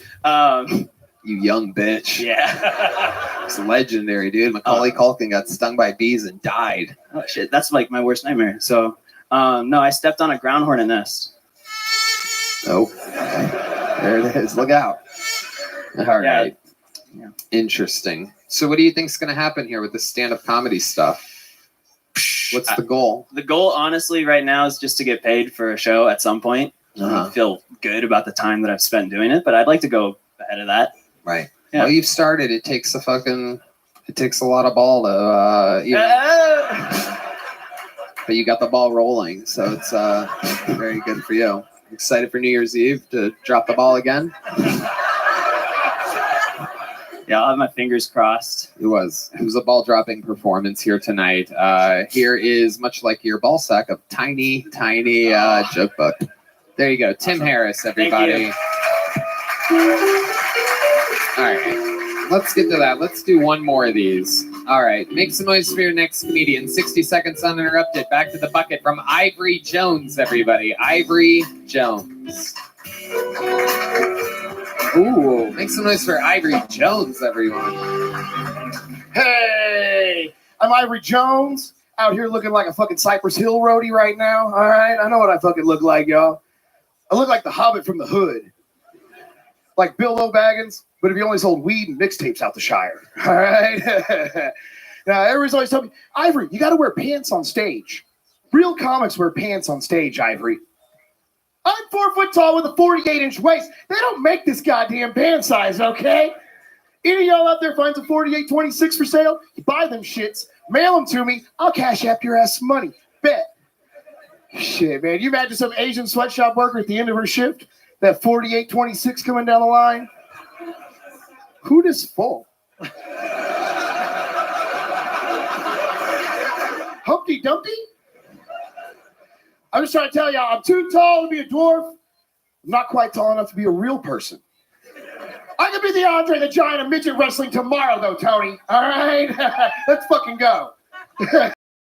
All right, Ivory James. Taking the note that we gave Hank, coming out, a lot of smiles, seemed like a happy guy. I waited a long time to be here, man. I love appreciate it. I love it. I like your style. You put the low in Cholo. Hey. I'm not really Mexican, but I got a lot of jokes about that because everybody thinks I'm Mexican, bro. How are you not Mexican? I don't fucking know either, You look like bro. you could have gone under the wall. Hell yeah, man. Hell yeah. I like it. I What like are it, you man. then? Irish, Italian, Mexican in Texas, sir. Wait, hold on. No, seriously, what are you? Irish, Italian, and Native American. Yeah. My much Native American? my great grandmother's full blood Indian. Right. Right. And then what kind of Irish? Where does how much Irish did your parents? Short, fat people that drink a lot. I don't really know. On my grandfather's side, though, they are Irish. Absolutely. Okay. For sure. For sure. Short, round people. Not seeing it at all whatsoever. I look Mexican, bro. I know. I get it every day. Okay. What type of shit do you shovel for work? No, man. Pythons for a living. Rare morphology of such. Make a full-time career selling snakes on the internet, man. Whoa, you sell snakes on the internet. And hot sauce that I make and grow the peppers for. I hustle all from the same bathtub. Yes, everybody. sir. This is incredible. I sell mini pigs at the back of an El Camino on Saturday sometimes, sir. Out the back of an El Camino, and you swear you're not Mexican. I swear to fucking Christ, bro. No oranges, just pigs for sale.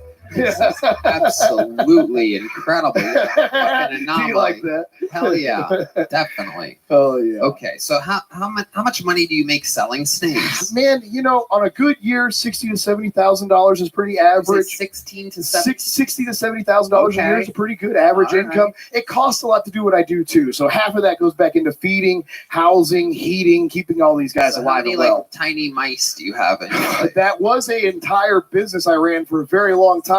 They kind of priced me out of it. The feed keeps going. Everything keeps fucking going To up. feed you know the what I mean? mice. Right, exactly.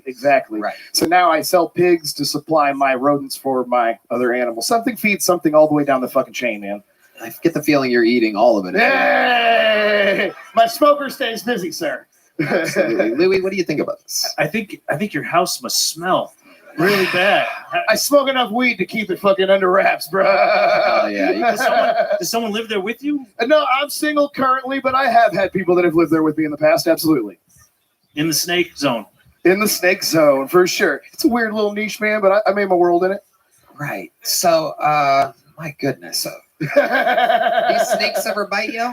Oh, that's part of the game, bro. For sure. For Right. sure. I almost died in my living room from a snake bite once upon a time, man. A python. From a very large Or python, just a absolutely. pie? No, yeah. No, from a very large python that I was being like middleman transporting. It had to be with me for about a week. I was sending it out to its new owner. I had my leg on top of this box it was going into, and it was bigger than the box. So when it flexed, I went in the box with it. It came out with me, and its whole bottom jaw had the back end. It looks like a bear got me in the back of my knee. Oh, yeah, here. it does. You know what I mean? Is that fat? Yeah, that is fat. Yeah, that was dude. all just flopping out of there, bro. Holy It was rough. shit. 137 stitches, man. I had to tie a hoodie tourniquet around it. We tried to super glue it back in my living room because I don't do doctors, hoodie bro. tourniquet. Known as a lot of Irish Oh, yeah. people end up with a hoodie tourniquet. It's you a know? miracle I'm alive, bro.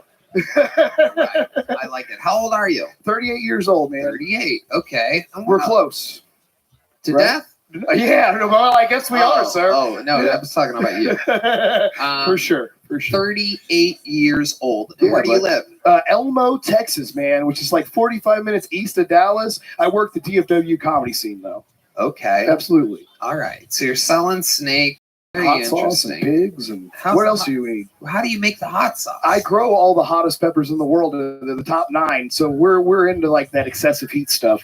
And there's a really weird niche market for that too. Those really excessive hot peppers bring high end dollar amounts, man. 10 peppers on the internet go for like $20. How much do you make a year doing the hot Probably sauce? another 20 grand or so a year just hustling Another hot 20 sauce. grand. And what was the third job you have? Selling pigs and farm animals How as much well. do you make a year selling pigs? 10, 15 grand a So year, you're maybe. about 100 grand a year. Hey, just that's about fucking what I do, hustling. man. That's Wow, about what look I at do. that. a What do year. you like to spend some of this money on? Oh. You know, it's crazy. I just put it all back into my businesses, honestly. I never spend $1 hardly on anything other than rolling my other business and continuing to grow everything. It all started in a 10 by 10 bedroom with some snakes, and now I own a farm, kind of. So, like, it just keeps kind of going, man. Oh, look at that. The Texas Yeah. economy. Hey. The booming Texas economy respects that. The American dream. Hell Snakes yeah. and hot sauce. Right. Or the Mexican dream. The if we're Mexican being dream. honest. but- right. Okay. So, what else would we be surprised to know about you, Ivory James? Oh, man. Jones? Ivory Jones, man. I've had a pretty wild ass life, man.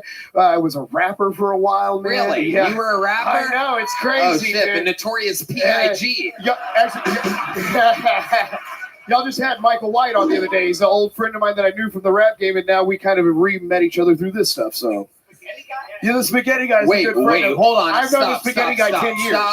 Stop. Shut the fuck up, I'm so Ivory. sorry. How do you know the spaghetti guy? Through the DFW, used to have a Battle League group there, and he was like the king of Battle League, bro. Did you ever go against him? No. I was never a battle leaguer. I just kind of roll with those guys. I made music in the same realm. All that they right, did. ask for a beat. We want to hear you rap. Oh, you guys shit. want to hear this fucking guy rap?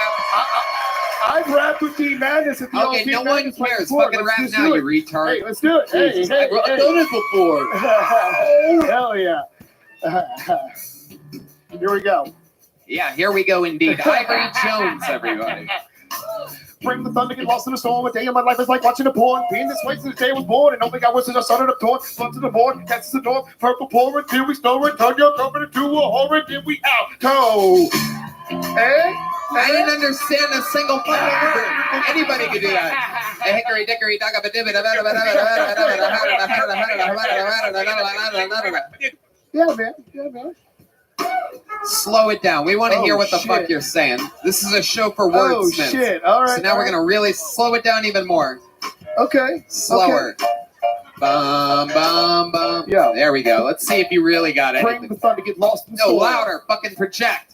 Bring the thunder, get lost in the storm. A day in my life is like watching a porn. It's been this way since the day I was born. It's only got worse since I started a porn. Yeah.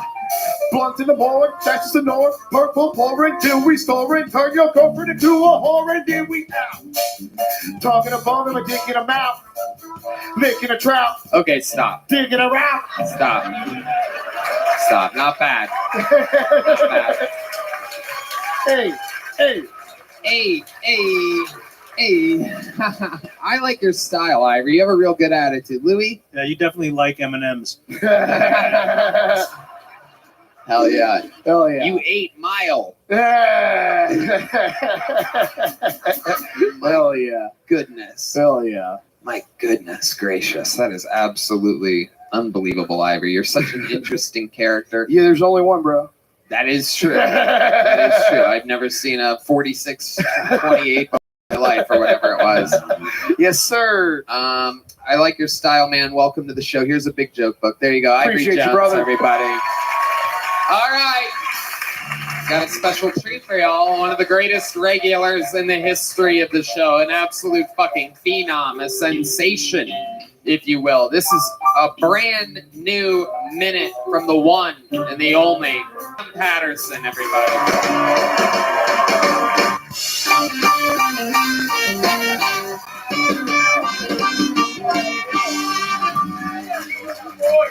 Yeah. So I'm living my dream right now, man. This shit, the best shit ever happened to me.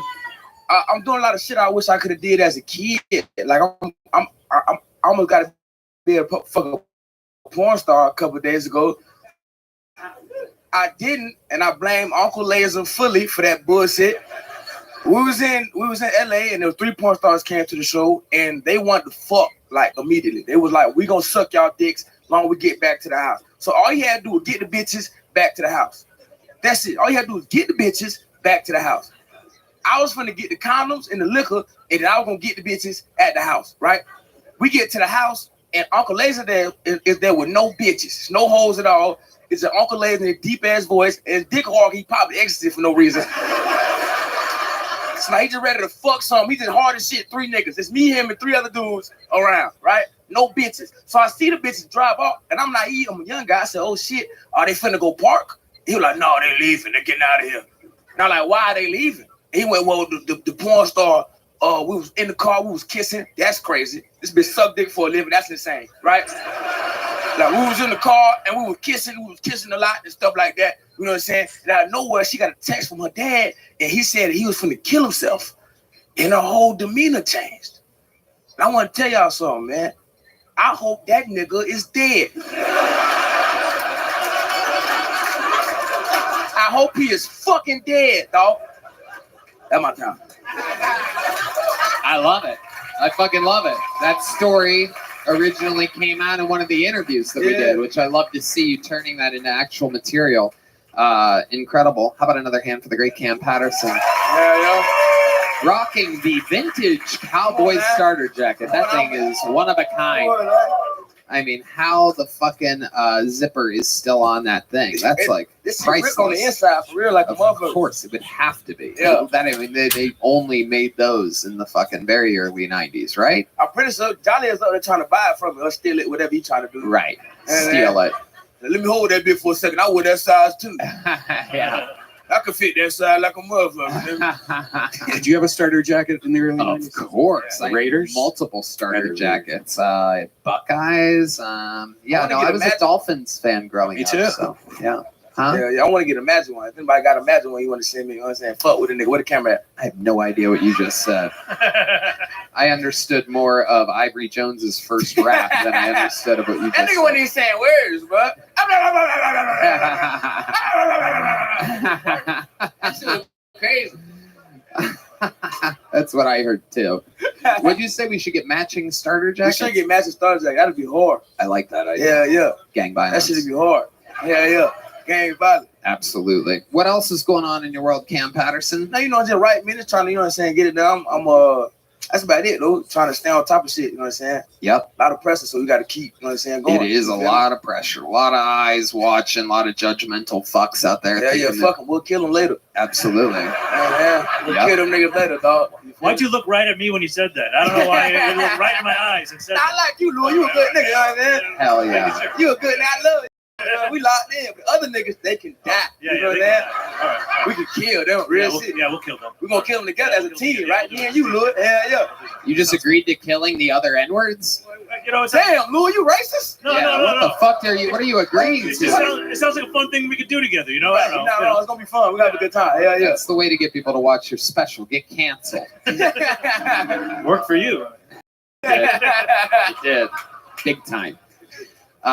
So I love it, Cam. Where did you get that jacket We from? was in Milwaukee, and they had like a little thrift shop in the back of one of the shitty shows I went to. Okay. And I was like, oh, hell yeah, I'm gonna cop this shit. It was like $40. Yeah, you stole it.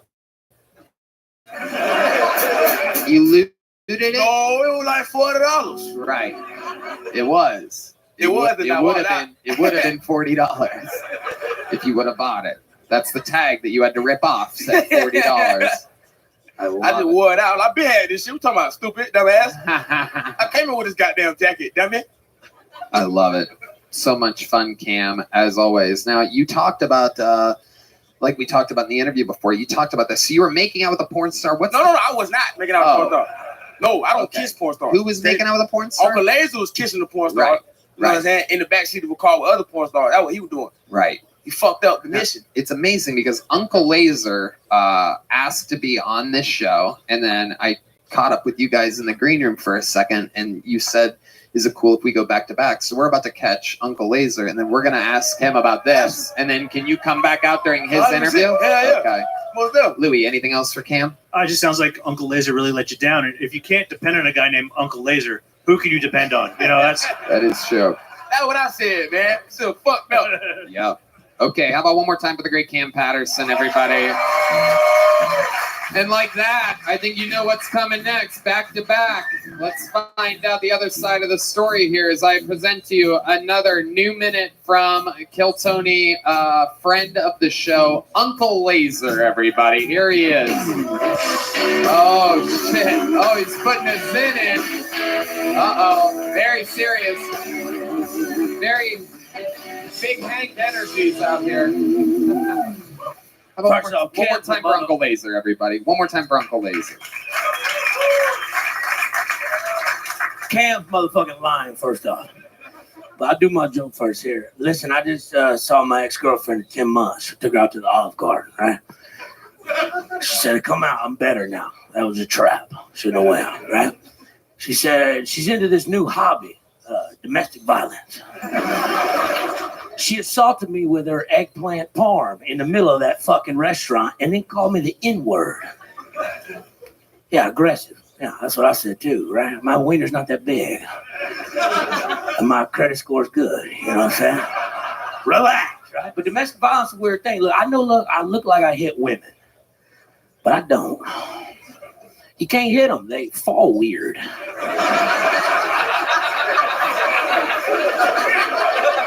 They fall like newborn deer. You know what I'm saying? And there's no winner for a man in domestic violence now. Right? You hit a woman, you're going to jail. But if you get taken advantage of in that fucking Olive Garden, you're a faggot. She got a pussy like a snapping turtle. So did I learn my lesson? No. Am I going to see her again? Probably. She jerked me off in the shower with a rubber glove. Behind, like a stranger. You ever jerked off that frog in the science project? That's what I'm talking about. I'm Uncle Laser. Thank y'all so much. There you go. Why the rubber glove? Very interesting. It's really not a rubber glove. She had one of them exfoliating gloves, like women doing their skin and shit, and she put a little lotion on it and just beat me off from behind like a stranger would. It was fucking incredible. Is that true? No, I said, Daddy, I wish I was telling jokes. I'm just telling stories, man. Okay, Uncle Laser. Louie? Yeah, that would fuck up your dick. I mean, Yeah, that would hurt. Well, no, I used to jerk off with antifreeze so it lasts longer. You had an auntie named Freeze? Slam! I love how people keep reacting to my joke. Slam! You got it. He got me. A lot of those tonight. Okay. So let's talk about it. Explain to me more. Why would she jerk you off from behind with an exfoliant glove with lotion? It seems like very counteractive here. Why not use her bare hand? It's not the same. You would prefer it with the exfoliating hand mitt? It's like a pop mitt, kind of, right? Yeah, it's like an construction worker. So it's like a glove. The fingers go in the glove. It's a whole ass glove you put on your hand, Tony. Yes. I'm asking you though, is it like a mitten or is it like a you don't know the exfoliating glove? That shit exfoliating? I don't know that word. You know what I'm fucking talking about? Exfoliating, yeah, with an F. Yeah. Exfoliating glove. Exfoliating. So are her fingers in each individual finger, or is it like? Well, she's got two of them on, right? One jerk him, and the other one she picks him up like a bowling ball from the asshole. All right, Whoa, relax. Here he goes. He's lasering up, folks. He's lasering up. Lasering up. Oh, to your left. To your left. Go back. Okay, go back. Okay. There you go. There it is, Red Band. Worth it. Wouldn't be able to do it without you, Red Band. You're always on the ball. But those gloves and mittens, they're rough. They hurt. Why would you even think that would be good? You like what you like.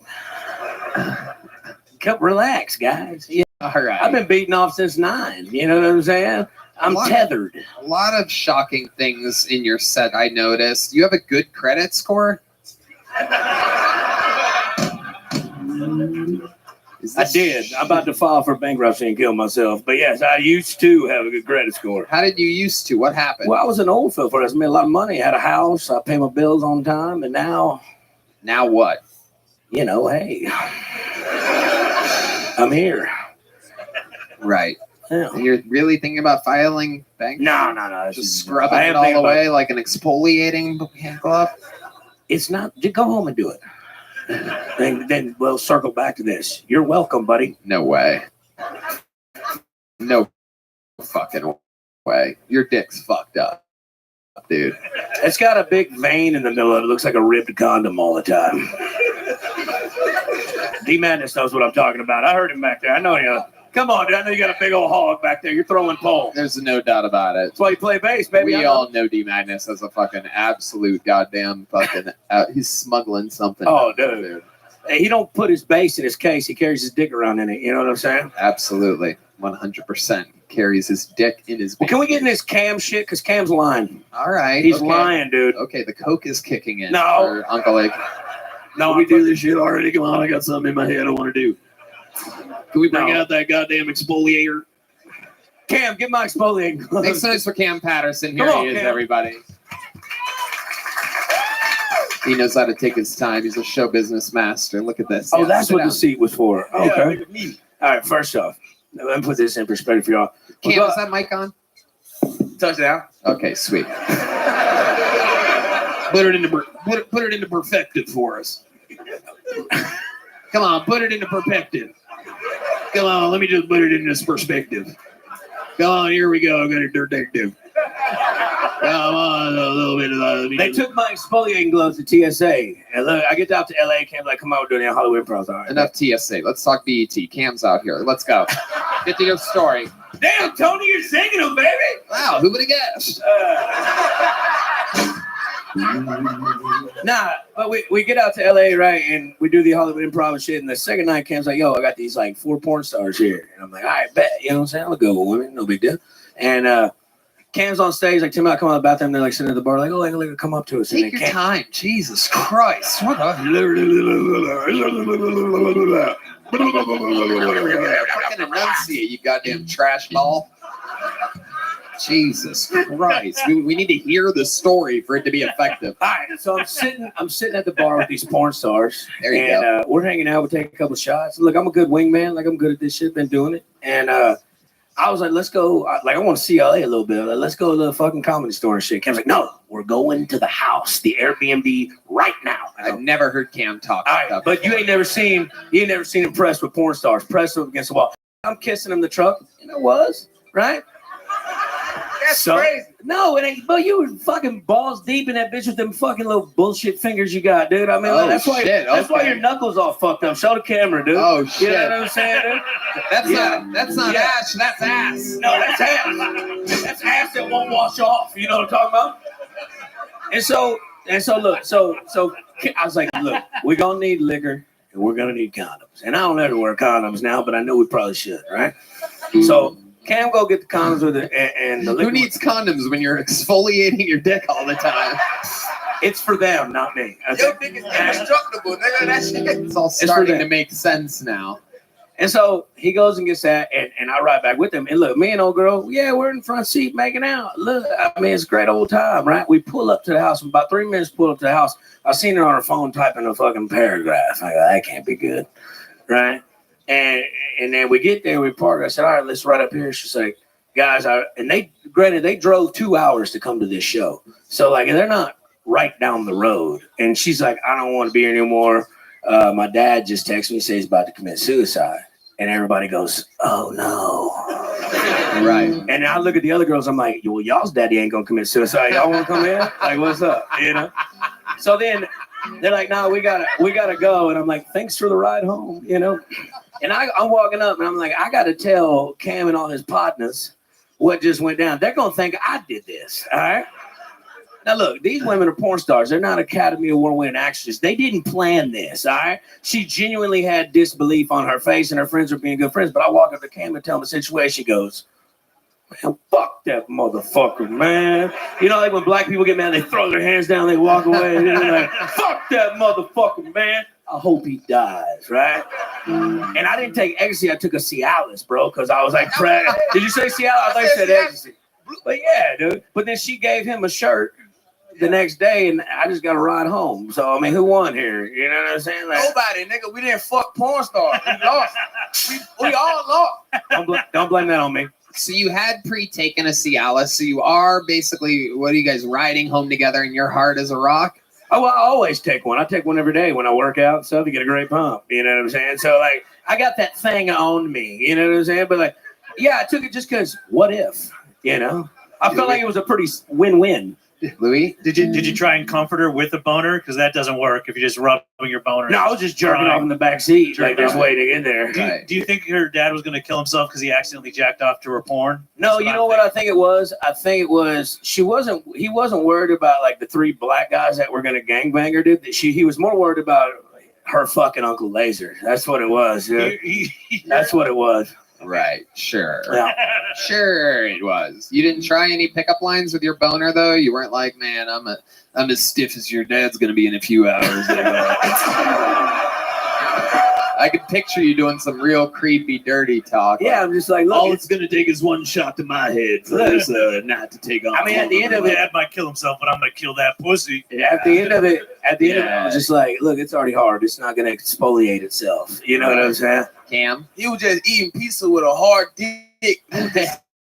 Sad. Hey, no, hold on now. Hold on now, dude. Hard to have. There's 8 niggas in the room. We just eat sad as fuck, dog. Right. It was sad, bro. You know what was sad? Anybody order extra sausage? No. You know what was sad? This motherfucker gets pepperoni and olives, extra olives, black olives. Tasty treat. That shit tastes like Chernobyl. That shit was terrible. That shit was that's why they didn't come. They niggas ordering these bullshit ass fucking pizzas, man. That's the pizza I get when I'm sad. That's my sad. That's my hard pizza, dude. That's what I'm hard rocking, dude. Pepperoni and olive. The old sad pizza. But anyways, if they ever come back to Austin. What? Well, no, I mean, they might be coming back to Austin. I think they coming soon. I know. Do you remember their porn names? Yeah, Ava Stone. Yeah. Ava Stone. Yeah. Let's look this up. Oh, Red Band's already on it. He's better than me. Who would have got that? Yes, he got it. That's her. Tony. No, Yeah, not that's her. Go That's to her. That's Tony, her. That's her. What are you That's her. talking No, that's her. That wasn't planned either. That's her. What are you talking about? Yes, Everybody Mike. relax. Cam, you're about to. That's Michael Jordan. What is that? Really, That's really. Oh my That's god! her, Wait a second. How planned was This this? wasn't planned to plan it. This You're wasn't wearing at a all. porn star shirt underneath a Michael Jordan shirt. She sent it to him. She sent it to you. We can all. Is she like a fan of the show or something? Yeah, she's a fan of the show. Wait. We can all. That's crazy. Red Band, you suck. That's her sucking the dick. That's her. That's her sucking Wait, the that's dick. her right there? Yeah, that's her, bro. Oh, Jesus. Look, her knees are all beat up. Yeah, oh, that looks like your wiener, dude. Christ. Damn, that looks like your wiener, dude. That could have been you, Pam. Holy shit. Wait a second. Is that a pepperoni and olive pizza in the background? God, I wish you could Oh show my that. That's God. incredible. Damn, he fucked it up. She I loves didn't do that, man. black.com. It looks like Cam would be a real front runner here. But and she was on you that night? Dude, it's so bad. Who- which one were you gonna end up I don't with? remember her name. You remember Bella her? Blue or some shit. Bella Blue, Bella Storm or some shit. Ooh, Bella something. Let's look up. I bet I actually have it on my phone. I looked her up because I was very sad that she died. But it's been a while back, so let's not do that. an actual storm named Bella came up that's hitting Florida right now. That's not even a joke. That's Is that it? real. Oh, yeah, Is that's that it. her? Yeah, maybe. Okay. All right. We just got to get through this ad real quick. Just skipping 5, 4, 3, 2. Do you want real girls in your area? Proof Red Band actually doesn't have a membership to all these things like we thought. They're huge. Oh, they are huge.com. Okay. Take your fucking guitar for a second. That's not her. Jesus That's her. Christ. Okay. But Wait, who that's is not her? That's not her, but who is that? How do you guys know? It's just the back of her head. That's not her. Oh, because you saw her leaving. That's all you know is the back of her head. Absolutely incredible. You boys are out of control, but I really like you two together. There's a lot of chemistry with fucking Cam and fucking Uncle Laser. Extremely white meets extremely black in a battle of the Titans. No gray area to be found.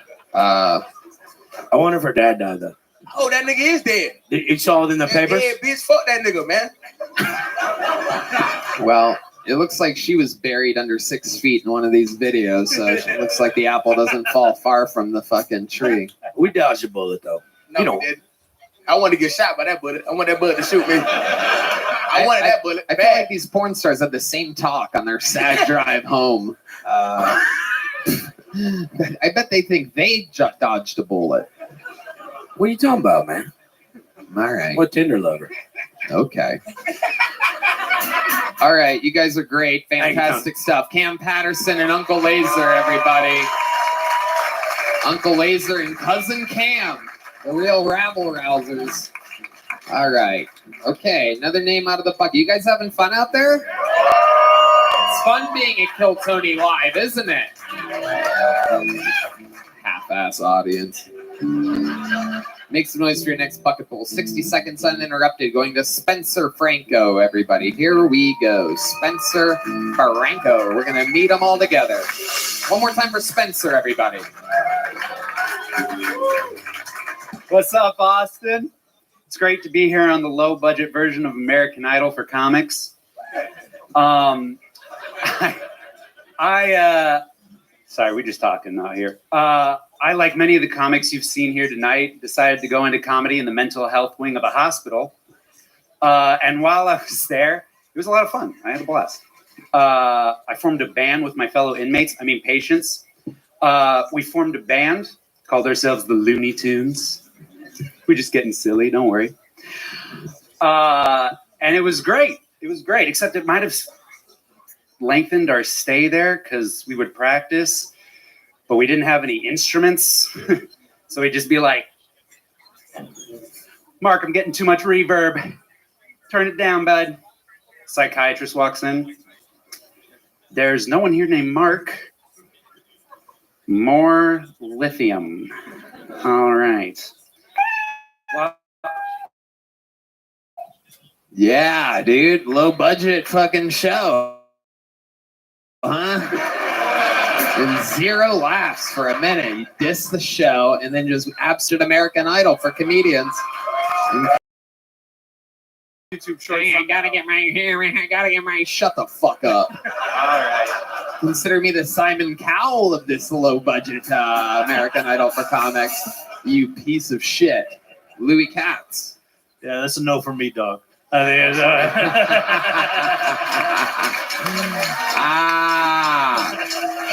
I love Same it. here. Let's talk about it, Spencer. Absolutely horribly god awful. How long you been doing stand-up comedy?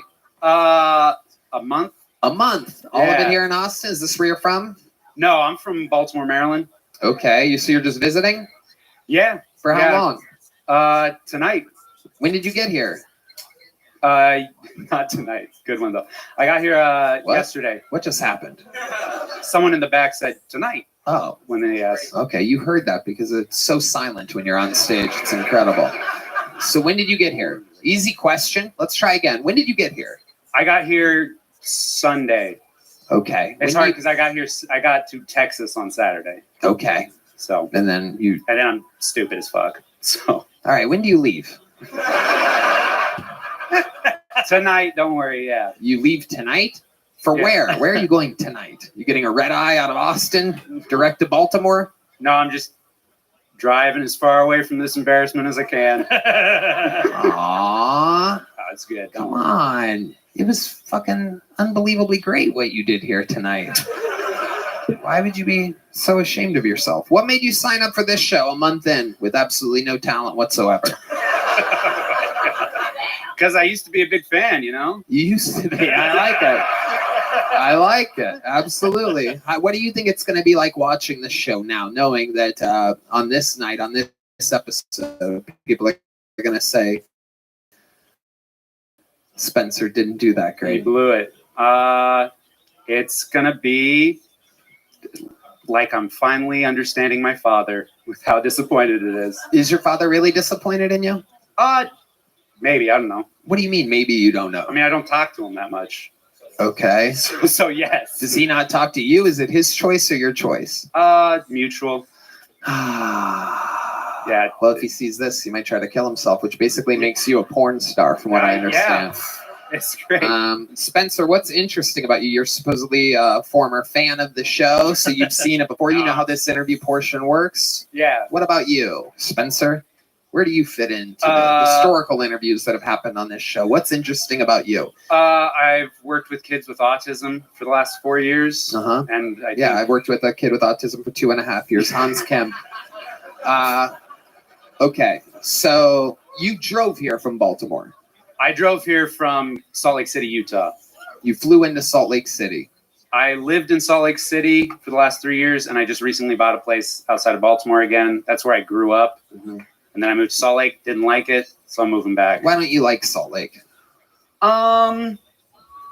It's, you know how Mormons, you know how Austin is like weird. Guys, can you please stop yelling shit at this retard that's on stage? Literally, he can't help but to repeat back everything he hears because he has zero performance ability whatsoever. So Yeah, that's you just know, low budget American Idol talk I'm doing here. You know what I mean? I love it, dude. Don't worry. Yeah, no, it's great. Austin's weird in like a fun artistic way. Utah's weird in a fun autistic way. You know, obviously, you know, basically me. So is stand-up something that you really want to do? It was, for sure. You're saying that after this, it's over? You might retire? No, of course not. I'm not giving up. Of course. But yeah, I love performing in general. I did a lot of improv comedy. You did? Yeah. A lot? Yeah. Okay, what can you improvise right now for us? I did. I used to do improvised music. So, yeah. Okay, like what? What would you do in the music? Can you explain to me what you would do when you say you'd improvise music? What does that mean? It means I'd ask people for a suggestion. And then you would sing a song about that suggestion? And then I usually have musicians with me. They would do Well, that. okay, perfect. Ask for a suggestion. Yes, sir. Any suggestions? Improv? What? Santa Claus? Hamas? Hamas and Santa Claus. All right. Hamas and Santa Claus. Hamas and Santa Claus. Are the Let's figure it out. suggestions. Hit that real quick. This is indeed low budget American Idol improv live on Kill Tony.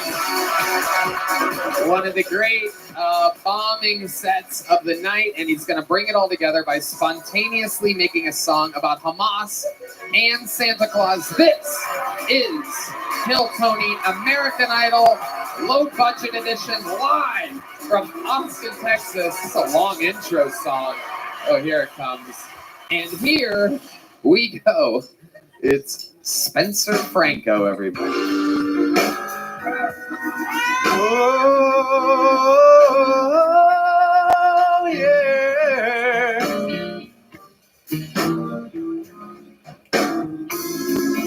Thinking Saint Nick, he's really slick.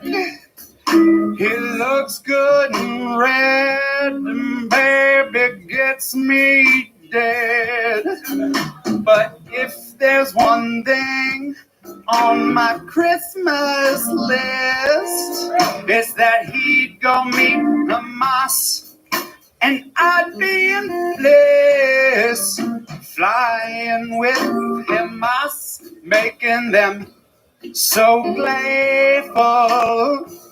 Flying with Hamas, it'll bomb worse than they said. Well, flying with Hamas, and there will be so much fun. Israel is ready, 'cause the Christians have won. Oh! Thank you, Mama. Thank you, Saint Nick. That's the one present I needed from you, Baba. Don't worry, I'll keep Mrs. Claus nice and warm. Hanukkah's done, but we still got that fire going. Oh, flying with Hamas, 'cause when it's all said and done, here on Kill Tony, we have lots of fun. Wow, that's amazing. Wow. Look at that. You really fucking turned it around, buddy. You got a little something in there. Just a little fucking brain in there, deep. Obviously a lot more comfortable with improv. Only a month into stand-up. Fucking, there's a little fucking something in there. Congratulations. Here's a little joke book. That was a great ending. You fucking turned it around. I saved your ass. I put you in position to win. Get the fuck out of here. Spencer Franco. This guy's got to go jerk off real quick. That's all I say every time somebody goes to the bathroom. She's got to jerk off. He's got to jerk off. All right. Make some noise for your next bucket poll. Anything can happen, obviously. It's Lexi Esposito, everybody. This looks like a new name. Here's Lexi Esposito, everyone.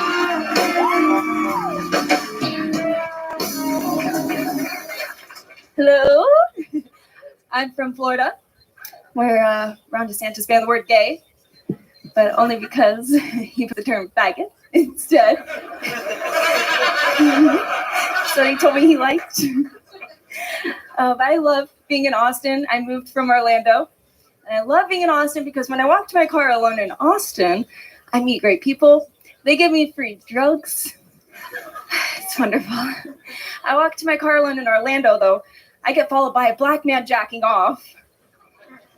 But I wasn't even mad because I never thought a black man would masturbate to me. I'm like this little skinny white girl, you know? Huge compliment. I had to get a color TV, though, moving in, just to make sure the neighbors know I'm not racist, hanging up my blackout curtains. So silly.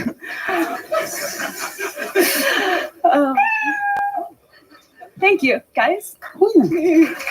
Lexi Esposito. That's me. Fun. Welcome to the show. Is this your first time on? My second time. Okay. It's been a couple years. Welcome back. Was this the black guy that was jerking off to you by any chance? I can now see why he would be the one to jerk off to you. That makes sense. It's all coming together now. He's like, look at that big ass bitch over there. Those fat tits and the beautiful face. He had love no it. idea. I love it. Now I can relate to you, Lexi, because I too am a white flat-chested lesbian. So this is incredible. You said you were gay. Is that correct? No. I felt like I heard that.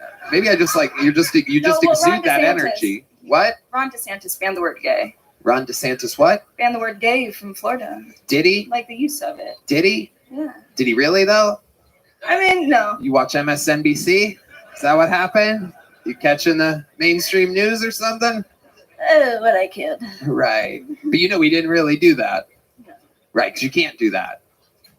Okay. All right. Okie dokie. So Lexi, you moved from Orlando to Austin. Yeah. When did you do that? 2 months ago, 3 months ago. 2 months ago. How long have you been doing stand-up? This is my 6th time. Your 6th time ever in your life? Yeah. Oh my goodness. Wow. Where else have you done it? Just a bunch of open I mics? wanted to start here, so yeah. I've been Okay. getting out when I can because I work. Was your first time on the show? It was on? It was. I had no idea I was going to do stand up. How did that go? Remind me, It because went I don't. terrible Yeah, because I was so high. you were. I had an out of body experience, but yeah, I had the mic out here Uh-huh. and it just Okay. All right. yeah. D, you're throwing people off a little bit, D. All right. He's asking his But I own tried. separate questions, everybody. I love it. Okay. So, Lexi, let's talk about it. What did we not talk about? What did we talk about on your last interview? What did I find out about you that was interesting that people might remember you by at all? You are said absolutely I was unmemorable. I know. Well, No you one said I was too remembers nice you. to do comedy. What? You said I was too nice to do comedy. I said that? Yeah. I still think that. I know, but I just want to keep doing it. Okay, no, I love it. I'm just kidding. No one is too nice to do comedy. Okay, what else did I say that stood out to you? You remember anything else? No is a fine answer as well. No. Okay, so tell us, what could we have talked about? Have you thought about that interview since then, about your life that would be interesting to people? I do I sing, I love music. You do? You sing. What type of things fun. do I you dabble. sing? Well, go-to is What's Up for Non-Blondes. Oh, so you do karaoke. I mean, I have to, that's when I can only get out. That's what when you can get out. Yeah. Right. Okay. You guys know that one? Yeah. 1, 2, 1, 2, 3, 4. Sometimes when I'm lying in Oh, wow, bed, right just into it. taking it all out. What's in my head, and I feel a little peculiar. That's enough. People love it, but oh yeah, I think we have another lesbian here in the front. Oh shit! Look at this fucking guy. Sorry, sir. What? All right. Okay. Here we are with fucking Lexi. female Waldo over here. So Lexi, what else about you? What do you do for fun? What are some things that would surprise us about you? I walk my dog. I feel like your dog walks you. She does. Right. Absolutely. You're a beta. Yeah. You're a beta bitch. Beta bitch, baby. Hell yeah. So your dog walks you. What else? Oh, listen to music. I just work. What do you do for work? I do room service at a hotel down here. Okay. Like, hello, here's your thing. So nice talking with you. Okay. Do you get good tips doing that? You ever see anything weird? No, I have to take the beating of oh my God, sorry I didn't get your dark chocolate covered strawberries, Right. Just picky people. Uh-huh. People that want what they ordered. They paid for it. Yeah. Paid a lot of money for it. Chocolate covered They did. strawberries at the hotel have to be at least $20, right? Yeah. Fucking yes, I know for a fact because I live that type of baller lifestyle. So I actually know that was a trick question. I get chocolate covered strawberries at every hotel I stay at. That's good. Hell yeah. The boys insist on it. Absolutely. 100%. I put one in my ass and have my buddies use exfoliating gloves on my hard throbbing cock. Anyway, All right, Lexi, you got a little joke book last time you were on? I did see. Well, there you go. Thank you. I There you appreciate go. your time. Absolutely. Adorable. Very sweet. Lexi Esposito, everybody. One of these days. Lexi, let me ask you something. Hold on. Stop. Let me ask you something. Anything traumatizing or terrible ever happened to you in your life? Because you seem so sweet and innocent that I feel like it's going to take... You got a DUI? Okay. All right. How drunk were you? 0.09. Barely over the legal limit. It's legal. Just drunk enough to be like, oh, I'm sorry. I'm sorry. I can't believe the most interesting thing about you is not interesting. That is crazy. That is I mean, there was a pregnant girl. There was a pregnant girl, like, what? In my car, like, while this is all happening for some reason. Uh-huh. Why? Why was there a pregnant girl I in your wasn't car? aware until I picked up. They're like, oh, hey, this girl's coming. She's pregnant. I'm like, oh. That's weird. But okay. Why were you driving a what does that mean? Why were you driving a pregnant woman? Were you Ubering people? No, it was just like, you know, when you're in a group of friends and everyone wants to go out, but no one's going to drive. So I drove. And I was told that there was a pregnant girl. There she goes, everybody. Lexi Esposito, everyone. Jesus Christ. I barely got a DUI once. That's what you need. You need some trauma in your life, Lexi. You need a dead parent or something. Someone kill one of her parents. We're going to change her entire comedy career. All right. Last bucket pull of the night goes by the name of Busco Jones, everybody. Your final bucket pull of the night. Busco Jones, everyone. So they say hindsight's 20/20, right? And being 40 now, I can't say anything but I agree. Because if I would have known at 20 that at 40 I'd be here doing this, still waiting tables, married with children, living in my hometown, I would have taken my drug dealing career so much more seriously. Right? I mean, because like selling drugs is easy. It's like the hoeing of being a dude. You know, you don't have a lot to do. Like everybody loves drugs. Comedians love drugs. Service industry workers love drugs. Americans, we love fucking drugs. Why do we love drugs? Same reason we love Mexicans. They fucking work. Highly fucking effective. It's hard to know what to trust these days, but I'm finding myself being really happy and trusting in convenience store branding. Like Buc-ee's, right? It's like a wonderful world of like convenient capitalism with its mascot. Quick Trip and Racetrack, real quick, real fast. 7-Eleven, you're going to be waiting 7 to 11 minutes, right? Makes me really want to go to a come and go.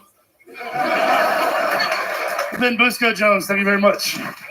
Busco. Am I saying that right?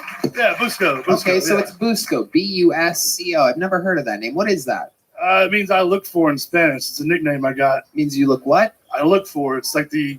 You look for it or forward? I look... It's literally... I mean, it's I buscar. Lo siento. Now I double don't know what the fuck. You're interrupting him answering a question. I'm not... Yeah. He's not saying his own name correctly. Michael is correcting a man saying his first name. A fully grown man. How do you say it, Michael? Buscar. It's Busco is the personal, like, I look for. Yo, Busco. Busco. Yo, Busco. Still don't know. Are you It's a saying nickname. It's a nickname. forward or for it? For it. For. Just for. I look for. For. Yeah. That's so search. stupid. To search. Oh, Yoni is aggressively answering the question out of nowhere. It was. Is it a Jewish word or something? Why are you so aggressive about this? To search. To search. It was middle school. It was a nickname. It was a joke. So yeah, it's a nickname. Thank you. D Madness following up with questions tonight. Somebody slipped Adderall into his fucking drink. A lot of fucking talking back here tonight from D Madness during a live podcast. No big deal whatsoever. Doesn't affect anything at all talking throughout a podcast. But I'll turn a blind eye to it. Anyway, so Buscaro. Let's get back to you. Okie dokie. Thank you, D. Thank you so much. We're moving forward starting now. Thank you. So, Busco. Yes, sir. What do you do for work? I manage a small restaurant. I'm a real estate broker. Okay. That's an interesting combination. Do you sell real estate? Yeah, I've been a broker for 15 years. You do good at it? I've done. Yeah. So why do you manage a small restaurant? That's a long story short. You worked there 15 years ago. My daughter was born. Rolled in there about a year ago. Owner was slammed. She offered me a job on the spot. Real estate had just kind of changed, slowed down. So I was like, fuck it. I'll do it 3 nights a week. You know, get a little cardio. I need it. Right. It seems like you're getting high on your own supply there at the restaurant. Though. It's a good pasta. Do you think you eat more than you burn calories at the restaurant? I'm an emotional eater, so yeah, I do stress eat pizza. Right. Sure. What stresses you out? What makes you want to eat a lot? Entitled people that live in neighborhoods that are very wealthy and get mad that their pizza is like 7 minutes late. Do you serve chocolate-covered strawberries at this joint? No, we will for Valentine's, I bet. I'll suggest that. Yeah, absolutely. I like your voice. Very. Thank you. Yeah. Back into it. Buck, this is a wonderful world. I've seen many pizzas. I could do that, yes, very easily. Wow. Do it. You're already doing it, dude. Thank you. Try it. Okay. Very interesting. And how long you been on stand-up? 5-7 years. 5-7 hobby. years. My goodness, it's just a hobby. You take it seriously, you think? Nah, I got kids. No.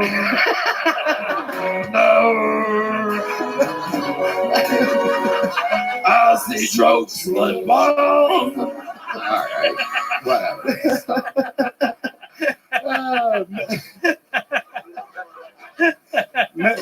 No, I don't take it too seriously. I enjoy it as something to do to get the fuck out of the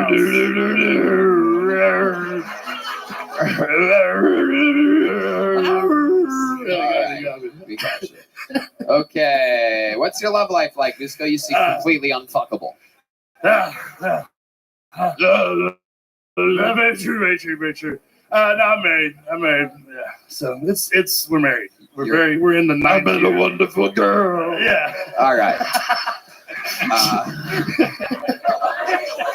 Yeah, she's great. Yeah, she's great. Right. Is she? Yeah, we've been friends forever. So it was. Louis, what do you think about this? I like your assassination themed sweatshirt. Thank you. America's Greatest Hits. Was your 9/11 themed shirt in the wash or what the fuck? I didn't have my Tower 7 one on me. I apologize. Wow. That is incredible. I didn't even notice that. What made you buy that hoodie? I actually had it made. Yeah. You had that custom made? Yeah. Wow. I'm from Dallas. Like I like the we killed the president in our city, and it's great. Very interesting. Buscaro. To search. Yeah, for a laugh, right? Interesting. You need to search for more punchlines. That's Thank you, sir. For sure. For sure. Man, very, very, very interesting. So what made you want to do this? What makes you want to do stand-up? That's long story short, I was doing really well in real estate about 7 years ago. I wanted to get out of the house as I was splitting up with my first baby mother. I got into promoting comedy in Dallas because there's a lot of great local comedians that were up there. And that was really how I wanted to start. Did a festival. A few comedians kind of fucked me over. How did they fuck you over? They just basically took the festival and just took off with it. After, right. And said, because I said mean shit online. We know how that goes. What did you say online? I honestly don't remember because it wasn't anything mean. I was making jokes I think is funny. And as an unfuckable 40-something-year-old white dude, I don't resonate with the 20-somethings. Believe you don't? Not very easily. They didn't realize I was just fucking with them, and they took it personally. Anyway, since then, I've just kind of been doing it as open mics, just going to open mics and just trying. I had very bad stage fright. What do you think the funniest thing you've ever done is in your life? In my life? Yeah, in your entire life. I got some great reviews on Yelp at our restaurant. I told some people the other day that this isn't Olive Garden. If you want something done real fast, you need to go the fuck there. And they posted a Yelp review. Olive Garden. I'm a lot funnier at the restaurant. Yeah, like what have you done at the restaurant? That's like I said, when you're in the moment and somebody's busting your balls about they have to catch a flight, and you came into a small hole in the wall restaurant with 10 tables, and you're being an asshole. And I tell you to go to Olive Garden. What did they say that was like an asshole thing? That we're going to catch a flight and you are taking too long and you only have so many tables. Why isn't this happening faster? So how long do you think it took after they ordered their entrees for them to get them? They got the fuck out after right after that because I told them it was going to be about another 10 or 15 minutes. And then they left. And then I told them if they wanted something faster, next time they should go to Olive Garden. Because if they want fast service, you should go to a fast service That's place. the funniest thing you've ever done in your entire life. That's just recently. My God. That's just recently. I was class clown 4 years in a row at high school. At a So very unfunny high a very school. unfunny small Here, school. here's a small joke, but get out of here. There goes Busco Joe. Thanks, sir. Busco Jones. Second Jones of the night, I do believe, right? Was there Ivory? Yeah, Ivory Jones. My goodness. My goodness. What a night we've had so far. Everyone have fun tonight? Well, as you may know, there's only one way to end an episode like this. It's with the Hall of Famer, the guy that's done it more than absolutely anybody ever in this show's history. It's been 5 years of him gracing our stages all around the country, all around everywhere. Sold out shows his entire career. Every single show he's ever done has been a sold out Kill Tony. He's only known us during the great era of thriving, and he's a big part of it. Ladies and gentlemen, I present to you the Memphis Strangler, the Tijuana Tarantula, the Raleigh Rodeo Riot, the Bulgarian Ball Hammer, the Big Red Machine. This is indeed William Montgomery, everybody.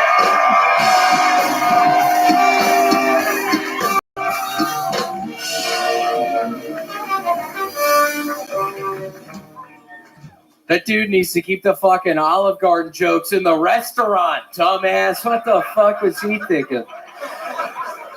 Also, you'll be happy to know the idiot who couldn't really sing that well, who called this show a low-rent American Idol. I literally killed him out in the thing back there after the fun. What a fucking pussy that idiot was. Holy shit. You were nice to him, too.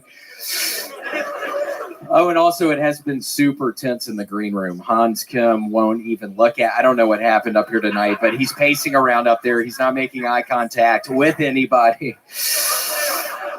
Last week, an 85-year-old man stabbed his wife to death for messing up his pancakes. So what's the fucking problem with that?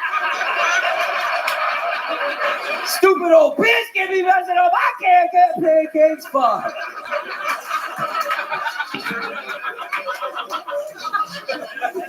I saw a fat woman described as a plus-size influencer, and I couldn't help but wonder, what is she influencing people to do? Buy more candy?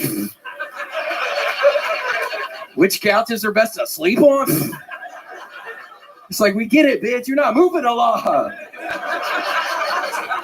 Okay, that's my time, Tony. Thank you. William Montgomery. Hell yeah. Absolutely fantastic. 1:20. You did it again. Hilarious the whole way through. Absolutely the standard setter of the show. Looking fantastic. The red to blue ratio. Everything is unbelievable. You have the head of a fucking star. I've said it a million times. I know, I'll say you it always again. do say that, You Tony. are built for comedy. You are built to be the machine that you are. Oh, he's eyeballing the people in the front. Yeah, row. oh my God, what is wrong with your fucking bitch's stomach, man? What is going on? Why are you? My God. Are you a fucking influencer that I was talking about, bitch? What are you saying, William? What are you saying? The girl's laughing. I don't know what I'm not seeing. I have a bad angle. Stand up. Can you stand up? What is happening? What is going on? Oh my goodness. Oh,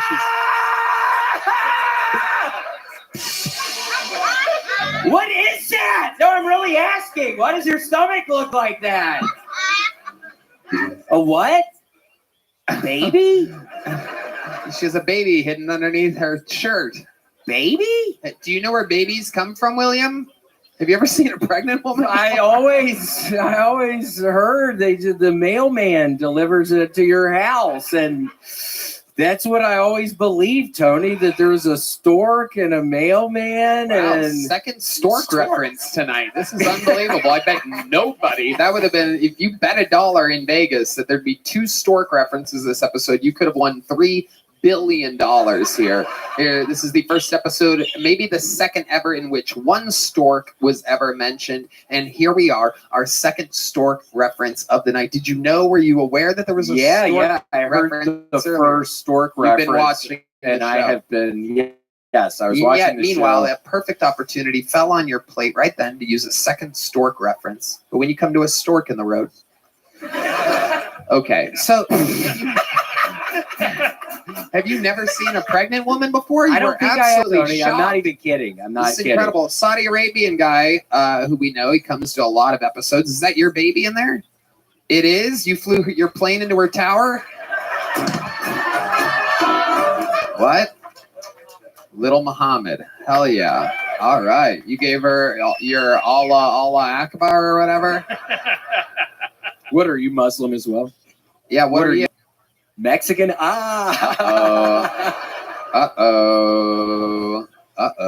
We got a fucking jihad taco over here. Oh my goodness. So when's the baby gonna come out?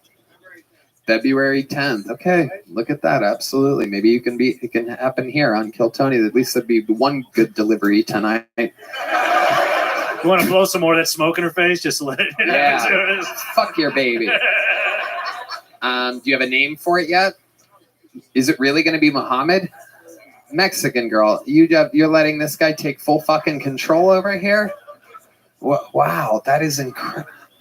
Oh, really? 5 middle names? Oh, wow. Leave it to a fucking Saudi Arabian to have extra baggage. Just going to have to check these fucking names. All right. So it won't be... That's a long name to have on the no-fly list. That's incredible. Wow. So what are Allah the names? Yeah. Yeah. Somebody shot up with testosterone today. What are the names? Put the mic in front of his mouth, William. I want to hear this. Here, take that one. محمد ماجد سلطان يحيى مفرح سعيد العليان العسيري. Garcia.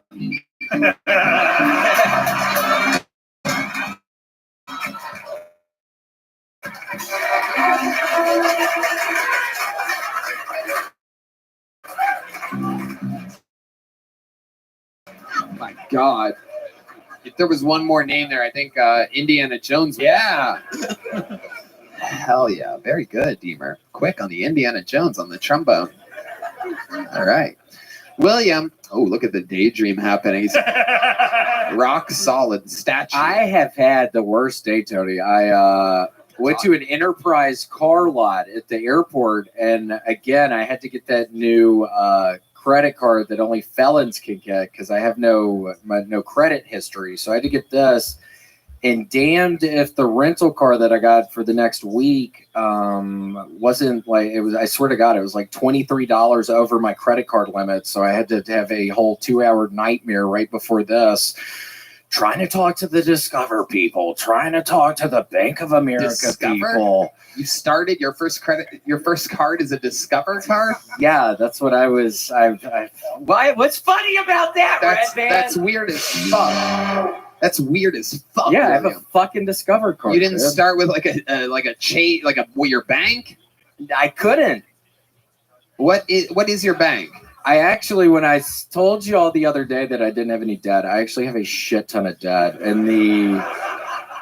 In the 5th grade, I took out all these loans. I had this one friend that was selling making a shit ton of money on these magazine sales. So I took out like $30,000 in loans, Tony, in the 5th grade.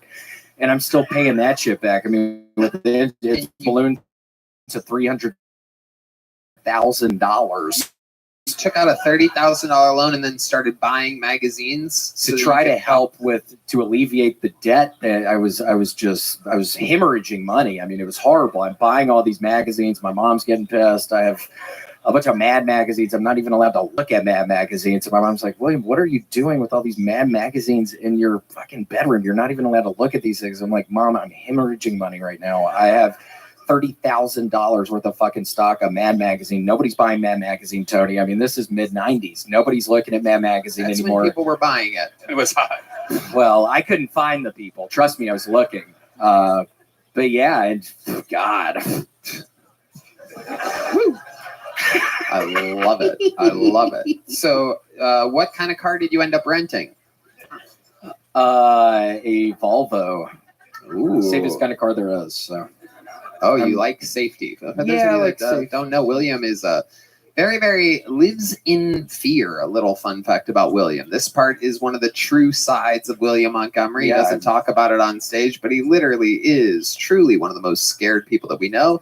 Refuses to fly on private jets. Yeah, He'd rather there is- fly commercial. There's no way you could get me on another private jet. Yeah, Right, It scares I the know. shit out of me. They It's- crash. It's crazy. I have to yell up here, I think, y'all. If I'm really kind of getting down to it right now after this very mediocre set, I think I yell up here because I am really, as Tony has said, I'm the biggest coward you've ever met. That's why I look out of my apartment windows literally 24/7. I'm constantly scanning the fucking grounds of the parking lot. I'm the biggest pussy you've ever met. I swear to God. And then I have to, I think, compensate up here when I have to yell up here. I have to compensate. Hey, sir, you want to look at me when I'm fucking talking, you fucking idiot? And I got scared when I was talking about the plus size model, and then I looked down here and you're kind of plus size. Ah! Wow. But no, I was really scared about that. I come out here and I'm thinking, God, I have this plus size joke, and I look down and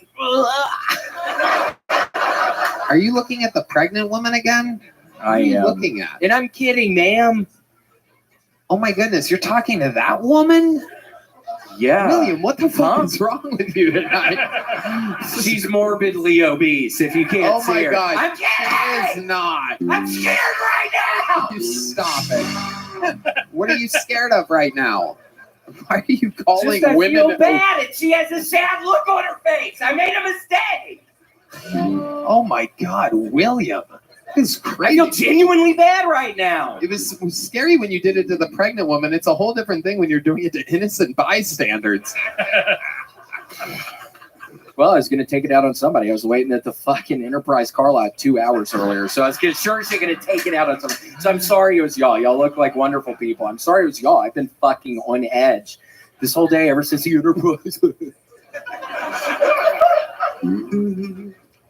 Maybe you can make it up to them. Maybe you can do a little private meet and greet with the two of them after the show right over here in the corner, huh? How about that? Yeah, my gosh, if you want to. Yeah, I'd love to. William in rare form tonight. Have you been eating your Kellogg's All Brand Fiber Buds? I didn't eat them today. Hey. I can tell. You are low on fiber. Oh, he's Why do analyzing you the think guest. that's funny? Oh, Why did you think that Here was he funny? goes. We've seen this before. I don't know which parts are funny. I'm just laughing, man. This is not the energies of someone that has a Volvo. You're still looking at the guest. We've seen this before. Sometimes he just eyeballs the guest, makes them very Who uncomfortable. do I look at, Tony?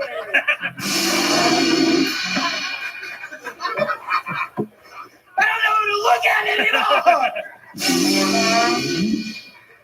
But I wish I did. William Montgomery, ladies and gentlemen. We did it again. Another episode of Kill Tony. The drawing from Ryan J. Belt is in. It's amazing. RyanJBelt.com. Let's look at some local art from the local Chris Rogers. Ooh, a William Montgomery South Park hybrid. So I love it. How about a hand for the great Louis Katz, everybody? LouisKatz.com for tickets. Catch him in Colorado Springs, February 23rd, 24th. This weekend at the Creek and the Cave. Sacramento, January 18th to 20th. And his new special, Present Tense, is out now at Louis Katz Comedy on YouTube. He's Louis Katz Comedy on everything. That's Louiskatz. One more time for Louis Katz, everyone. Thank you. Fantastic. Thanks for having me. How about one more time for the best damn band in the land? Michael Gonzalez on the drums, Paul Deaver on the horns, Steve Madness on the bass, John Deeds on the keys, and the Madman, Matthew Fueling on the electric guitar. Thank you to John Lester, Red Rose, Yellow Rose, NinjaBuses.com, All On Firm House and Security Guard Service, and Connect Mobile Health. Get a fucking IV drip. Don't be an idiot. Rehydrate. Kill 15. Check out the Sunset Strip Comedy Club, sunsetstripatx.com. Thank you. We love you guys. Good night, everybody. Have some Zippix toothpicks. Who wants some Zippix? Huh? Oh, the Asian guy. How about the pregnant lady? You want some? There you go. There you go. All right. How about you guys over here? Oh my goodness. Oh my God. I think I just killed somebody. Here you go. All right. Good night, everybody. Thank you. We love you. Good night. Thank you. You guys got to get the fuck out of here now. Some exclusive Kill Tony merch for sale in the lobby. We love you. God bless America. Good night, everyone.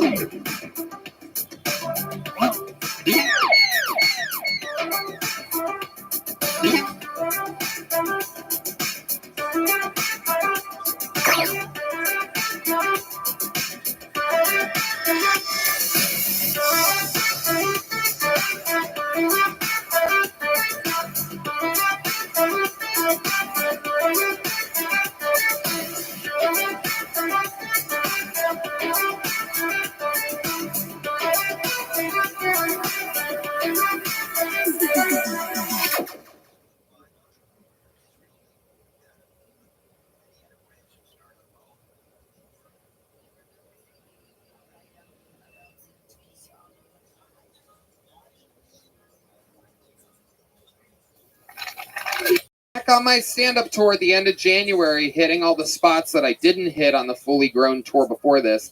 Vancouver, Portland, and Seattle. You're next. January 25th, 26th, and 27th. And then Los Angeles, California, I do stand-up. Denver, Colorado. Cleveland, Pittsburgh, Boston, Baltimore, Salt Lake City, San Jose, Dallas, Houston, St. Louis, Nashville, Fort Lauderdale, and Orlando. I'm so pumped for these upcoming dates. Really excited for you to see it. Taking some of my favorite openers with me. You may recognize some of them. Get tickets now at TonyHinchcliffe.com. This is going to be my last stretch of the stand-up tour for the rest of 2024. It's all just performing in Austin and Kill Tony from there. So hope to see you soon.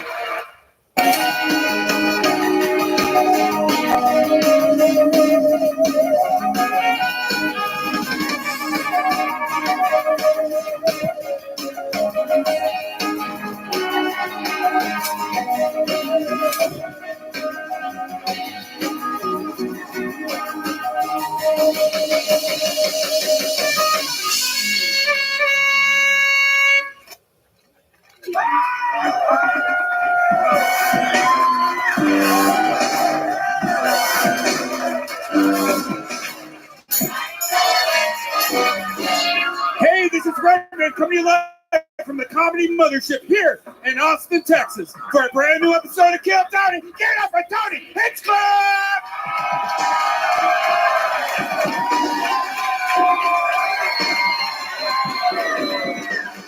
Who's ready for the best fucking night of their lives tonight, huh? Yeah, it sounds fucking great. Up the hand for the Great Red Band, everybody. This is Kill Tony, the #1 live podcast in the motherfucking world, and you're at it. Brought to you by Gel Blaster, Red Rose, Yellow Rose, NinjaBuses.com, Hall Law Firm, Austin Security Guard Service, and Connect Mobile Health, where you can get an IV drip right now. Save 15% using the code KILL15. How we doing tonight? You guys happy? Fuck yeah.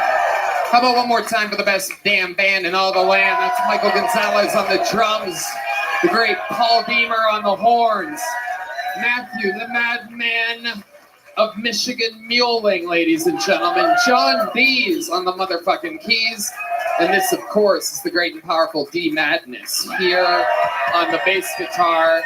How about one more time for the special appearance you guys got to see by the great Tall Wilkenfeld? And here we go. A lot of fun stuff ahead. Before we start, here's a little bit more from the amazing sponsors that made tonight's episode available for you here right now. The Sunset Strip Comedy Club in Austin, Texas is now open. Check out Red Band's secret show every Thursday. Go to sunsetstripatx.com for tickets.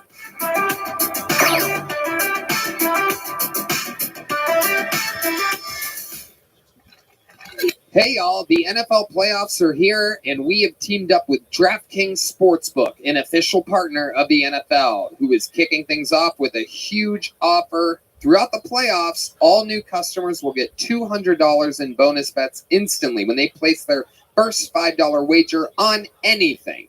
Get in on the action this weekend by downloading the DraftKings app, and don't forget to use our promo code KILLTONY. That's right. New customers who just bet $5 will get $200 in bonus bets instantly. Red Band? Wondering what you can use your $200 in bonus bets on? Combine multiple bets together from the same game for a shot at an even bigger payout. If you're already signed up for DraftKings like me, you can get a no sweat bet. Get a bonus bet back if your same game parlay SGPX bet doesn't hit. Max reward limits applied. If sports betting is not yet available in your state, don't worry. You can still join in all the fun at the DraftKings Daily Fantasy and have the chance to win cash prizes. Thanks to DraftKings for sponsoring this episode of Kill Tony. I'm psyched that we're officially partnering with DraftKings Sportsbook because I love the NFL playoffs, and DraftKings is the perfect way to make them even better. Download the DraftKings Sportsbook app now. New customers, our promo code KILLTONY, and bet just $5 on any wager and get $200 in bonus bets instantly. That's promo code KILLTONY, only at DraftKings Sportsbook. The crown is yours. We're going to have fun tonight. Are you guys ready to start tonight's episode? Are you guys ready to start tonight's fucking episode? That's what I'm talking about. You know, we have a lot of the best guests in the world on this show, and some of them I introduced to y'all before they are tremendously fucking famous. These are two guys that the entire world will know of. I mean, and if you don't already, they've been on the show multiple times, but these guys are about to blow the fuck up. Two guys that are a huge part of the Austin comedy scene on all the shows. Almost all the shows that we do around here with Rogan and Segura and Tim Dillon and Shane Gillis and everybody. Make some noise for two of the best in the world, two of my top young favorite rising comedians on planet Earth. It's Derek Poston and Hassan Ahmad, ladies and gentlemen. Make some fucking noise for our guests. Derek Poston. You know him. He does arenas for the Schultz. The greatest survived the 9/11 hijackings, a rare survivor. He was flying one of the planes and hit the eject button at the last second. Not a lot of people know that. He paraglided out of there. Didn't have a parachute. He paraglided out of the plane. Son, tell them about that. You were very young at the time. You know, Indian people, we achieve early. You know, so how old were you during 9/11? Old enough to do it. Okay. I'll tell you that right now. I'll tell you that right now. The great Derek Poston, famous for Arenas with Schultz, the Flagrant Podcast with Andrew Schultz. a huge member of the Schultz clan. How did you get to start working with Andrew Schultz? How does that go down exactly? Yo, my Is all nigga- these people just the types of things that I fucking do?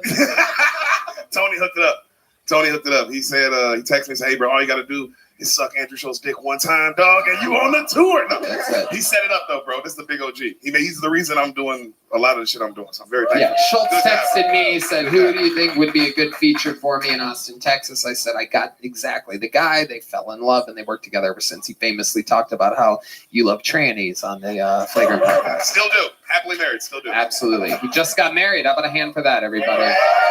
But you guys have done this show multiple times. You know how it works. A ton of people signed up for the chance to get 60 seconds uninterrupted on the stage. You know their time is up and you hear the sound of a kitten. That means they have to wrap it up then or else they bring out the angry West Hollywood bear, which just interrupts them. And then I conduct an interview and we talk to them. We find out more about them. The entire thing is crazy. Anything can happen and we're all going to live it here together in the moment. Are you guys ready for this shit? I'm going to pre-pull a name. We're going to get them from the bar across the street. Sweet little, dirty little poor choices. A brand new adventure from our good friend Nick, who famously owned Vulcan Gas Company. He's got a new bar. Really small ceilings. They Very just chic. started to take over. They are much lower ceilings than Sunset. Could be the second best comedy club on the street in no time whatsoever. They are a microphone away from having the second best comedy club on the street. Woo! Poor choices. That's right across the street. Our good friends own it. How about a hand for Nick and Kirk up here in the house? So while we go wrangle whoever that was that I just pulled out of the bucket, we're going to get one of our absolute historical regulars up here, a fucking legend of the game, an absolute Korean thug, if you will. Ladies and gentlemen, we found him absolutely doing nothing but open mics, making $0 a month doing stand-up comedy. Now he's got the Rolex, he's got the white girlfriend, he's got it all going for him. He's rich, he sells out all over the world now. This is Hans Kim. This is Hans Kim. Make some noise for motherfucking Hans Kim.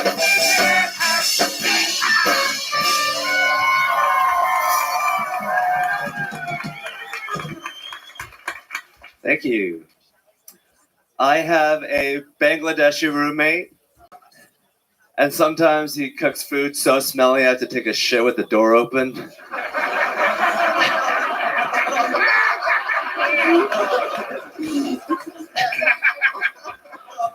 Just to get rid of the smell. I've been sending a lot of Ozempic to the Palestinians in Gaza. So it's easier for them to dodge the bombs. And if they do get hit, there's less mess to clean up. I hate it when ugly people act like them dating is the same thing as when hot people date like me. It's like the difference between the NFL and Major League Soccer. It's like, yeah, you're playing on the same field, but no one wants to see what you're doing. All right, thank you. That was Hans Kim. That was Hans Kim. That was Hans Kim. That was Hans Kim. Yeah. Thank you. Fantastic, Hans. How are you? Good, I'm good. That was great. Good set. Thank you so much. That means so much to me, Tony. Jesus Christ, this guy is the most autistic fucking robot. How do you have both? How is it possible that you're autistic and robot-like? I just am Asian. I think this is what Asians are like. Hello. Hello, indeed. I love it. So, how much of that's real? Because we heard recently that a roommate complained about the smell of your kimchi, and now you're complaining about the smell of your roommate's food. So it seems It's totally made up. I don't even know where I came up with that shit. I think it was from a long time ago, and I looked through my notes, and I was like, oh shit, yeah. I could do that, you know, that joke. Yeah, son him out. So full disclosure, I am the Bangladeshi roommate that he's talking about. This nigga stinks. No, first of all, I don't cook.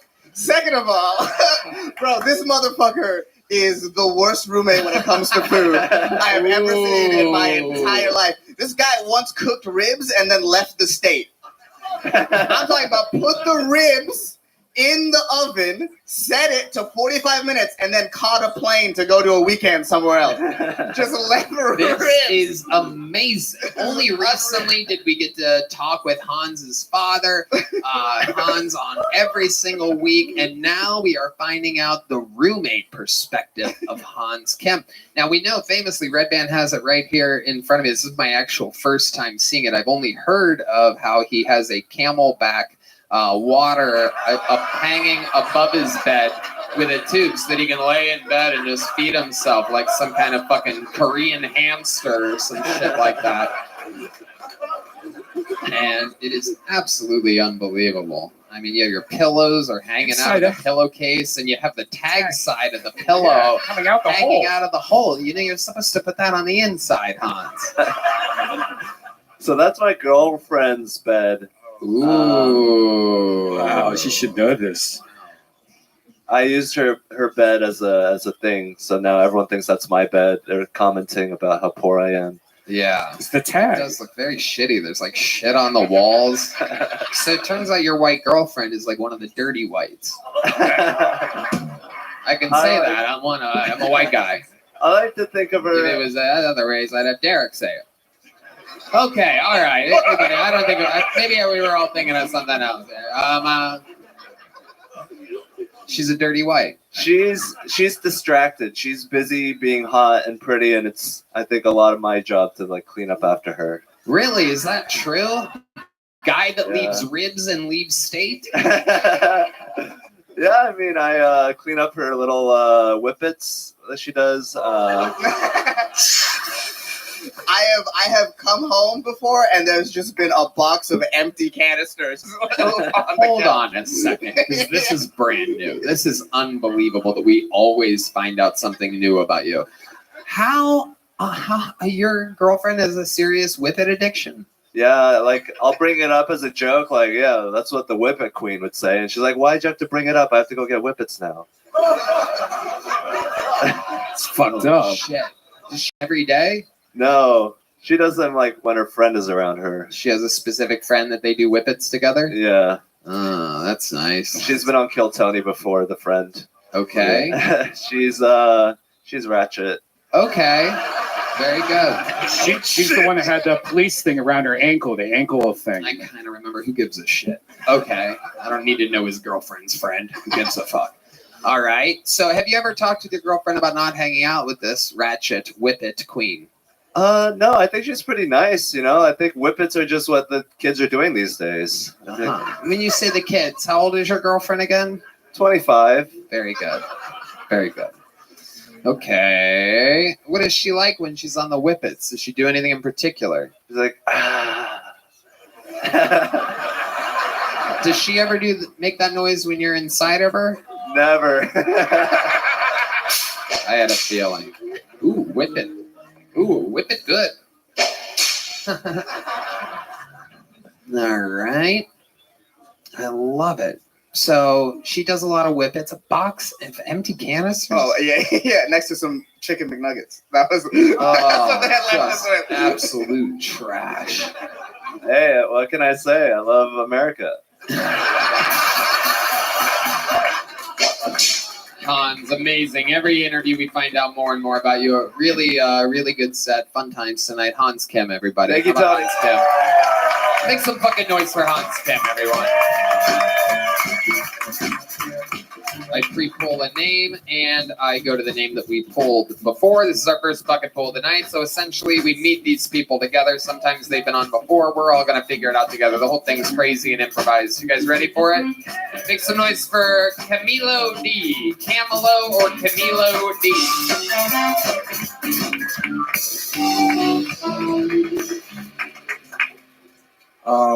I think crystal collecting is just rock collecting for bitches.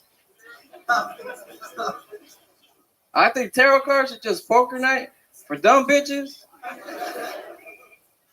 I think astrology is stargazing for stupid ass bitches.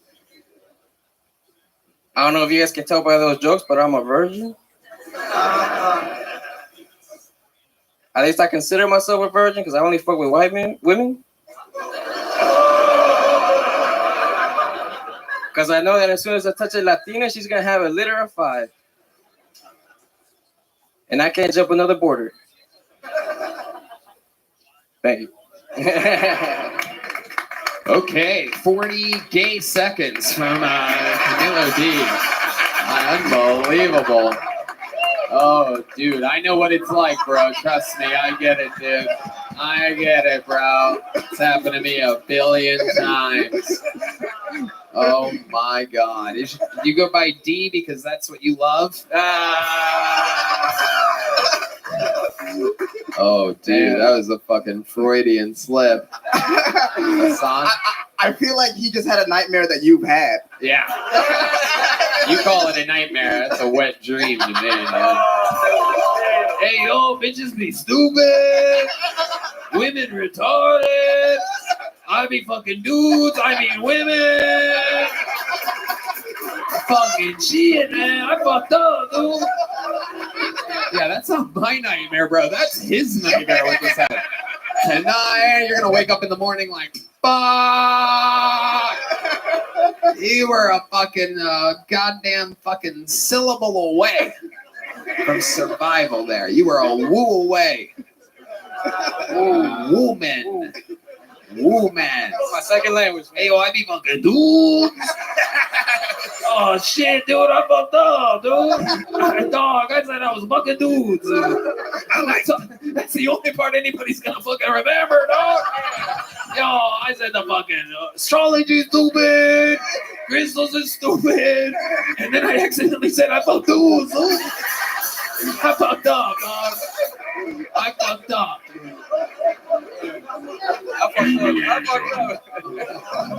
I fucked up. Is it Camilo? Camilo? Camilo, yeah. Camilo. Yeah. Camilo D. How long have you been on stand-up? 2 years. 2 years. All of it here in Austin? Yes, sir. What do you do for work? I'm an electrician. Electrician. Hell yeah. You ever gone on a call and you go in somebody's place and it's a fucking just dude in his shorts? And he's like, hey, I need some help over here. You don't remember me? Oh, you son of a bitch. You son of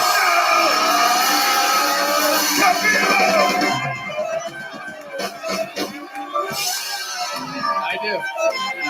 I remember it well. I remember it well.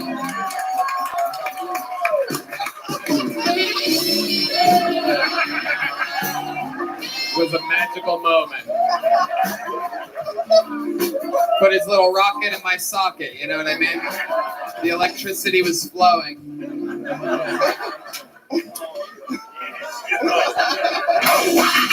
Okay, Jesus Christ, Redman.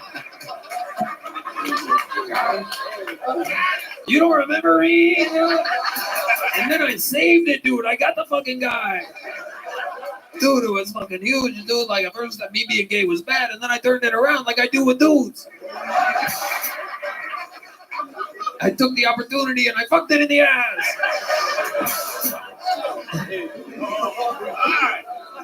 Anyway, how old are you, Camilo? I'm about to turn 26. 26. What do you do for fun in this crazy world when you're not doing For stand-up fun, comedy? stand-up, soccer. Soccer? Yeah, Fuck yeah. Damn, you are gay. Yeah, dude. I mean, I suck it.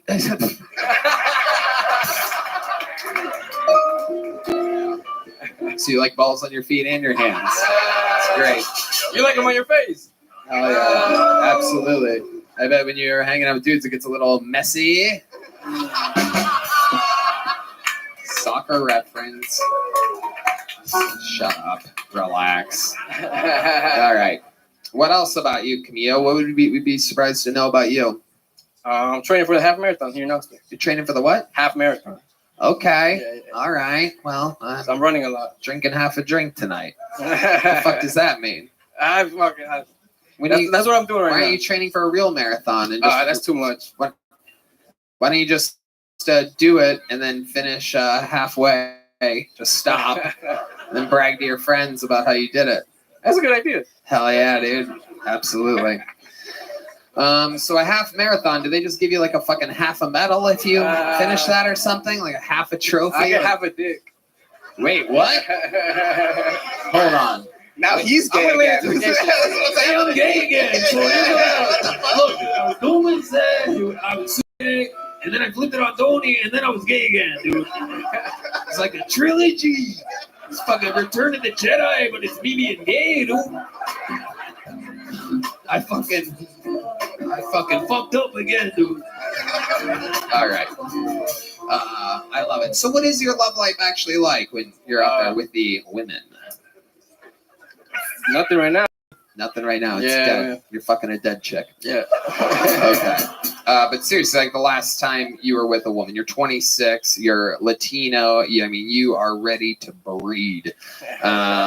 So let's talk about I'm a it. little late, actually. What? I'm a little late on breeding. You're a what? Late. Right. Yes, absolutely. Okay, so Yeah, let's yeah. go to my question. What's going on? Last time you got laid, what happened there? What happened? I don't know. No, I'm kidding, man. I know you're kidding. I've I never- always know when you're joking because the room goes completely silent. So, like, when was it? About ballpark? How long ago? 3 years. Oh shit, Trace? You basically are a virgin. Yeah. If a Latino goes 2 years or more without getting laid, they are re-virginized. Not a lot of people know that. Yeah. Okay. When's the last time you saw? Speaking of virgins, when's the last time you saw Virgin Mary in like toast or something like that?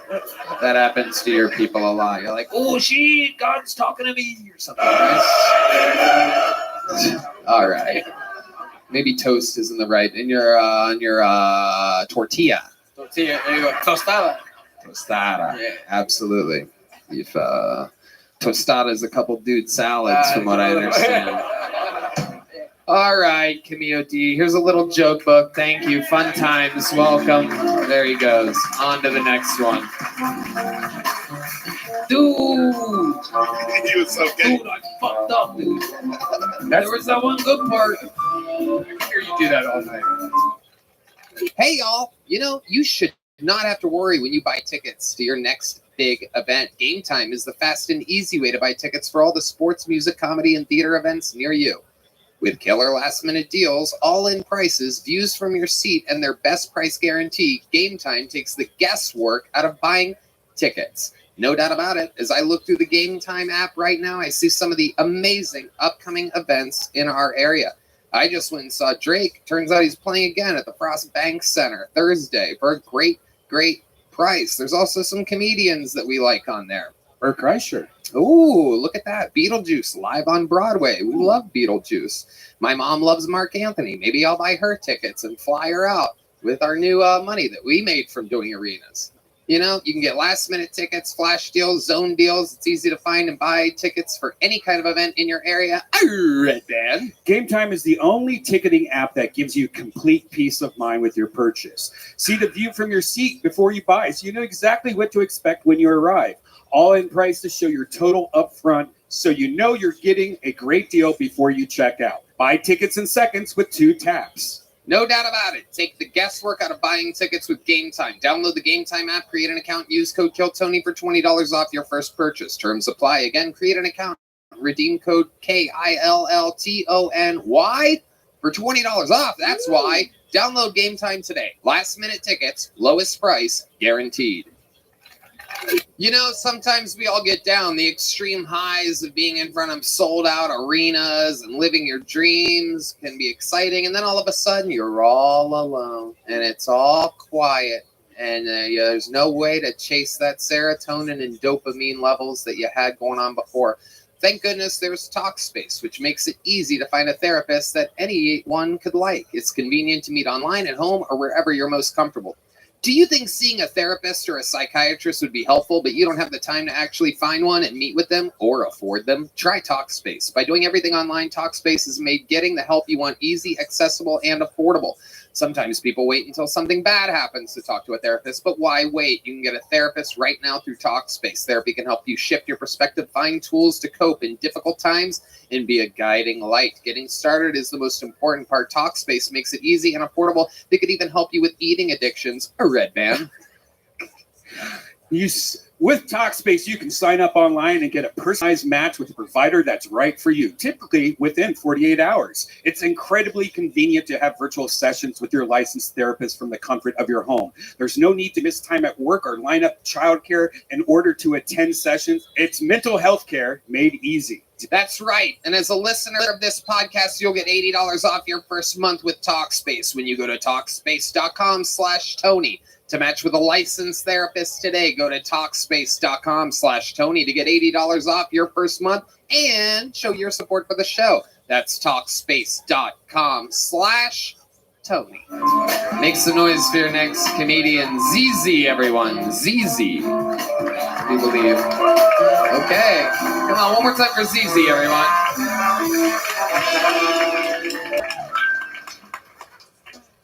What's up? Okay, is the minute started? Okay. Hi. I grew up in Iraq. I moved to the US 2017. In my culture, we have a saying, when you want someone to leave and never come back, to throw 7 rocks behind them. Rocks. Not bombs, rocks. 1, 2, 3, 4, 5, 6, 7, 8, 9. No, 7, not 8. 7. So the day when I was moving, I turned to my family and said, demolish the house behind me. Rumor has it they found weapon of mass destruction beneath it. Well, no, this is bullshit. I just turned 37. Why are you fucking laughing? I'm allowed to brag about turning 37. I look fucking fly. My mom wants me to settle down and like find a good guy and marry. She doesn't know I live in Austin. So there you go. No! ZZ, everybody. Jesus Christ. No, that's not how it works, ZZ. Nope. The man is talking, Iraqi woman. No, that's not how the show works. Please. You know better than anybody. I know your fucking father would never let you. Only talk if I ask you a question. No, stop talking. Don't fucking stop. You're gonna ruin this for everybody like you did fucking our economy. You Iraqi fucking people. It's absolutely incredible. There's your hackiest joke ever. You couldn't have bombed any harder, but Iraqi people don't really bomb. Turns out, like, the actual Iraqis. Okay, very good. That's great. Don't talk. Yes, sir. Like most Iraqis, you had no weapons of destruction here tonight. Absolutely incredible. You suck at this. How long have you been attempting? Don't talk unless I ask you a question. You're fucking unbearable. Relax. Only answer questions and answer them honestly. Okay? Sure. How long have you been doing stand-up? 3 months. All here in Austin, Texas? Yeah. This is where you live? Yeah. What do you do for a living? I work at UT. UTI? Is that the only UT you know? You look like it. Yeah, I look like I have a urinary tract infection. You look like you've never been to college. Okay, very good. Yes, Okay. good one. Never come back, Zays. Can somebody throw a shoe at her? UT Austin. What did you say? ZZ, you are unbearable. Stop talking. Have you ever seen this show before? No, only on YouTube Shorts. Right. Okay. All right. Yo. You said to respond honestly. I am honest. ZZ, you are unbearable. Oh my God. What do you do at My UT? mom would agree. Okay, there she goes, ZZ, everybody. You're the worst. There you go. Very good. Never sign up again. You're unbearable. Nope. No goodbye. No joke book. No nothing. The worst. How about a big boo for ZZ, everybody? Come on. You can boo harder than that. All right. Got another bucket full here. Anything can happen. Let's see if this seems like the name of a good old American girl, huh? Make some noise for Corinne Aaliyah, everybody. Here we go. Corinne Aaliyah.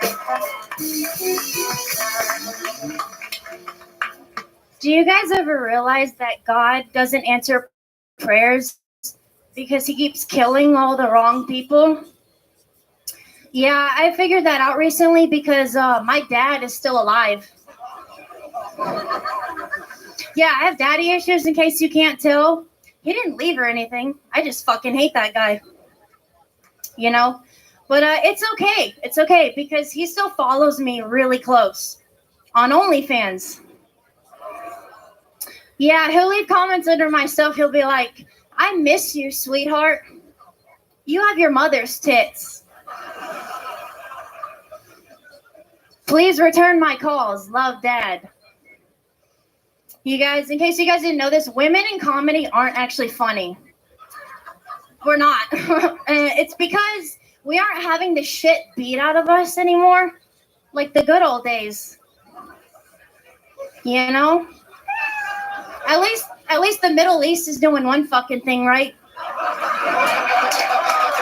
Making women funny again. That's it. Thanks. Fuck yeah. Corinne Aaliyah.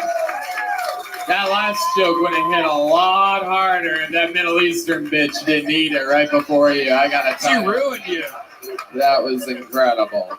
They missed one. There's one not getting beat hard enough out there. Oh, That yeah. was amazing. That was good Thank you. stuff.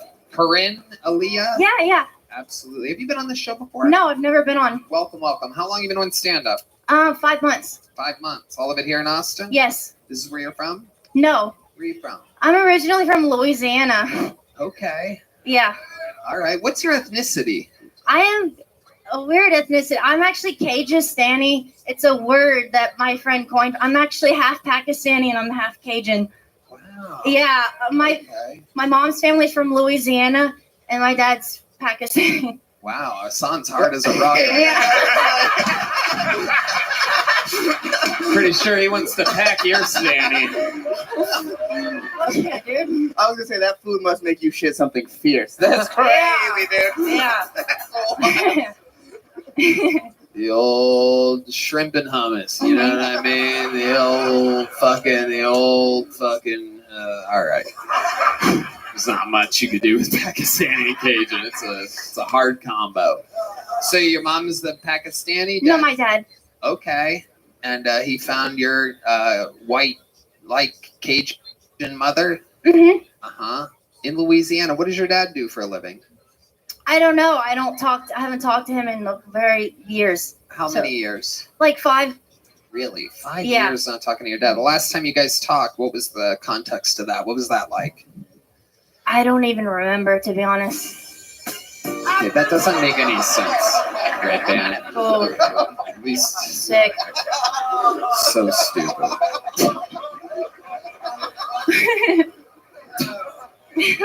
Yes. His dad tried to fuck her is what Red Band's Yeah. For those of you that are in 7th grade and have Hell an yeah. absolutely moronic sense of humor during a serious part of an interview. So you said that you wanted your dad to be murdered in your 60 seconds. And you're saying that you haven't talked to him in years, but you don't remember any of the trauma that he instilled upon you exactly? Oh, he definitely did traumatize me as a child. Let's talk about it. Well, No, just like when I was growing up, just emotionally just ignored me and was absent. he was a dad. Yeah. Okay. Yeah. Good. Okay. How long have you lived in Austin? I've moved here at the end of January. And how's it going for you? How do you like it? I really like it out here. What do you like to do? What do you do for fun? I fight. You fight? I do Muay Thai. Oh, shit. Okay. There goes Red Band's chances of a successful rape.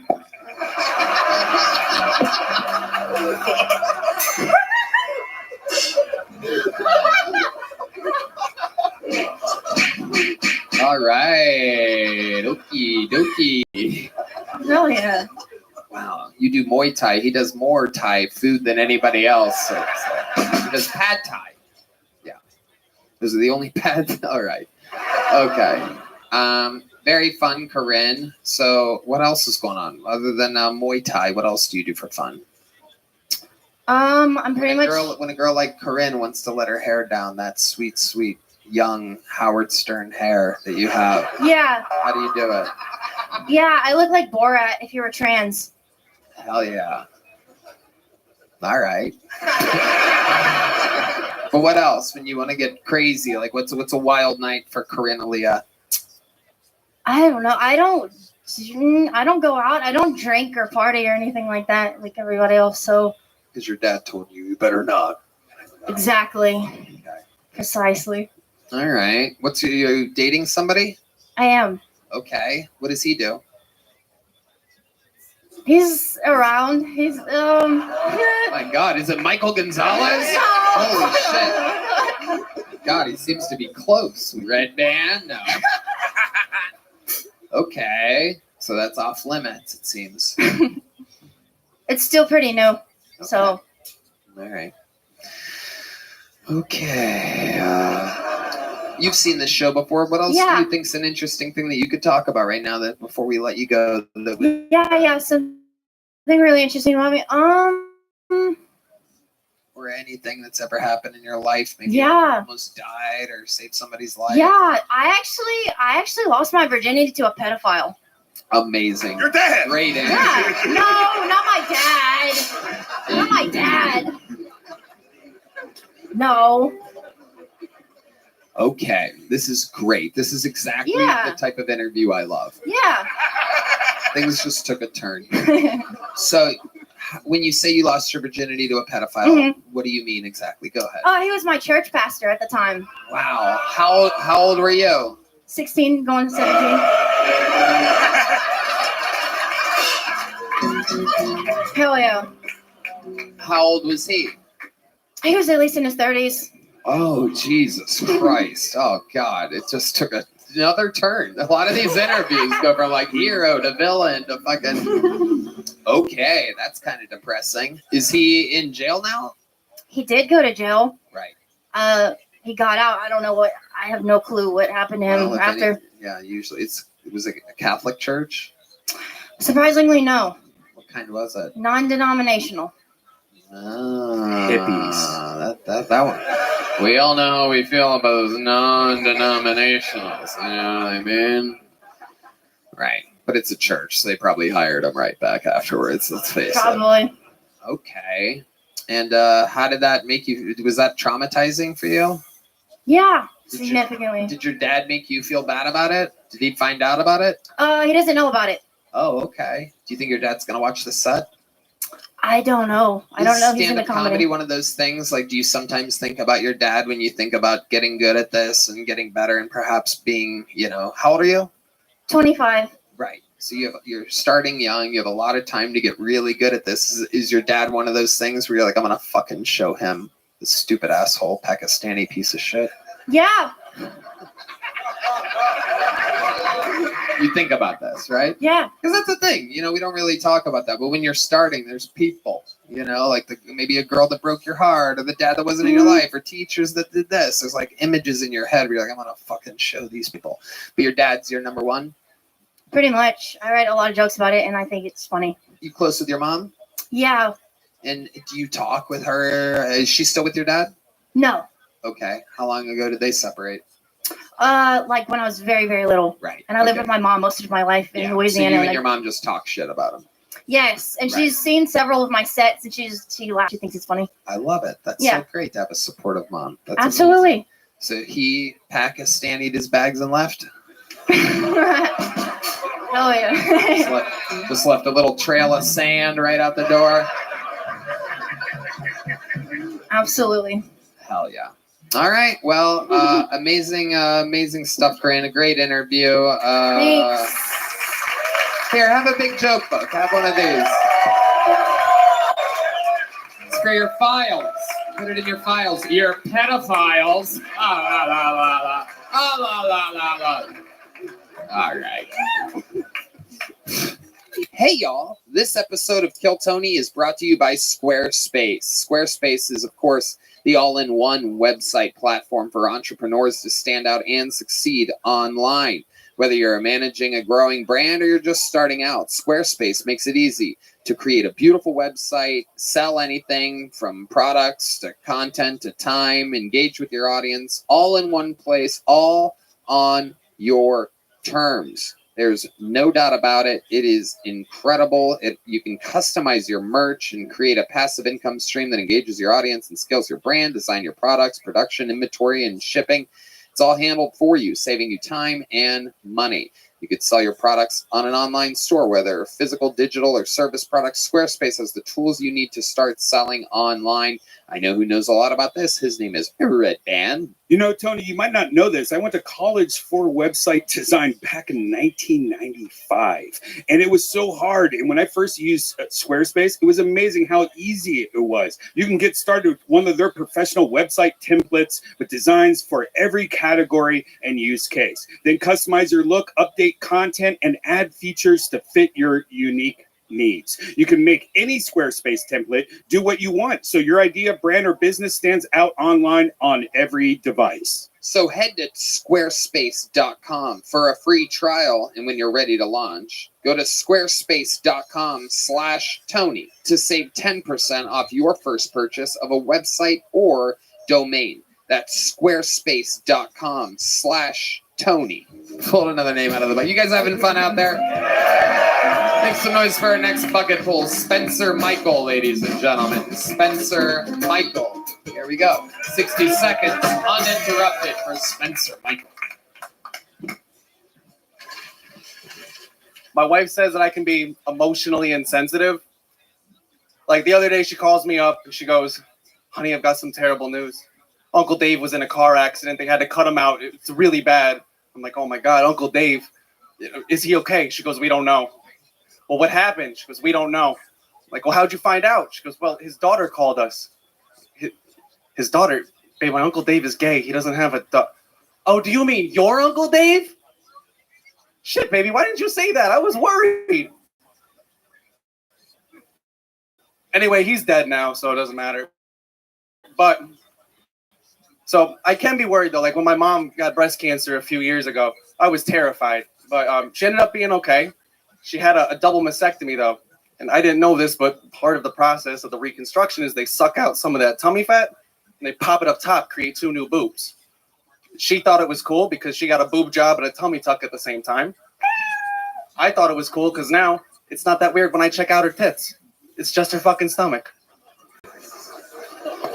Thank you. All right. Spencer Michael, this is your first time on the show, right? It is. Has anybody ever told you that you look like if someone sucked all of the blood out of Anthony Jeselnik? You'd be the first, Tony. There you go. Welcome. Indeed. Spencer, you're wearing the lucky Italian pepper there. I am, yes. I'm not that Italian myself, but I'm into basically a mob family. So okay. Is that where you got the jacket, the t-shirt, the pants? Absolutely, the whole thing now. Yeah. Absolutely. If I don't look the part, I stand out. So How old are you? I'm 28. You're only 28. You got married. How long were you with this girl? I've been with her for 10 years now. Married for 5 years. 10 years. So you were 18. 18 years old. Is that the girl that you lost your virginity to? No. Oh, does she know that? Yes, she does. Yeah. Were you the guy that she lost her virginity to? Yes, I was. Just me, no one else. You believe that?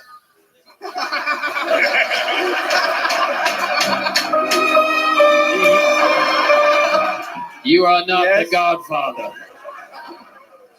All right. Spencer, how long you been doing stand-up?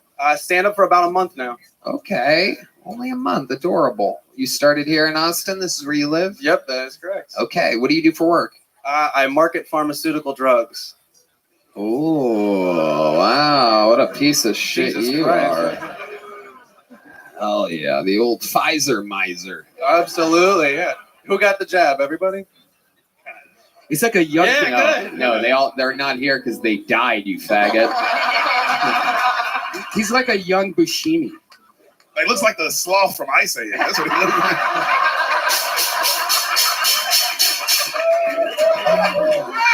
Oh shit. Oh shit. D Madness is going to watch Ice Age real quick. He's gonna be right back. He's like, I don't get it. Show me that shit real quick. Let me feel the. All right. Okay. So you're 28 years old. You've been in the same relationship for 10 years. 1 month in a stand-up. What made you want to start stand-up? it's a little bit more fun than marketing drugs for the bad guys. So Well, yeah, it but you keeps me a still little have to happier. do that to make a living. Exactly, I do. I got a kid now, so I can't walk away from it too quickly. So what exactly do you do? I'm on the relationship side, so basically I'm just a friendly voice on the other side of the phone, so that the company that I work for can market more and more drugs for the people that make them. So the company that you not making friends, I can tell. It's fine. you're advertising that the drugs by the huge pharmaceutical companies are good, basically, and you're coming up with ideas for that, or you're really just the relation. Really just on the relation side. I'll give them some ideas, but I'm not Like, well, creating what's one of anything. your ideas that you've given a pharmaceutical company? I mean, I have a couple I signed an NDA for, but one was to show more diversity. They really seem to like that one a lot. Oh yeah. Oh, just say that's that. you causing that, Oh, huh? absolutely, yeah. Gotta Not have for a this Mexican, one, a it's, black, a white, and at least one woman, and you'll be able to sell some drugs. Wow, incredible! You're the scum of the earth. Now you sound like my mom. Okay. Anyway, the girl you're with is Italian. What do you notice about Italian culture that you're not used to? What are some things that stand out to you? Got to give them more room to talk. You can't stand too close, or you're gonna get smacked in the head. That's a pretty big one. That's true. You get that. She's a got lot. like 3 uncles that aren't related to her, so that was weird for me. She's got like Uncle Tony, Andy, and Vinny. Yep. They're cool guys, but yeah, they're not blood related at all. That is true. A fun fact is that Italians have uncles, black people have cousins. For those of you keeping track, it is a cultural thing. Don't ask too many questions. I might get slapped. You know what I mean? Yeah, I bet they bully you a lot. You have a vitamin D deficiency. That's the first time hearing of it. Have you? Did you get vaccinated yourself? I don't normally. I mean, fucking everybody. The fucking they got political. Tony moved to Texas. They think it's they're putting the chicken after the egg or something like that. I moved here because of it. I did regret it, but I did get it. Yeah. Did you get a booster? I did get a booster too. Did you get 2 boosters? Just the one. I came to my Just the one. How did it make you feel? Did you feel good? You got COVID immediately afterwards? Oh, immediately. It was like 3 months later. And Yeah, it was it's almost crazy. Instantly came down. Yeah. Yeah. How did it treat you though? You must have been, since you were vaccinated, you must have been just done with it immediately. Not right? at all. It was like 3 weeks. It was coughing. 3 weeks crazy. after Yeah, being vaccinated. It's yeah. amazing because it's so safe and effective. Yeah, it was amazing. Right.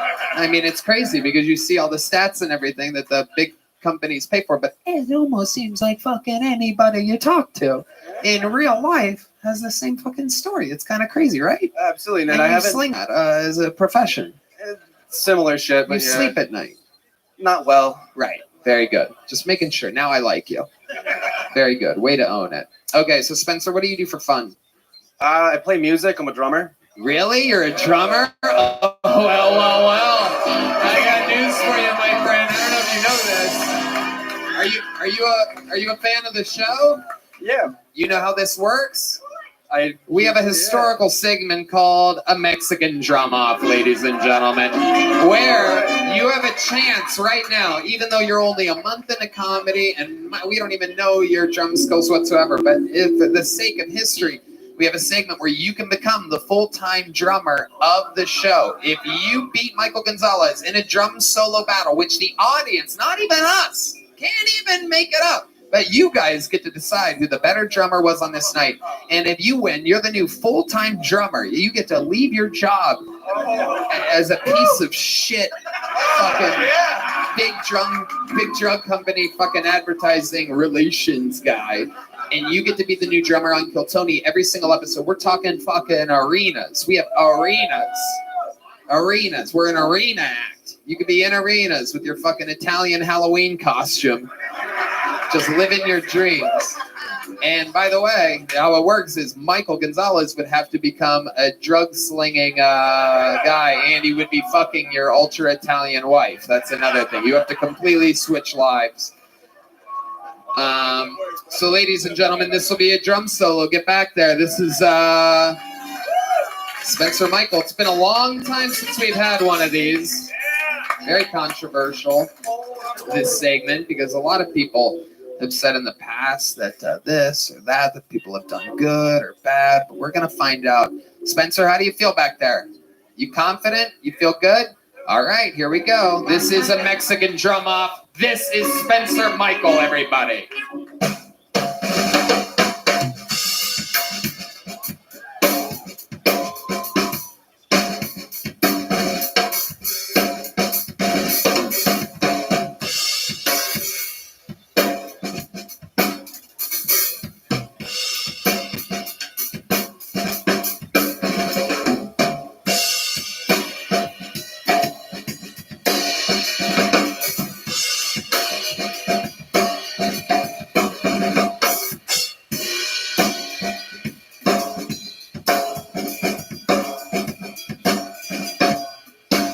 All right, put a ribbon on it, Michael. Bring it home.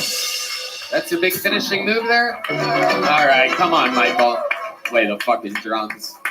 I could beat you right now, but I'm not going to. I'm not going to.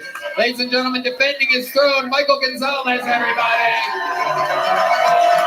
You know I would, but I'm not going to do that. I want to be entertained. This is Michael's throne, Michael's job to lose. This is Michael Gonzalez.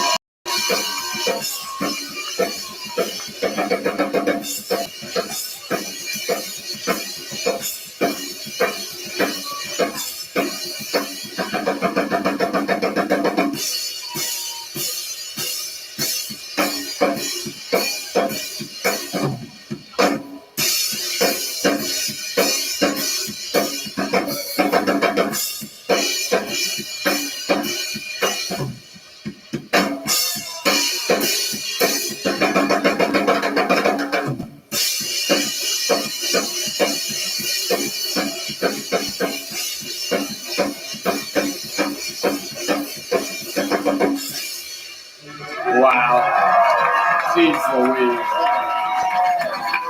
A brutal murder is taking place here today. Yeah, good job, dude.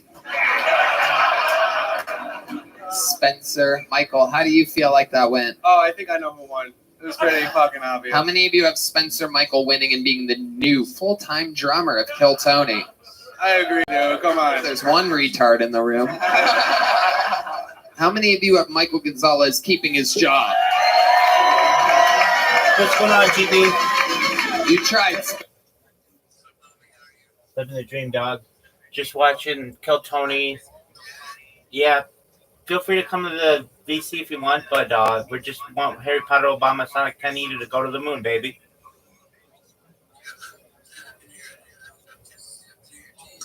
Well, same to you, my man.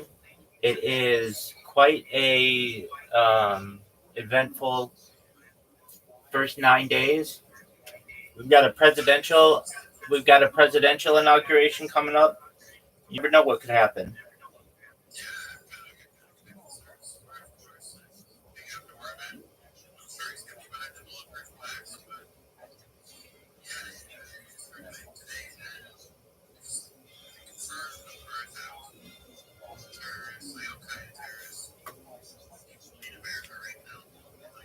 Yeah, dog, I don't even know what that means, though. Whatever. I don't take that. What is that? That could be like that could be half a Harry Potter Obama Sonic 10, you know.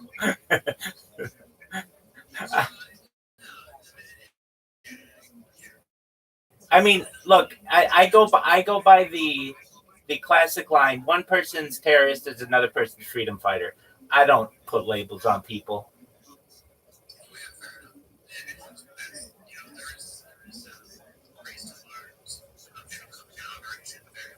I understand that, dog. There could be 100 boogeymen in my closet or, 50 monsters under my bed. Look, I've just been lied to so many times by the CIA that I don't take their shit seriously anymore.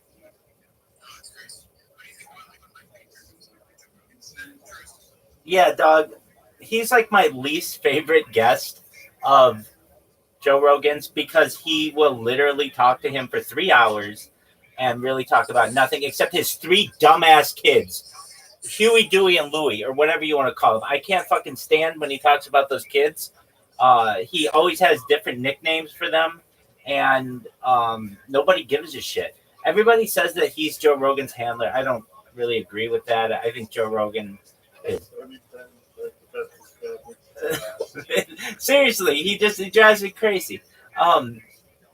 So, and they always talk about like literally just the same shit. Like, well, Intel is telling me that there could be boogeymen in Azerbaijan, and then but I don't know. When I was with the CIA, or I was with the company, as he says, we used to take down boogeymen in Guatemala, and we took down good boogeymen in Tanzania, and you never know, there might be another uprising of boogeymen in Afghanistan, so we may have to invade Iraq again, because that's boogeyman logic. I don't believe this shit. That's just how I am. But Joe Rogan's always like, okay, yeah, and like I guess because Mike Baker, he's on like every 22 episodes. Somebody did some math on it. I kind of get sick of him, as I guess. But yeah, that's just... No, there's never anything amazing revealed in those episodes. Like, name one thing. I mean, there's never like, at least with the UFO guys, they've got a little piece here or there that you can take from it. Mike Baker is 3 hours of talking about, Curly, Moe, and Larry, and what life was like 20 years ago in the CIA, but not even really. He can't reveal anything too much about it, and so that's kind of how I feel about him. What do you think about Mike Baker?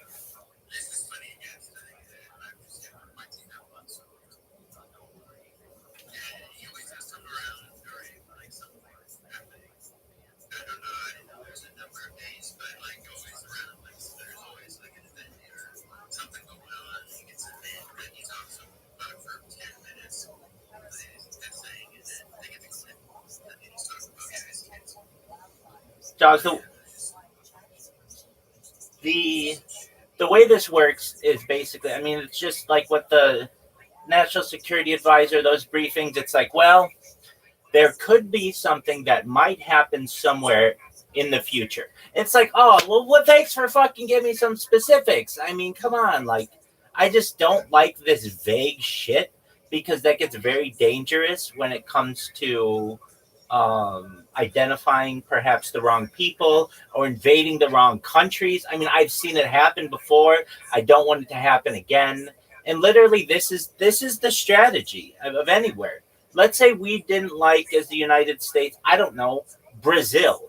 We would just literally say that, oh, there's some rogue Brazilian group that is in the major cities of Brazil and Rio de Janeiro and Sao Paulo, and we need to invade them so that we get this rogue group, and we can call them whatever group, and we destroy the whole fucking country. And then it's like, oh, well, then they went to Colombia, so now we got to go to Colombia and get them. And then they went to Paraguay and Uruguay and Argentina, and then all of a sudden we just become nation builders, and I don't want my country to be that. It makes me sick.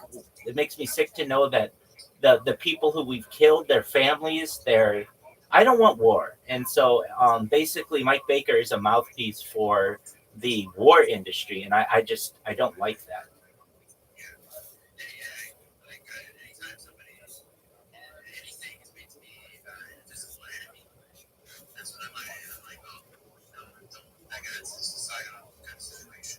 I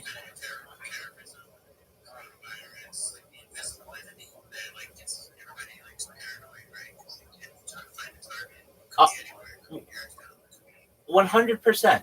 Until there's a world leader who gets in a microphone in English and it's like, we're going to fuck you up. We're sending the platoons after you. We're going to bomb all your biggest cities. Then I'm not taking your ass seriously.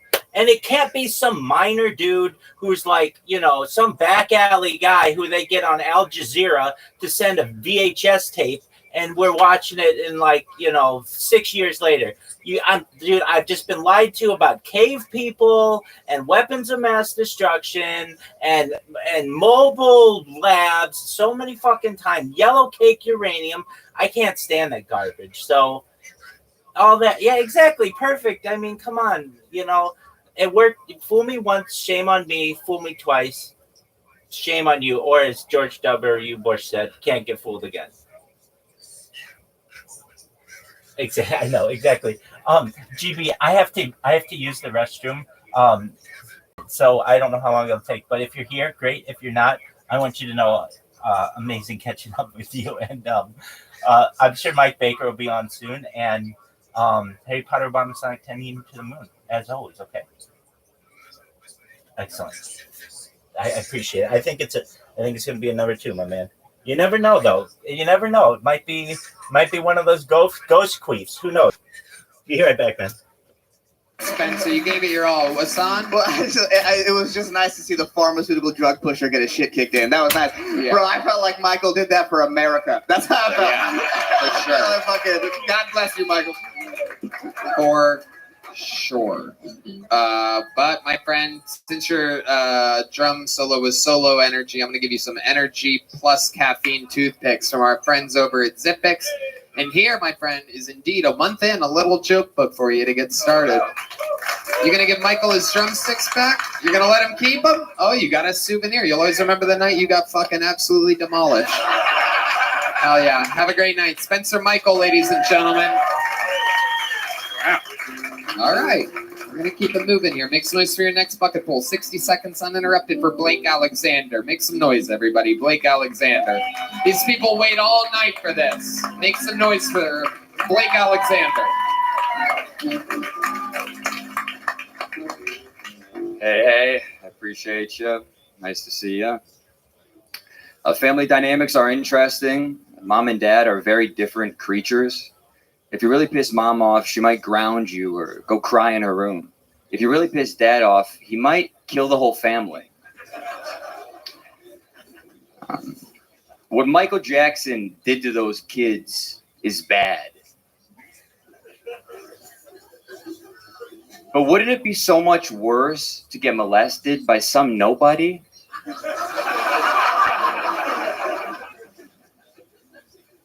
I don't know about you folks, but I would let Caitlyn Jenner go down on me. I would, for sure. Because then I would have bragging rights for the rest of my life. Like, oh yeah? Well, I got head from one of the Jenner girls. People would be like, really? Which one? Nah, don't worry about it. I appreciate you. Thank you, folks. There you go. Okay, Blake Alexander, solid set. How's it going, Blake? Doing wonderful, brother. First time on the show? Second time. Okay, welcome back. How long you been doing stand-up? 4 years. All of it here in Texas? No, I started in Colorado, like right around the beginning of the pandemic. How long have you been in Austin? About 2 years now, coming up. Okay, what do you do for a living? I'm a bartender on 6th Street. Bartender on 6th Street, okay. Yeah. Starting to remember that. West 6th or this side of 6th? This side of 6th. Interesting. The boundary is dirty. Well, two put together to be on this side of 6th Street. Hell yeah. I creep. I'm a degenerate. Okay, tell us more about that. Yeah, I mean, I got sober recently, like 5 months sober of alcohol, so that was, beer's big for me. I definitely I appreciate you, of course. Not projecting, please. Everyone drink, enjoy it. If you can enjoy it, please do. Like, again, having a couple cocktails, what a beautiful part of life if you can do that and not also almost kill yourself on a monthly, weekly basis. How terrible did your drinking get? I mean, at a level, a lot of crazy. Yeah, just a lot of crazy shit. I completely black out. Give us a quantity. Like, when would you start? What would you drink? I go into the plan. I'm like, yeah, maybe have a couple of shots and, and then, but mostly kind of just keep the beers and keep the individual drink cocktails. But once I get a couple of shots in, it's like the demon just, And what types of things would happen when the demon? Yeah, so I would do again, I would love to get sex work. Yeah, you would for prostitutes. Well, I didn't like actually fucking the prostitutes. That made me feel dirty. So I had to. Yeah. What kind of blackout drunk are you, dude? Hey, yo, get over here. I want to talk with you. My fucking dad was so mean to me. Yeah, no, I definitely went there probably a couple of dozen times or maybe a dozen. But I really settled on a massage and a hand job. That's like for me the sweet spot. Like a legit massage. Yeah, I mean that's what's amazing about the service that exists. Asian massage parlors, but also private dealers online. It's unbelievable. Just an hour massage. I recommend everyone. So encourage an everyone. hour-long full body massage. Just get a massage for your own like healthcare, and you'll feel amazing. Thank you. Yes, we all get our advice from Dirty 6th Street bartenders. Thank you. Hey, massage is self-care. That's objective. Right. Getting massages is good for mental health. Yeah. Thank you. No, again, you'll feel good.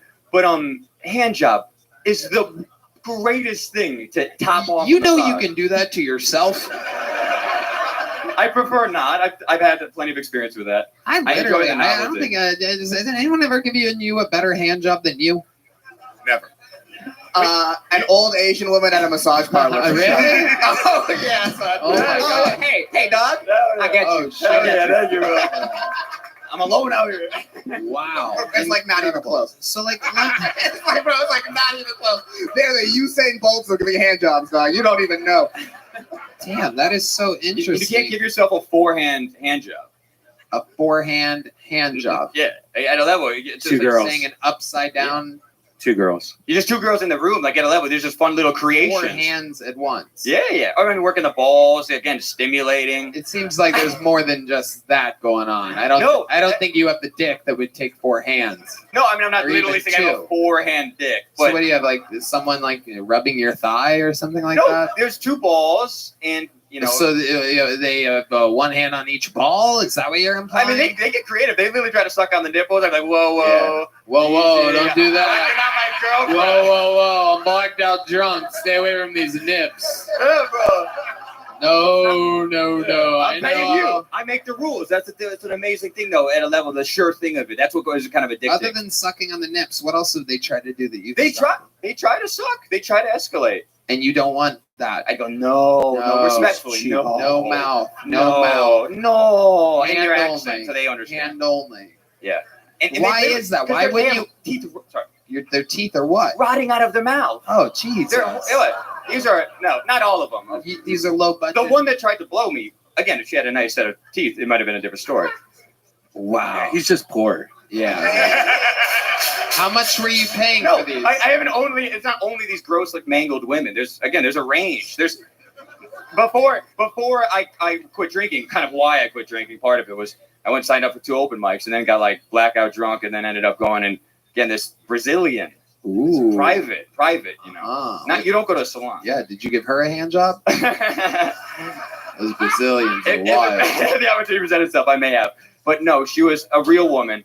And In call or out call? in call. Yeah. And she, so like they call it, it's amazing. It's a beautiful thing not to blow up their, thing. All the dirt balls were wondering. In call or out. Yeah. No, it was a very comfortable in call. Airbnb, safe, but I had trouble. It was this horrible thing. Like, they're so beautiful. It's unbelievable almost how beautiful they are. And I'm like, wow, you're really doing this? No, again, I'm not. You were very drunk. No. You see the pictures when if you do your research, you're doing sober research, drunk integration, drunk execution.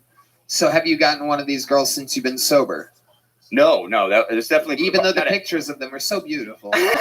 No, trust me, I still stand by a couple of these Quote, gals. unbelievable. A couple. One could not believe how beautiful these available women are to come over and give a hand job. For the price, I would say unbelievable. It would, for What just was a the couple price? of- What's the price of a Brazilian? It was for a 30-minute, 150. What's the price of an Asian for an hour? What?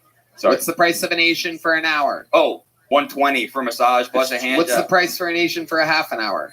I didn't go. I was indulgent. I always go the 60 minute. You always go with the 60 I like the massage. I So love 60 the minute massage. 120, but 30-minute hand job from a Brazilian 150. And they don't do massages. They'll just straight to the dick. They will not rub a shoulder. And for 30 minutes they give you like 10 minutes of a shoulder massage.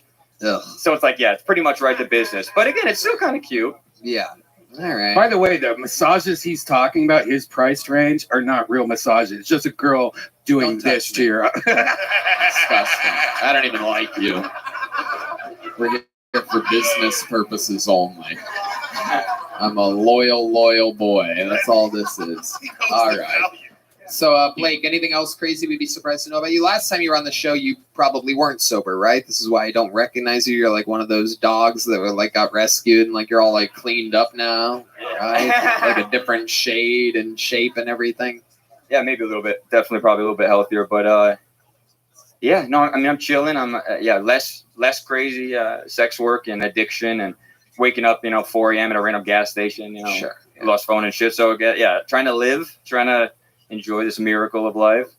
And last time you were on, you got a little joke book? No, I got a big joke book. Okay, well, there you go. Enjoy it. Keep it going. Blake Alexander. I appreciate everybody. you. Have a good night. I love you all. Thank you. We're flying through them tonight. Another bucket full. We're flying through them. Make some noise for Samantha Blumenthal, everybody. Samantha Blumenthal. Here we go.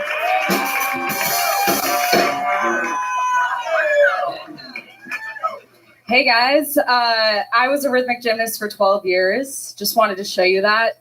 In case anything I say bombs, you still know I'm talented. Thank you. Last night, this guy told me I had resting astrology face. And I don't get it. Guys just think that I just kind of like know everything about zodiac signs and crystals. I don't understand. I don't know things about that, but I do believe in minerals. Men are real fucking dumb.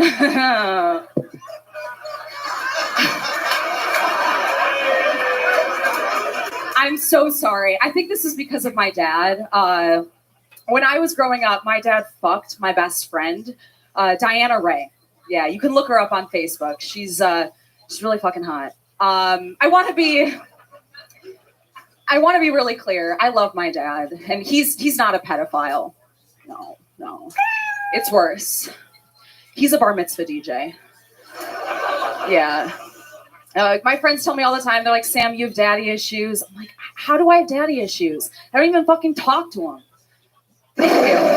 There you go. Samantha Blumenthal doing all of her time. Hello, how are you? I'm doing well. How are you? Great. How long have you been doing stand-up? 2 months. 2 months. Yeah. Okay. Thanks. Yeah. Very fun. Thank you.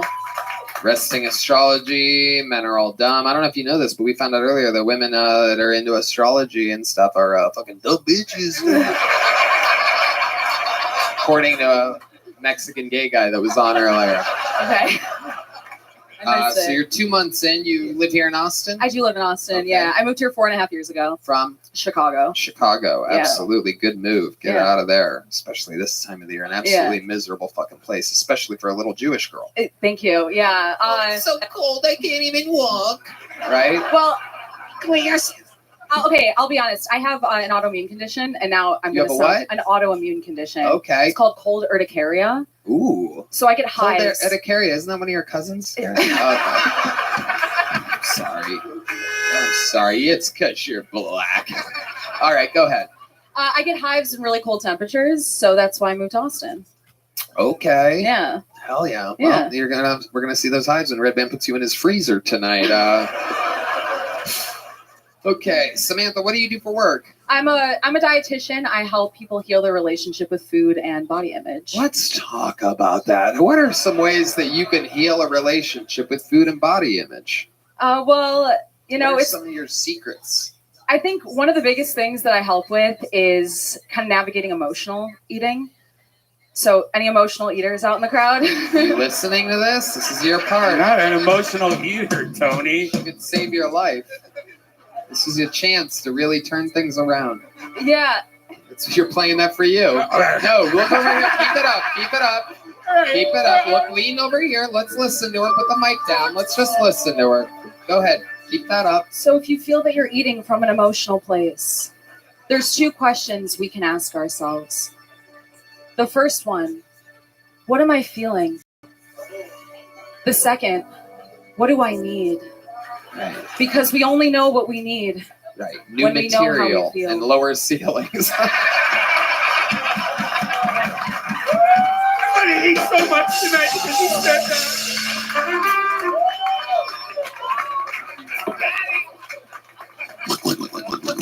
He's a little piggy. Oh, a little piggy on the soundboard tonight. All right. I like that. And you've been able to help people. Yes, I have. Yeah. You're good at it? I am good. I just quit my job though. I was there for 4.5 years. You don't do that now. I don't do it anymore. You got no. sick of those fat, sad fucks. Yes, I did. Yeah. Enough is enough. Yeah. I'll be working as a dietitian again somewhere else, but I have 3 months before I start that. In so- call, out call. What are we talking about? Red band. Red band. Being a naughty boy, Red band. Okay. What do your parents know that you're doing this? Your Jewish parents still together? No, they're not. My dad fucked my friend. Oh, wow. That is interesting. Yeah. Usually Jewish fathers are very centered, balanced. How do you think that went down? Do you know why they ended up fucking? Do you know, like, was your friend like a little dirty slut? She was a dirty little whore. How old was she when she fucked your dad? Yeah, there was more to that. Was she of age? She was 19 years Right, old. So, right. yeah. Your dad was patient. Yeah. I would imagine. I mean, you don't just start liking your daughter's best friend at 19. You're kind of eyeballing them at the pool a little bit. They're slip and slide. Hey. Oh, you better fix yourself. Floaty's sliding off. Let me help you there. Did you get her bat mitzvah? So she was a bar mitzvah. She was one of the dancers. She was what? So make some noise if you've been to a bar mitzvah. Okay, what are we doing Okay, here? sorry. Let's just get into it. Answer my question. so sorry. Make some noise if you've done some Yiddish shit. What the fuck? Come on. Stick with the thing here. Make some noise if you like saving money. Make some noise if you like over-retaliating in a war with barely a competitor. Who loves destroying civilian lives? Make some noise! Oh, yeah. You're in a little truth chamber tonight. Yeah, no, I feel that. Oh, God. Um, Oh, God. Yeah. Oh, jeez. We love our sponsors. We love our sponsors. Oh, boy. It's all jokes. It's a comedy show. Jewish people would never do any of those things. It's a clown horn. All right. You guys would never do that to Palestine. All right. I think there's more interesting things about me than my dad. No, it's cool. Let's stick with your dad and stick with your dad fucking your best friend. You brought it up, part of your minute. I just doing my job here. We can get to those other interesting things. You're a great interview. You're very present. Unbelievable for 2 months in. I'm serious. You're fucking great. Thank you. Now. But let's get back to the dad for a little bit, and we'll find out more about you. Cool. So, what did you leave out of the story? What I leave out of the story. No, he's not. He was here last night.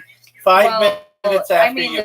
It was like you technically are a woman once you turn 13. She was 19, so mazel tov, Dad. She's basically a fucking cougar at that point. Right, exactly. The Jew. A jaguar. I don't know. Yeah. Wait, man. Okay. Yeah. So you said there's more interesting things about you. Let's talk about it. Yeah. So I am a contortionist. I was a rhythmic gymnast for 12 years. I'd love to show you guys something. Absolutely.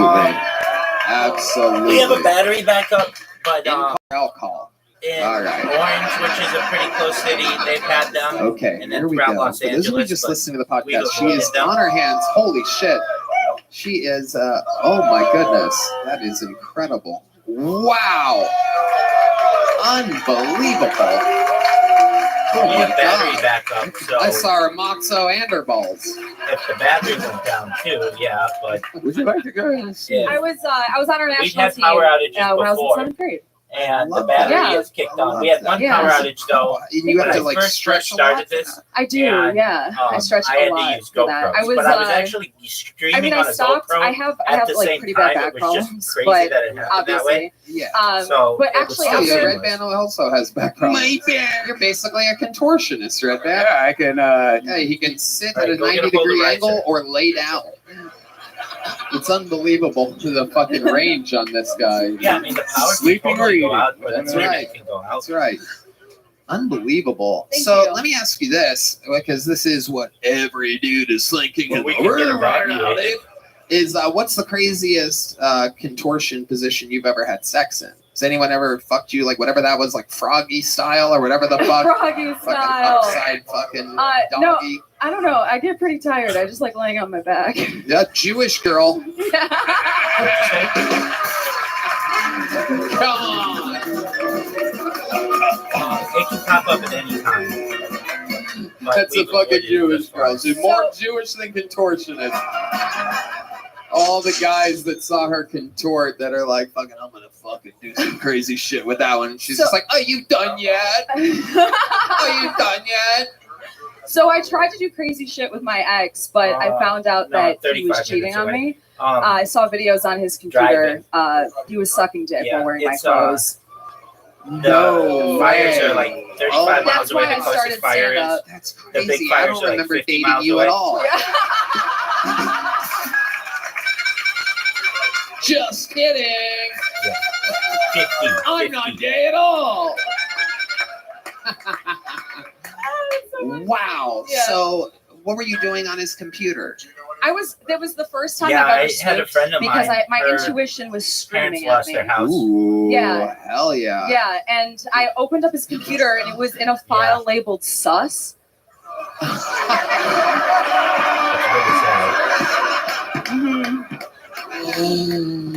Oh, Are they okay? this Did is you ask? such a great interview. Yeah, Thank you. That is unbelievable. But Yeah, it was really they lost traumatic. everything in their home. And funny, I get sus, S-U-S, It yeah. really said that? Yeah, and Yeah, I they're didn't staying even have with to friends. open anything. Like I And, opened the computer and it was just up. Like she you know when doesn't like live you there hook a anymore. virus, She it's lives just where I like live. do-do-do-do-do-do-do-do. But It was just like video her of him parents sucking were, dick, video, and I'm like, holy devastated. fucking shit, you suck dick better than I do. Right. Obviously, Jewish girl. Jewish women are known for that. What types of articles of clothing of yours was he wearing? Just like a few of my favorite shirts, like pants like this. Right, like girly stuff. Girly stuff, you know, and I don't want to like shame his kinks, but like he fucking cheated on me, you know, and it's like, fuck that. It's okay, I'm over it. Right. That's amazing. Do you think you're a little bit perhaps prude, like you were not satisfying him? Or I mean, it seems like he's pretty much gay though. I so just it's didn't kinda- have a dick, you know. Right. So is he like really gay now? I is don't he know. is he out of your closet? That's a fucking smart one. That's a smart and funny. That checks all the fucking boxes right there. He came out of your closet. That's great, yeah. Unbelievable. Yeah, Who that's writes funny. We're this going shit? to in a second. Yeah. Okay. He's got to get riser. But is he like totally gay now? I have no idea. Like I had to just disconnect myself from that. Yeah, Right. for myself, you know. Right. Did you at least send yourself the videos? Oh, I recorded it because I'm like, Right. if he gets home and I'm like, what the fuck is this? And he's like, I don't know what you're fucking talking about. I'd be like, well, look, you know. Right. No, I he's still not. have It's it. You 8:15. masturbate to that? Yeah, I masturbate to it every night, you know. Yeah. No, I don't. Right. don't. So have you been with another man since that happened? I have, yeah. Okay. Are you currently in a relationship? I am not. Right. So you're just dating? I'm just, yeah. I'm Is it just mostly just Jewish guys? Was he never. a Jewish guy? No. What was he? Not religious. Just a goy? Yeah, he was Mexican and Egyptian. Ooh, wow. Yeah. Mexican and Egyptian, two different types of brown. Yeah. And Yeah. brown is what he was into. Yeah. Yeah. The assholes of men. Exactly. Okay. I saw that, yeah. All right. Well, an amazing time. I'm going to give you a big joke book, which Hell is yeah! almost unprecedented yeah! for 2 months Thank in, you. but you're Thank a you. fucking That's great great. interview. Fun That's time. great. So, You made it through day one with so just to fill Caspian's in. He came in here the other night and wanted some tips on how to stop. And I said one of the things that I mentioned was that you make a countdown or like a goal. So like you do it 1 day, 3 days. If you can make it 1 day, you can make it 3 days. If you can make it 3 days, you can make it a week. You can make it 1 week, you can make it 2 weeks. If you can make it 2 weeks, you can make it a month. And then from there, you basically have gotten it kicked. And so he has already completed one of the challenges. That's phenomenal. And now the next one, how many minutes or hours till it's been 3 days, Zoo?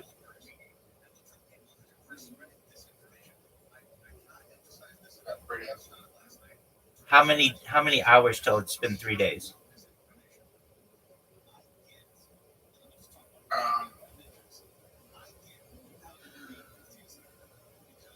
24. Okay, that works.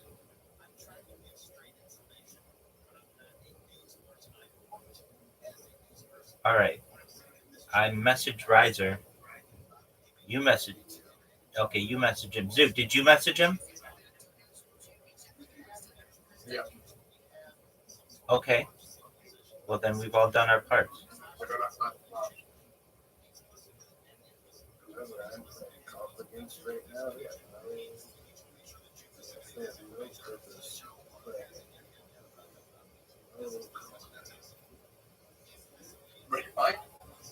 But there's a ranked one, so it's just against one person, so it's not like a long match. I'm going.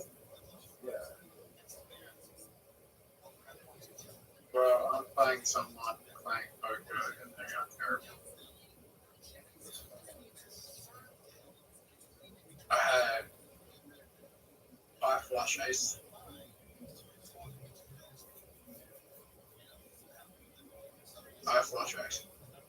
And they had fucking king, nine, spades, no match.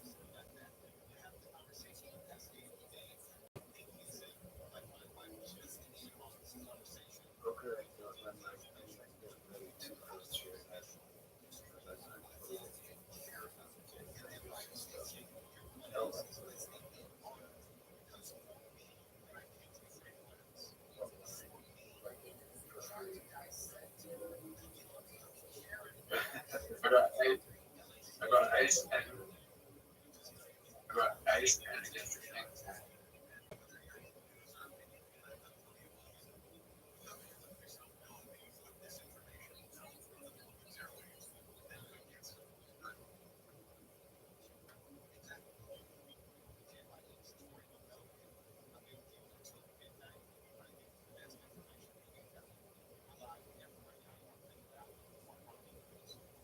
Zoo, are you still playing poker? No. Okay, ready?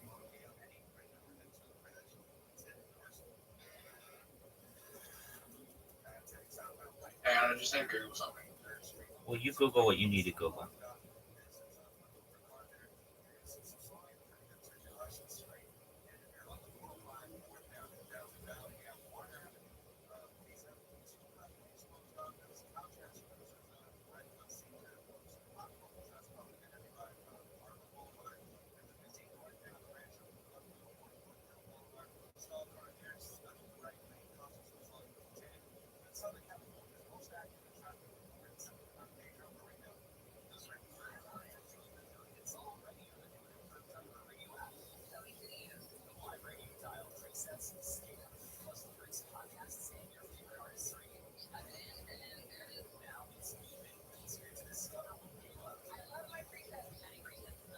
Playing you and Mel, yeah. All right, you ready? All right. Caspian T, you ready? Yes. All right, I'm just telling you guys right now, I'm going to whip the shit out of both of you. No ifs, ands, or buts.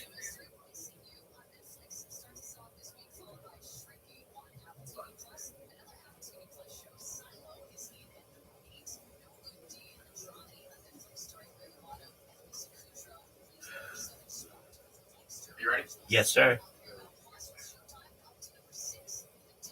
Worst fucking shot I ever could have made. I don't know why you guys took that angle. I'm not saying mine's going to be any better, but I would think that playing it.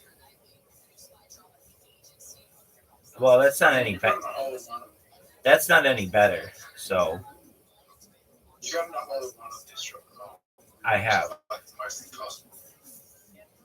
A 5-shot hold in one. Oh, Caspian Sea.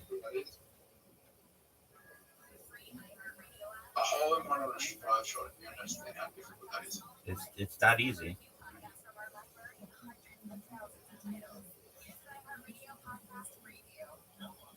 Shit shot. I don't think so. Alright, it's actually the best shot we could have made.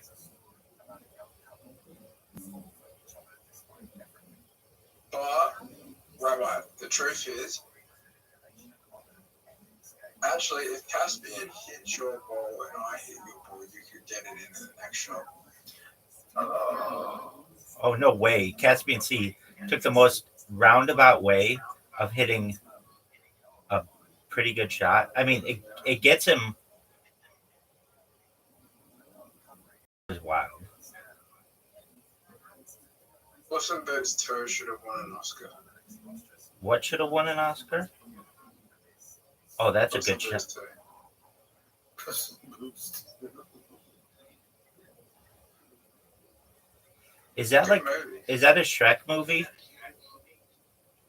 Yeah. Is Antonio Banderas in it? Is it the voice of Puss in Boots? Yeah, he's one of them. He's the cat, I think. Yeah, it is.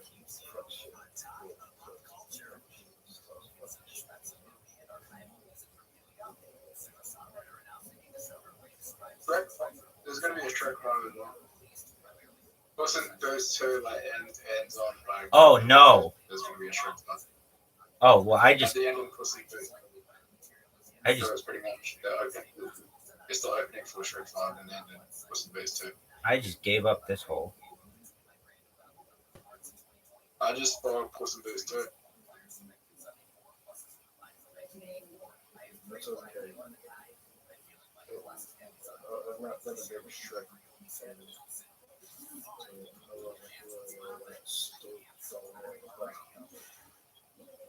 I never even saw it.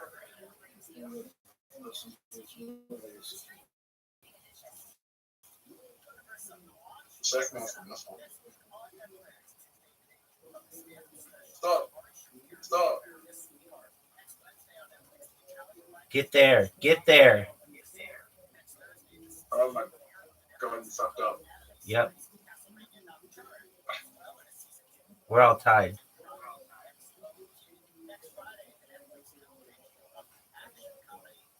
Give it to Who's me. playing the worst game right now? I am. Rabbi Rough Truck. Caspian, I don't know why you would have gone that way. Out of all the ways you could have gone, I don't know why you went that way.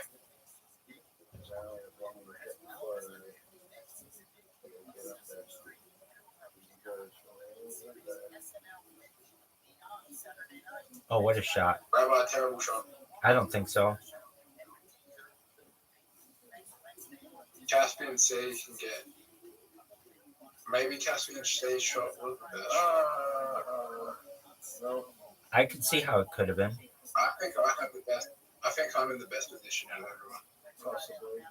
You're going to hit that left merry-go-round. Not now. Nope. But then you're just going to bounce backwardly. Oh, dude, you're in my fucking way. I'm not in your way. Oh, you're gonna get it in. You're gonna get it in. What's your favorite? Come on, baby. Oh, that Is was... this your favorite hole? No. My favorite hole is the one with the black. Like the most amount of black you can have on a hole. Don't hit it in the hole. Don't hit it in the hole. Beautiful shot. Beautiful shot. Thank you. That's bullshit. I cleared everything. Zoot, don't hit it in the hole. Zook, don't hit it. Hit my ball in the hole. Hit my ball in the hole. No. Beautiful shot, Zoo. Beautiful shot, Zoo. Go for it.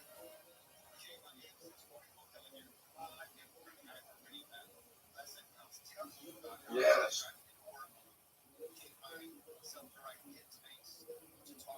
Uh-oh. Uh-oh. That was a There's Grandma, no, that was a 12. that wasn't my shot. Except for 12, thank you, Zoo. No, that was literally a 5 out of 10. Sorry. Rabbi, that was a 9. Yeah, that's a 9.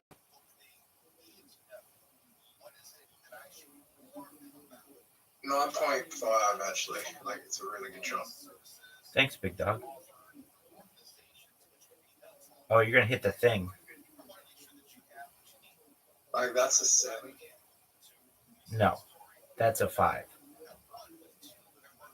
No, Caspian shot's a 5. That's a 7. Caspian C shot is a 3. Oh, water. He avoided it. That was a 7. Actually, might get that at an 8.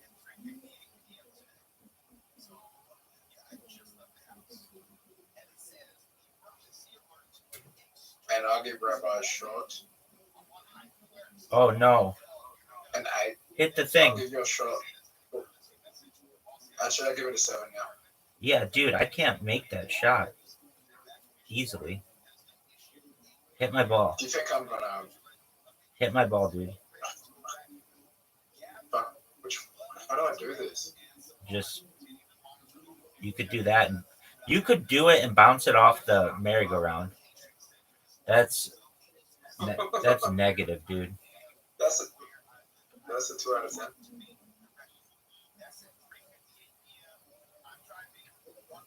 That's why you see a 10 out of 10. You really see an 11 out of 10. This is gotta be a 7.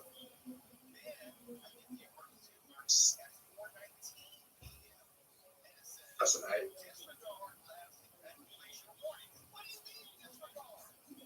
Dude, that's perfect. It's in my way. It's not perfect. Watch this shot. Hey, Rabbi, you wanna? Oh no. I told. Oh no. How long?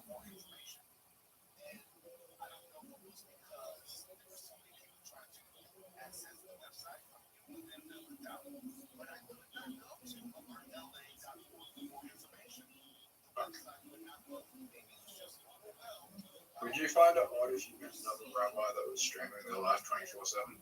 Oh, there's one who doesn't do it 24/7, but they do it a lot. Their name is a high Jewish rabbi. Right. Like, that really tickles me, just the way you guys that. That's the funniest thing. The name is a high Jewish rabbi, and they stream a lot. They stream a lot, yeah, and they aren't a big fan of mine. And the reason, it isn't anything personal, it isn't religious. It's the fact that whenever they go into anybody's chat, they get banned because people think that they are me. I know, it's hilarious. What do they stream on? Kick. Really? Yep. And they're a rabbi? Yep.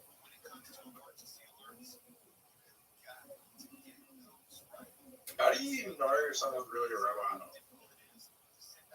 Well, I mean, there are different certifications, there are different processes. I mean, really, anybody who teaches can arguably be called a rabbi. Oh no, stop this shot. Stop it.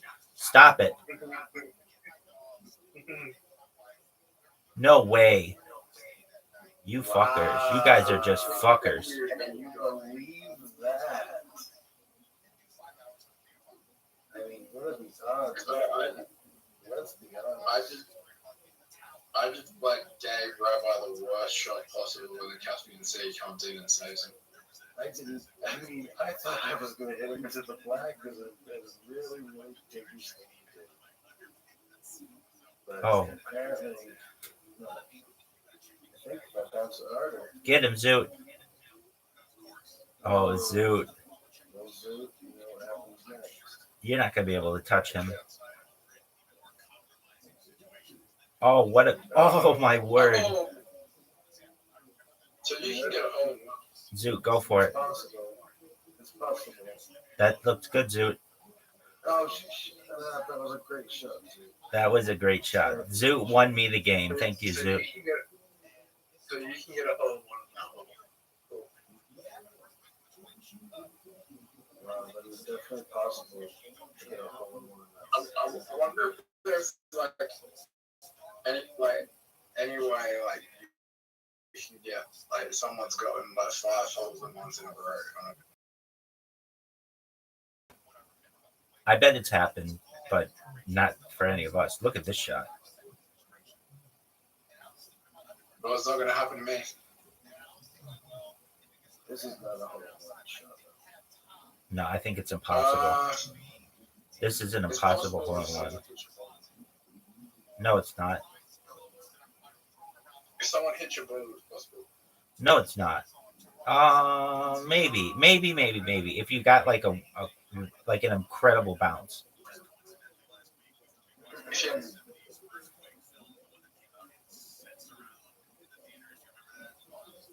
Are you gonna hit my ball? No, he doesn't. And he. You have a better shot. Oh no! I hate that. Short.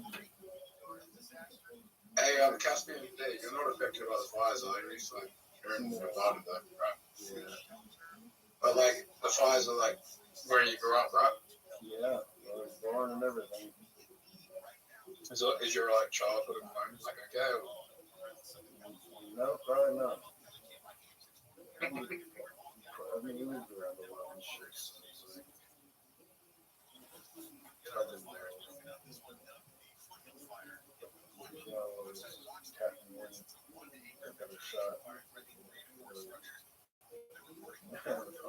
I thought on post today that the file was intentional because they're trying to get rid of the P. Diddy evidence. They would. I saw footage of somebody trying to throw gas. Oh wow. Welcome. How are you? What up, Neil Tots? How are you?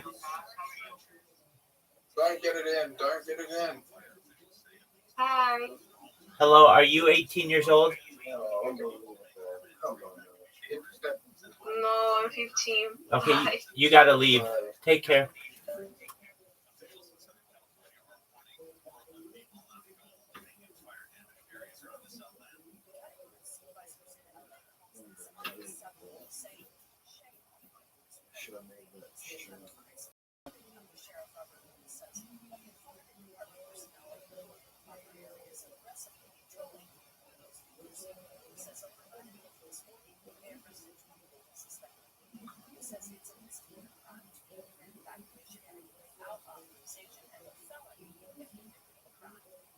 What a 15-year-old's doing in Discord tonight was a brand man. Yeah, that's the issue. That's a very weird. What's the point? What are you doing? What are you trying to do? Well, I mean, I don't condone it, but it happened. It happens so much on Discord that I've multiple times said, I wish there was a setting that just allowed you to turn off anyone who's not 18. And it's almost like, people are gonna lie about that, right?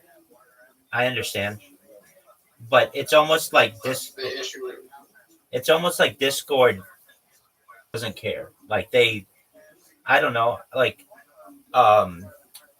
I'm in a Discord that says, like, some Discords I'm in that say that you have to be 18, but then people come in there all the time who aren't. The only real Discords that I've ever been in that are like legit 18, you have to send your ID, and I do that, and so I'm in some of those. But then like Aiden Ross's Discord, he's always got like his fan. Oh my god. His fan base is probably like average age of like 16. So You gotta, yeah. did I get in? Yeah. I was wondering why you bought it. Like, what was like in the water? It's at the bottom of the cup. Alright. We're lucky Roz is not here. Agreed. Heads or tails?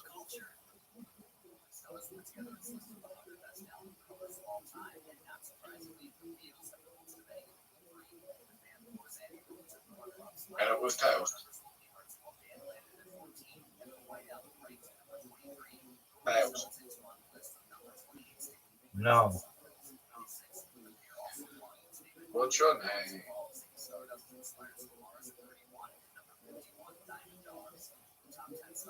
Is this Perfect Shop? Nope. No. I'm gonna go the safe way.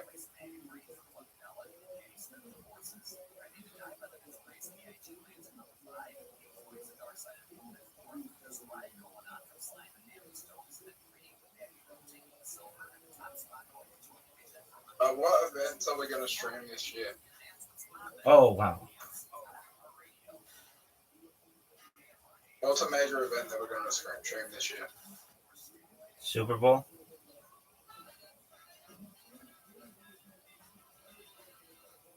That's not too far away, is it? No, it's within a month. Kendrick Lamar's performing at the Super Bowl. Cool.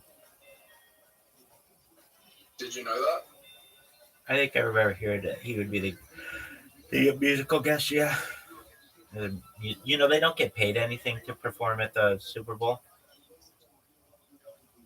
Did I? No, because they make it up in music sales. Is it me or is it Caspian C? He's not moving. I thought it was Super wasn't moving. I'm gonna close it and reopen it. I don't know what happened. I have a feeling Kendrick Lamar will be one of the better Super Bowl performances that we're seeing. Caspian C. Oh, hit it. anything's better than Lady Gaga. Anything's better than Lady Gaga. That was fucking awful. Come on, baby. Well, Zoot is taking the lead, or tied for the lead. Okay, let me say something. Caspian C, The you're up. Simpsons episode with Lady Gaga Simpsons episode is the worst fucking episode of The Simpsons of all time. Okay. I don't think it ever even comes close.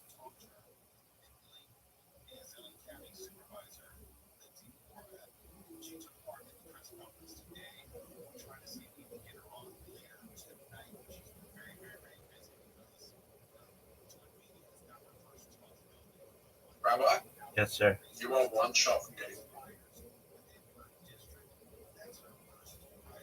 Oh. Zoot ties for the lead.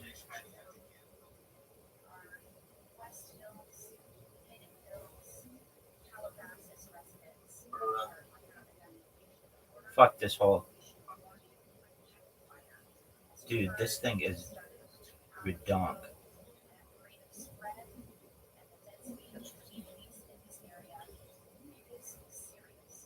Stop.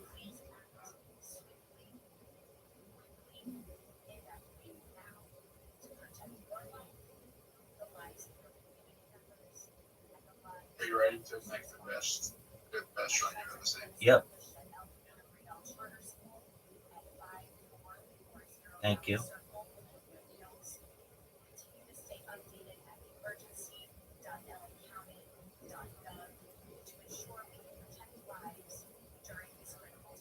Look at this move.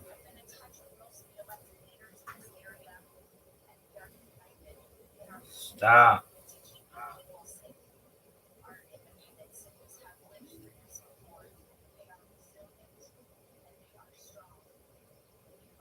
Water.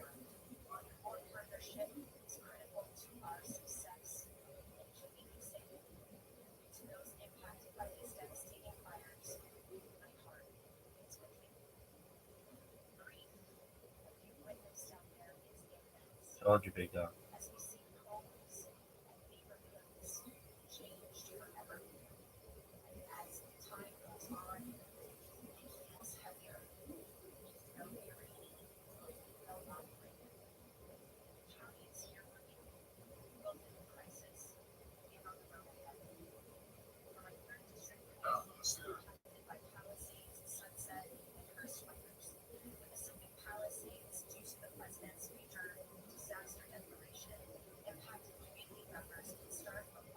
Rabbi, when's the last time you got I have one. Probably like a few weeks ago. you weeks ago? Yeah, I mean, it's right here though. It's not far from me. Did you think about it? I do my best not to. Here it is. The reason why I don't is just because it becomes expensive. I'm like the world's best vapor, and so I'll fucking sit in that thing in my mouth like a tit, and it's just when I do it, it's usually like an extra $200 a month or so that I don't need to spend. So if I ever need it or I want to relax, I have some, but generally I like snus. I'm like,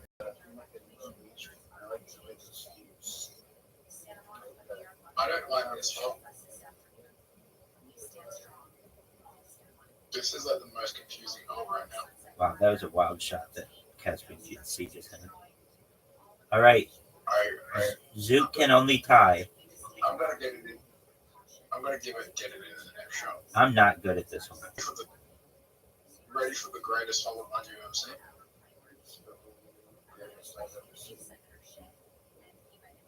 Yeah, this is gonna be a hole.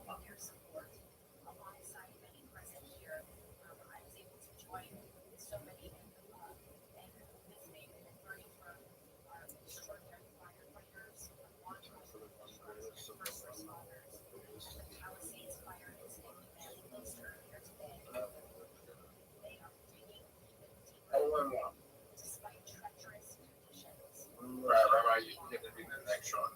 Take the way game. And no.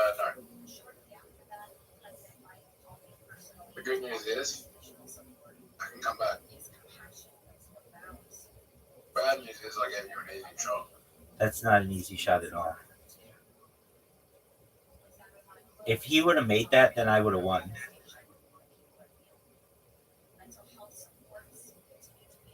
Whoa. Because you could have only gotten 1 point then.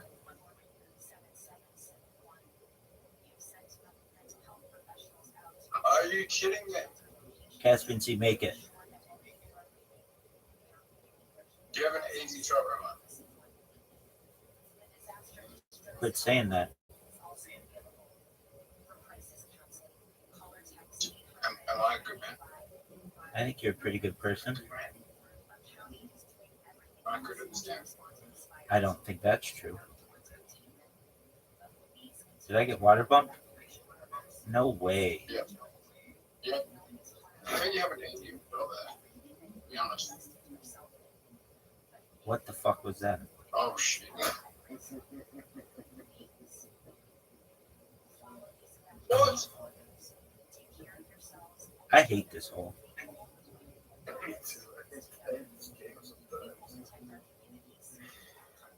Rabbi, fuck my shot up.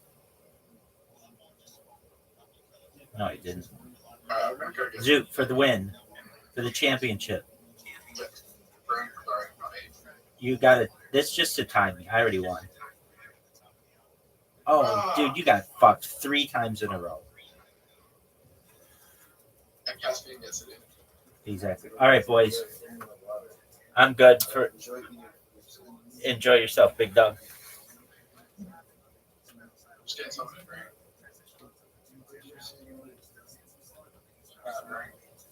Just getting water. All right, well, I'm good for now. Yeah, I feel like that real pretty joke. There you go. Absolutely. There she goes. Samantha Blumenthal. Yeah. Okay. Another bucket pull. We're getting through it tonight. Make some noise for Holden DeShazo. Holden DeShazo, or perhaps DeShazo.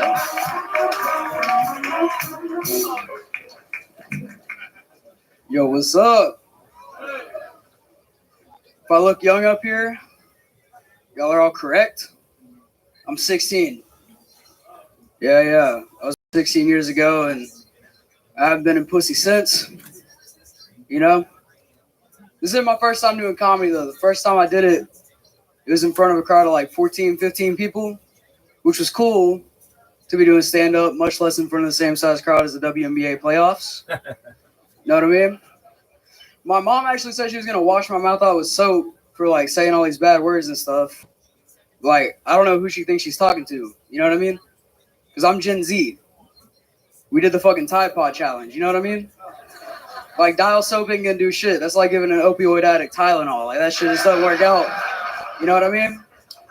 Actually, speaking of drugs, I did get busted for smoking weed recently. It's weird I got caught, though. I ran out of weed. And I did what any 16-year-old would do. I went to my mom's room, top drawer in her dresser. I busted into her stash of weed. I smoked all of it. And I only got caught when we realized we had the same dealer. And we both left disappointed because my grandma sold all of it. Thank you, guys. That's my time. What the fuck? Pretty good for 16 What years the old. fuck? This is unbelievable. You're a very, very, very, very, very funny 16-year-old. That's incredible. Appreciate it. 16. Yes, sir. For real. Yeah. Unbelievable. I'm not faking like Keith Cordes. Exactly. No, he's real. He's real. I checked that motherfucker's ID night one. Because I did not believe it. Yeah. But no, he I is thought you had to be at 21. least And 18 looks or younger 21 than to you. be It is in there. crazy. Yeah, it's crazy. So, wow. How long have you been doing stand-up? It'll be a year this month. And you do a lot of it? You put a lot of work into it? Yes, sir. I've been doing a lot of open mics. I'm from Houston, so That's where you live? yes, sir. I've been hitting up Secret Group, all that stuff. I love it. I love it. We Yeah. love it over there. We love everything about Houston. It's a very, very, very fun place. So, a year in stand-up and you're still in high school? I'm actually homeschooled now. Okay. Yeah, All right. to do this. You know, is everybody that just drops out of school, do they just say they're homeschooled? Is that like a thing? Maybe. I mean, I don't do a lot of school for homeschool, but I mean, there's a lot less school shootings, so that's good. But That is true. That is true. People like you staying at home. It's just home shootings. Yeah, I yeah. love it. that's it. So this is absolutely incredible. 16 years old, you have definitive punchline setups. Is this something you've always wanted to do? What made you want to start doing this a year ago? It was weird. So like September last year, I went to go see Bill Burr at Toyota Center. Yeah, shout out Bill Burr, hell yeah. Fuck yeah. And I was like, man, that's cool. I could do this. Yeah. And I was like, That's exactly. yeah, Yeah. yeah, That's exactly how I felt when Dane Cook's Vicious Circle came out. oh, yeah. 2004. Yeah. Tell us about it. So then you go to your first open mic. Yeah, 15.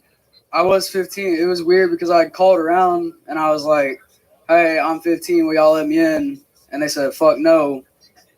So I told my mom, they said yes. And we just showed up to the club. Right. For those of you listening from around the world, a very interesting fun fact about Texas is they have an unbelievable amount of really cool laws for performers. You can smoke whatever you want. You can do whatever you want as long as you're on a stage performing of some kind.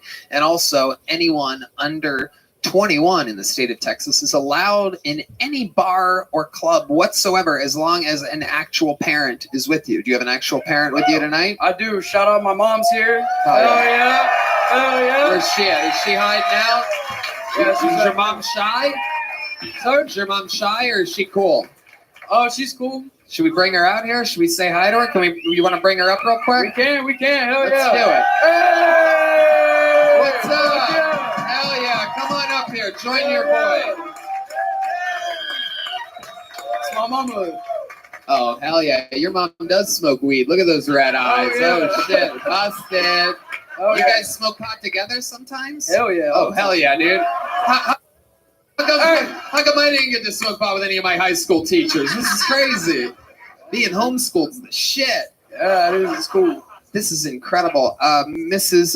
DeShazo, am I saying that right? Mrs. DeShazo, are you super proud? Your kid seems to be on an absolute fast track to being a wild success. Talk right into the tip of that microphone there. Yes, I'm super proud. It's crazy, and I cannot even believe that we're standing right here. Yeah, this is it. Hell yeah. This is really fucking cool. So, Holden, this is amazing. Jesus, I don't even know exactly what to ask a 16-year-old. Yeah, well, I was trying to get on the mic here, and they wouldn't let me in. Right. And I ran into Cam Patterson. Shout out.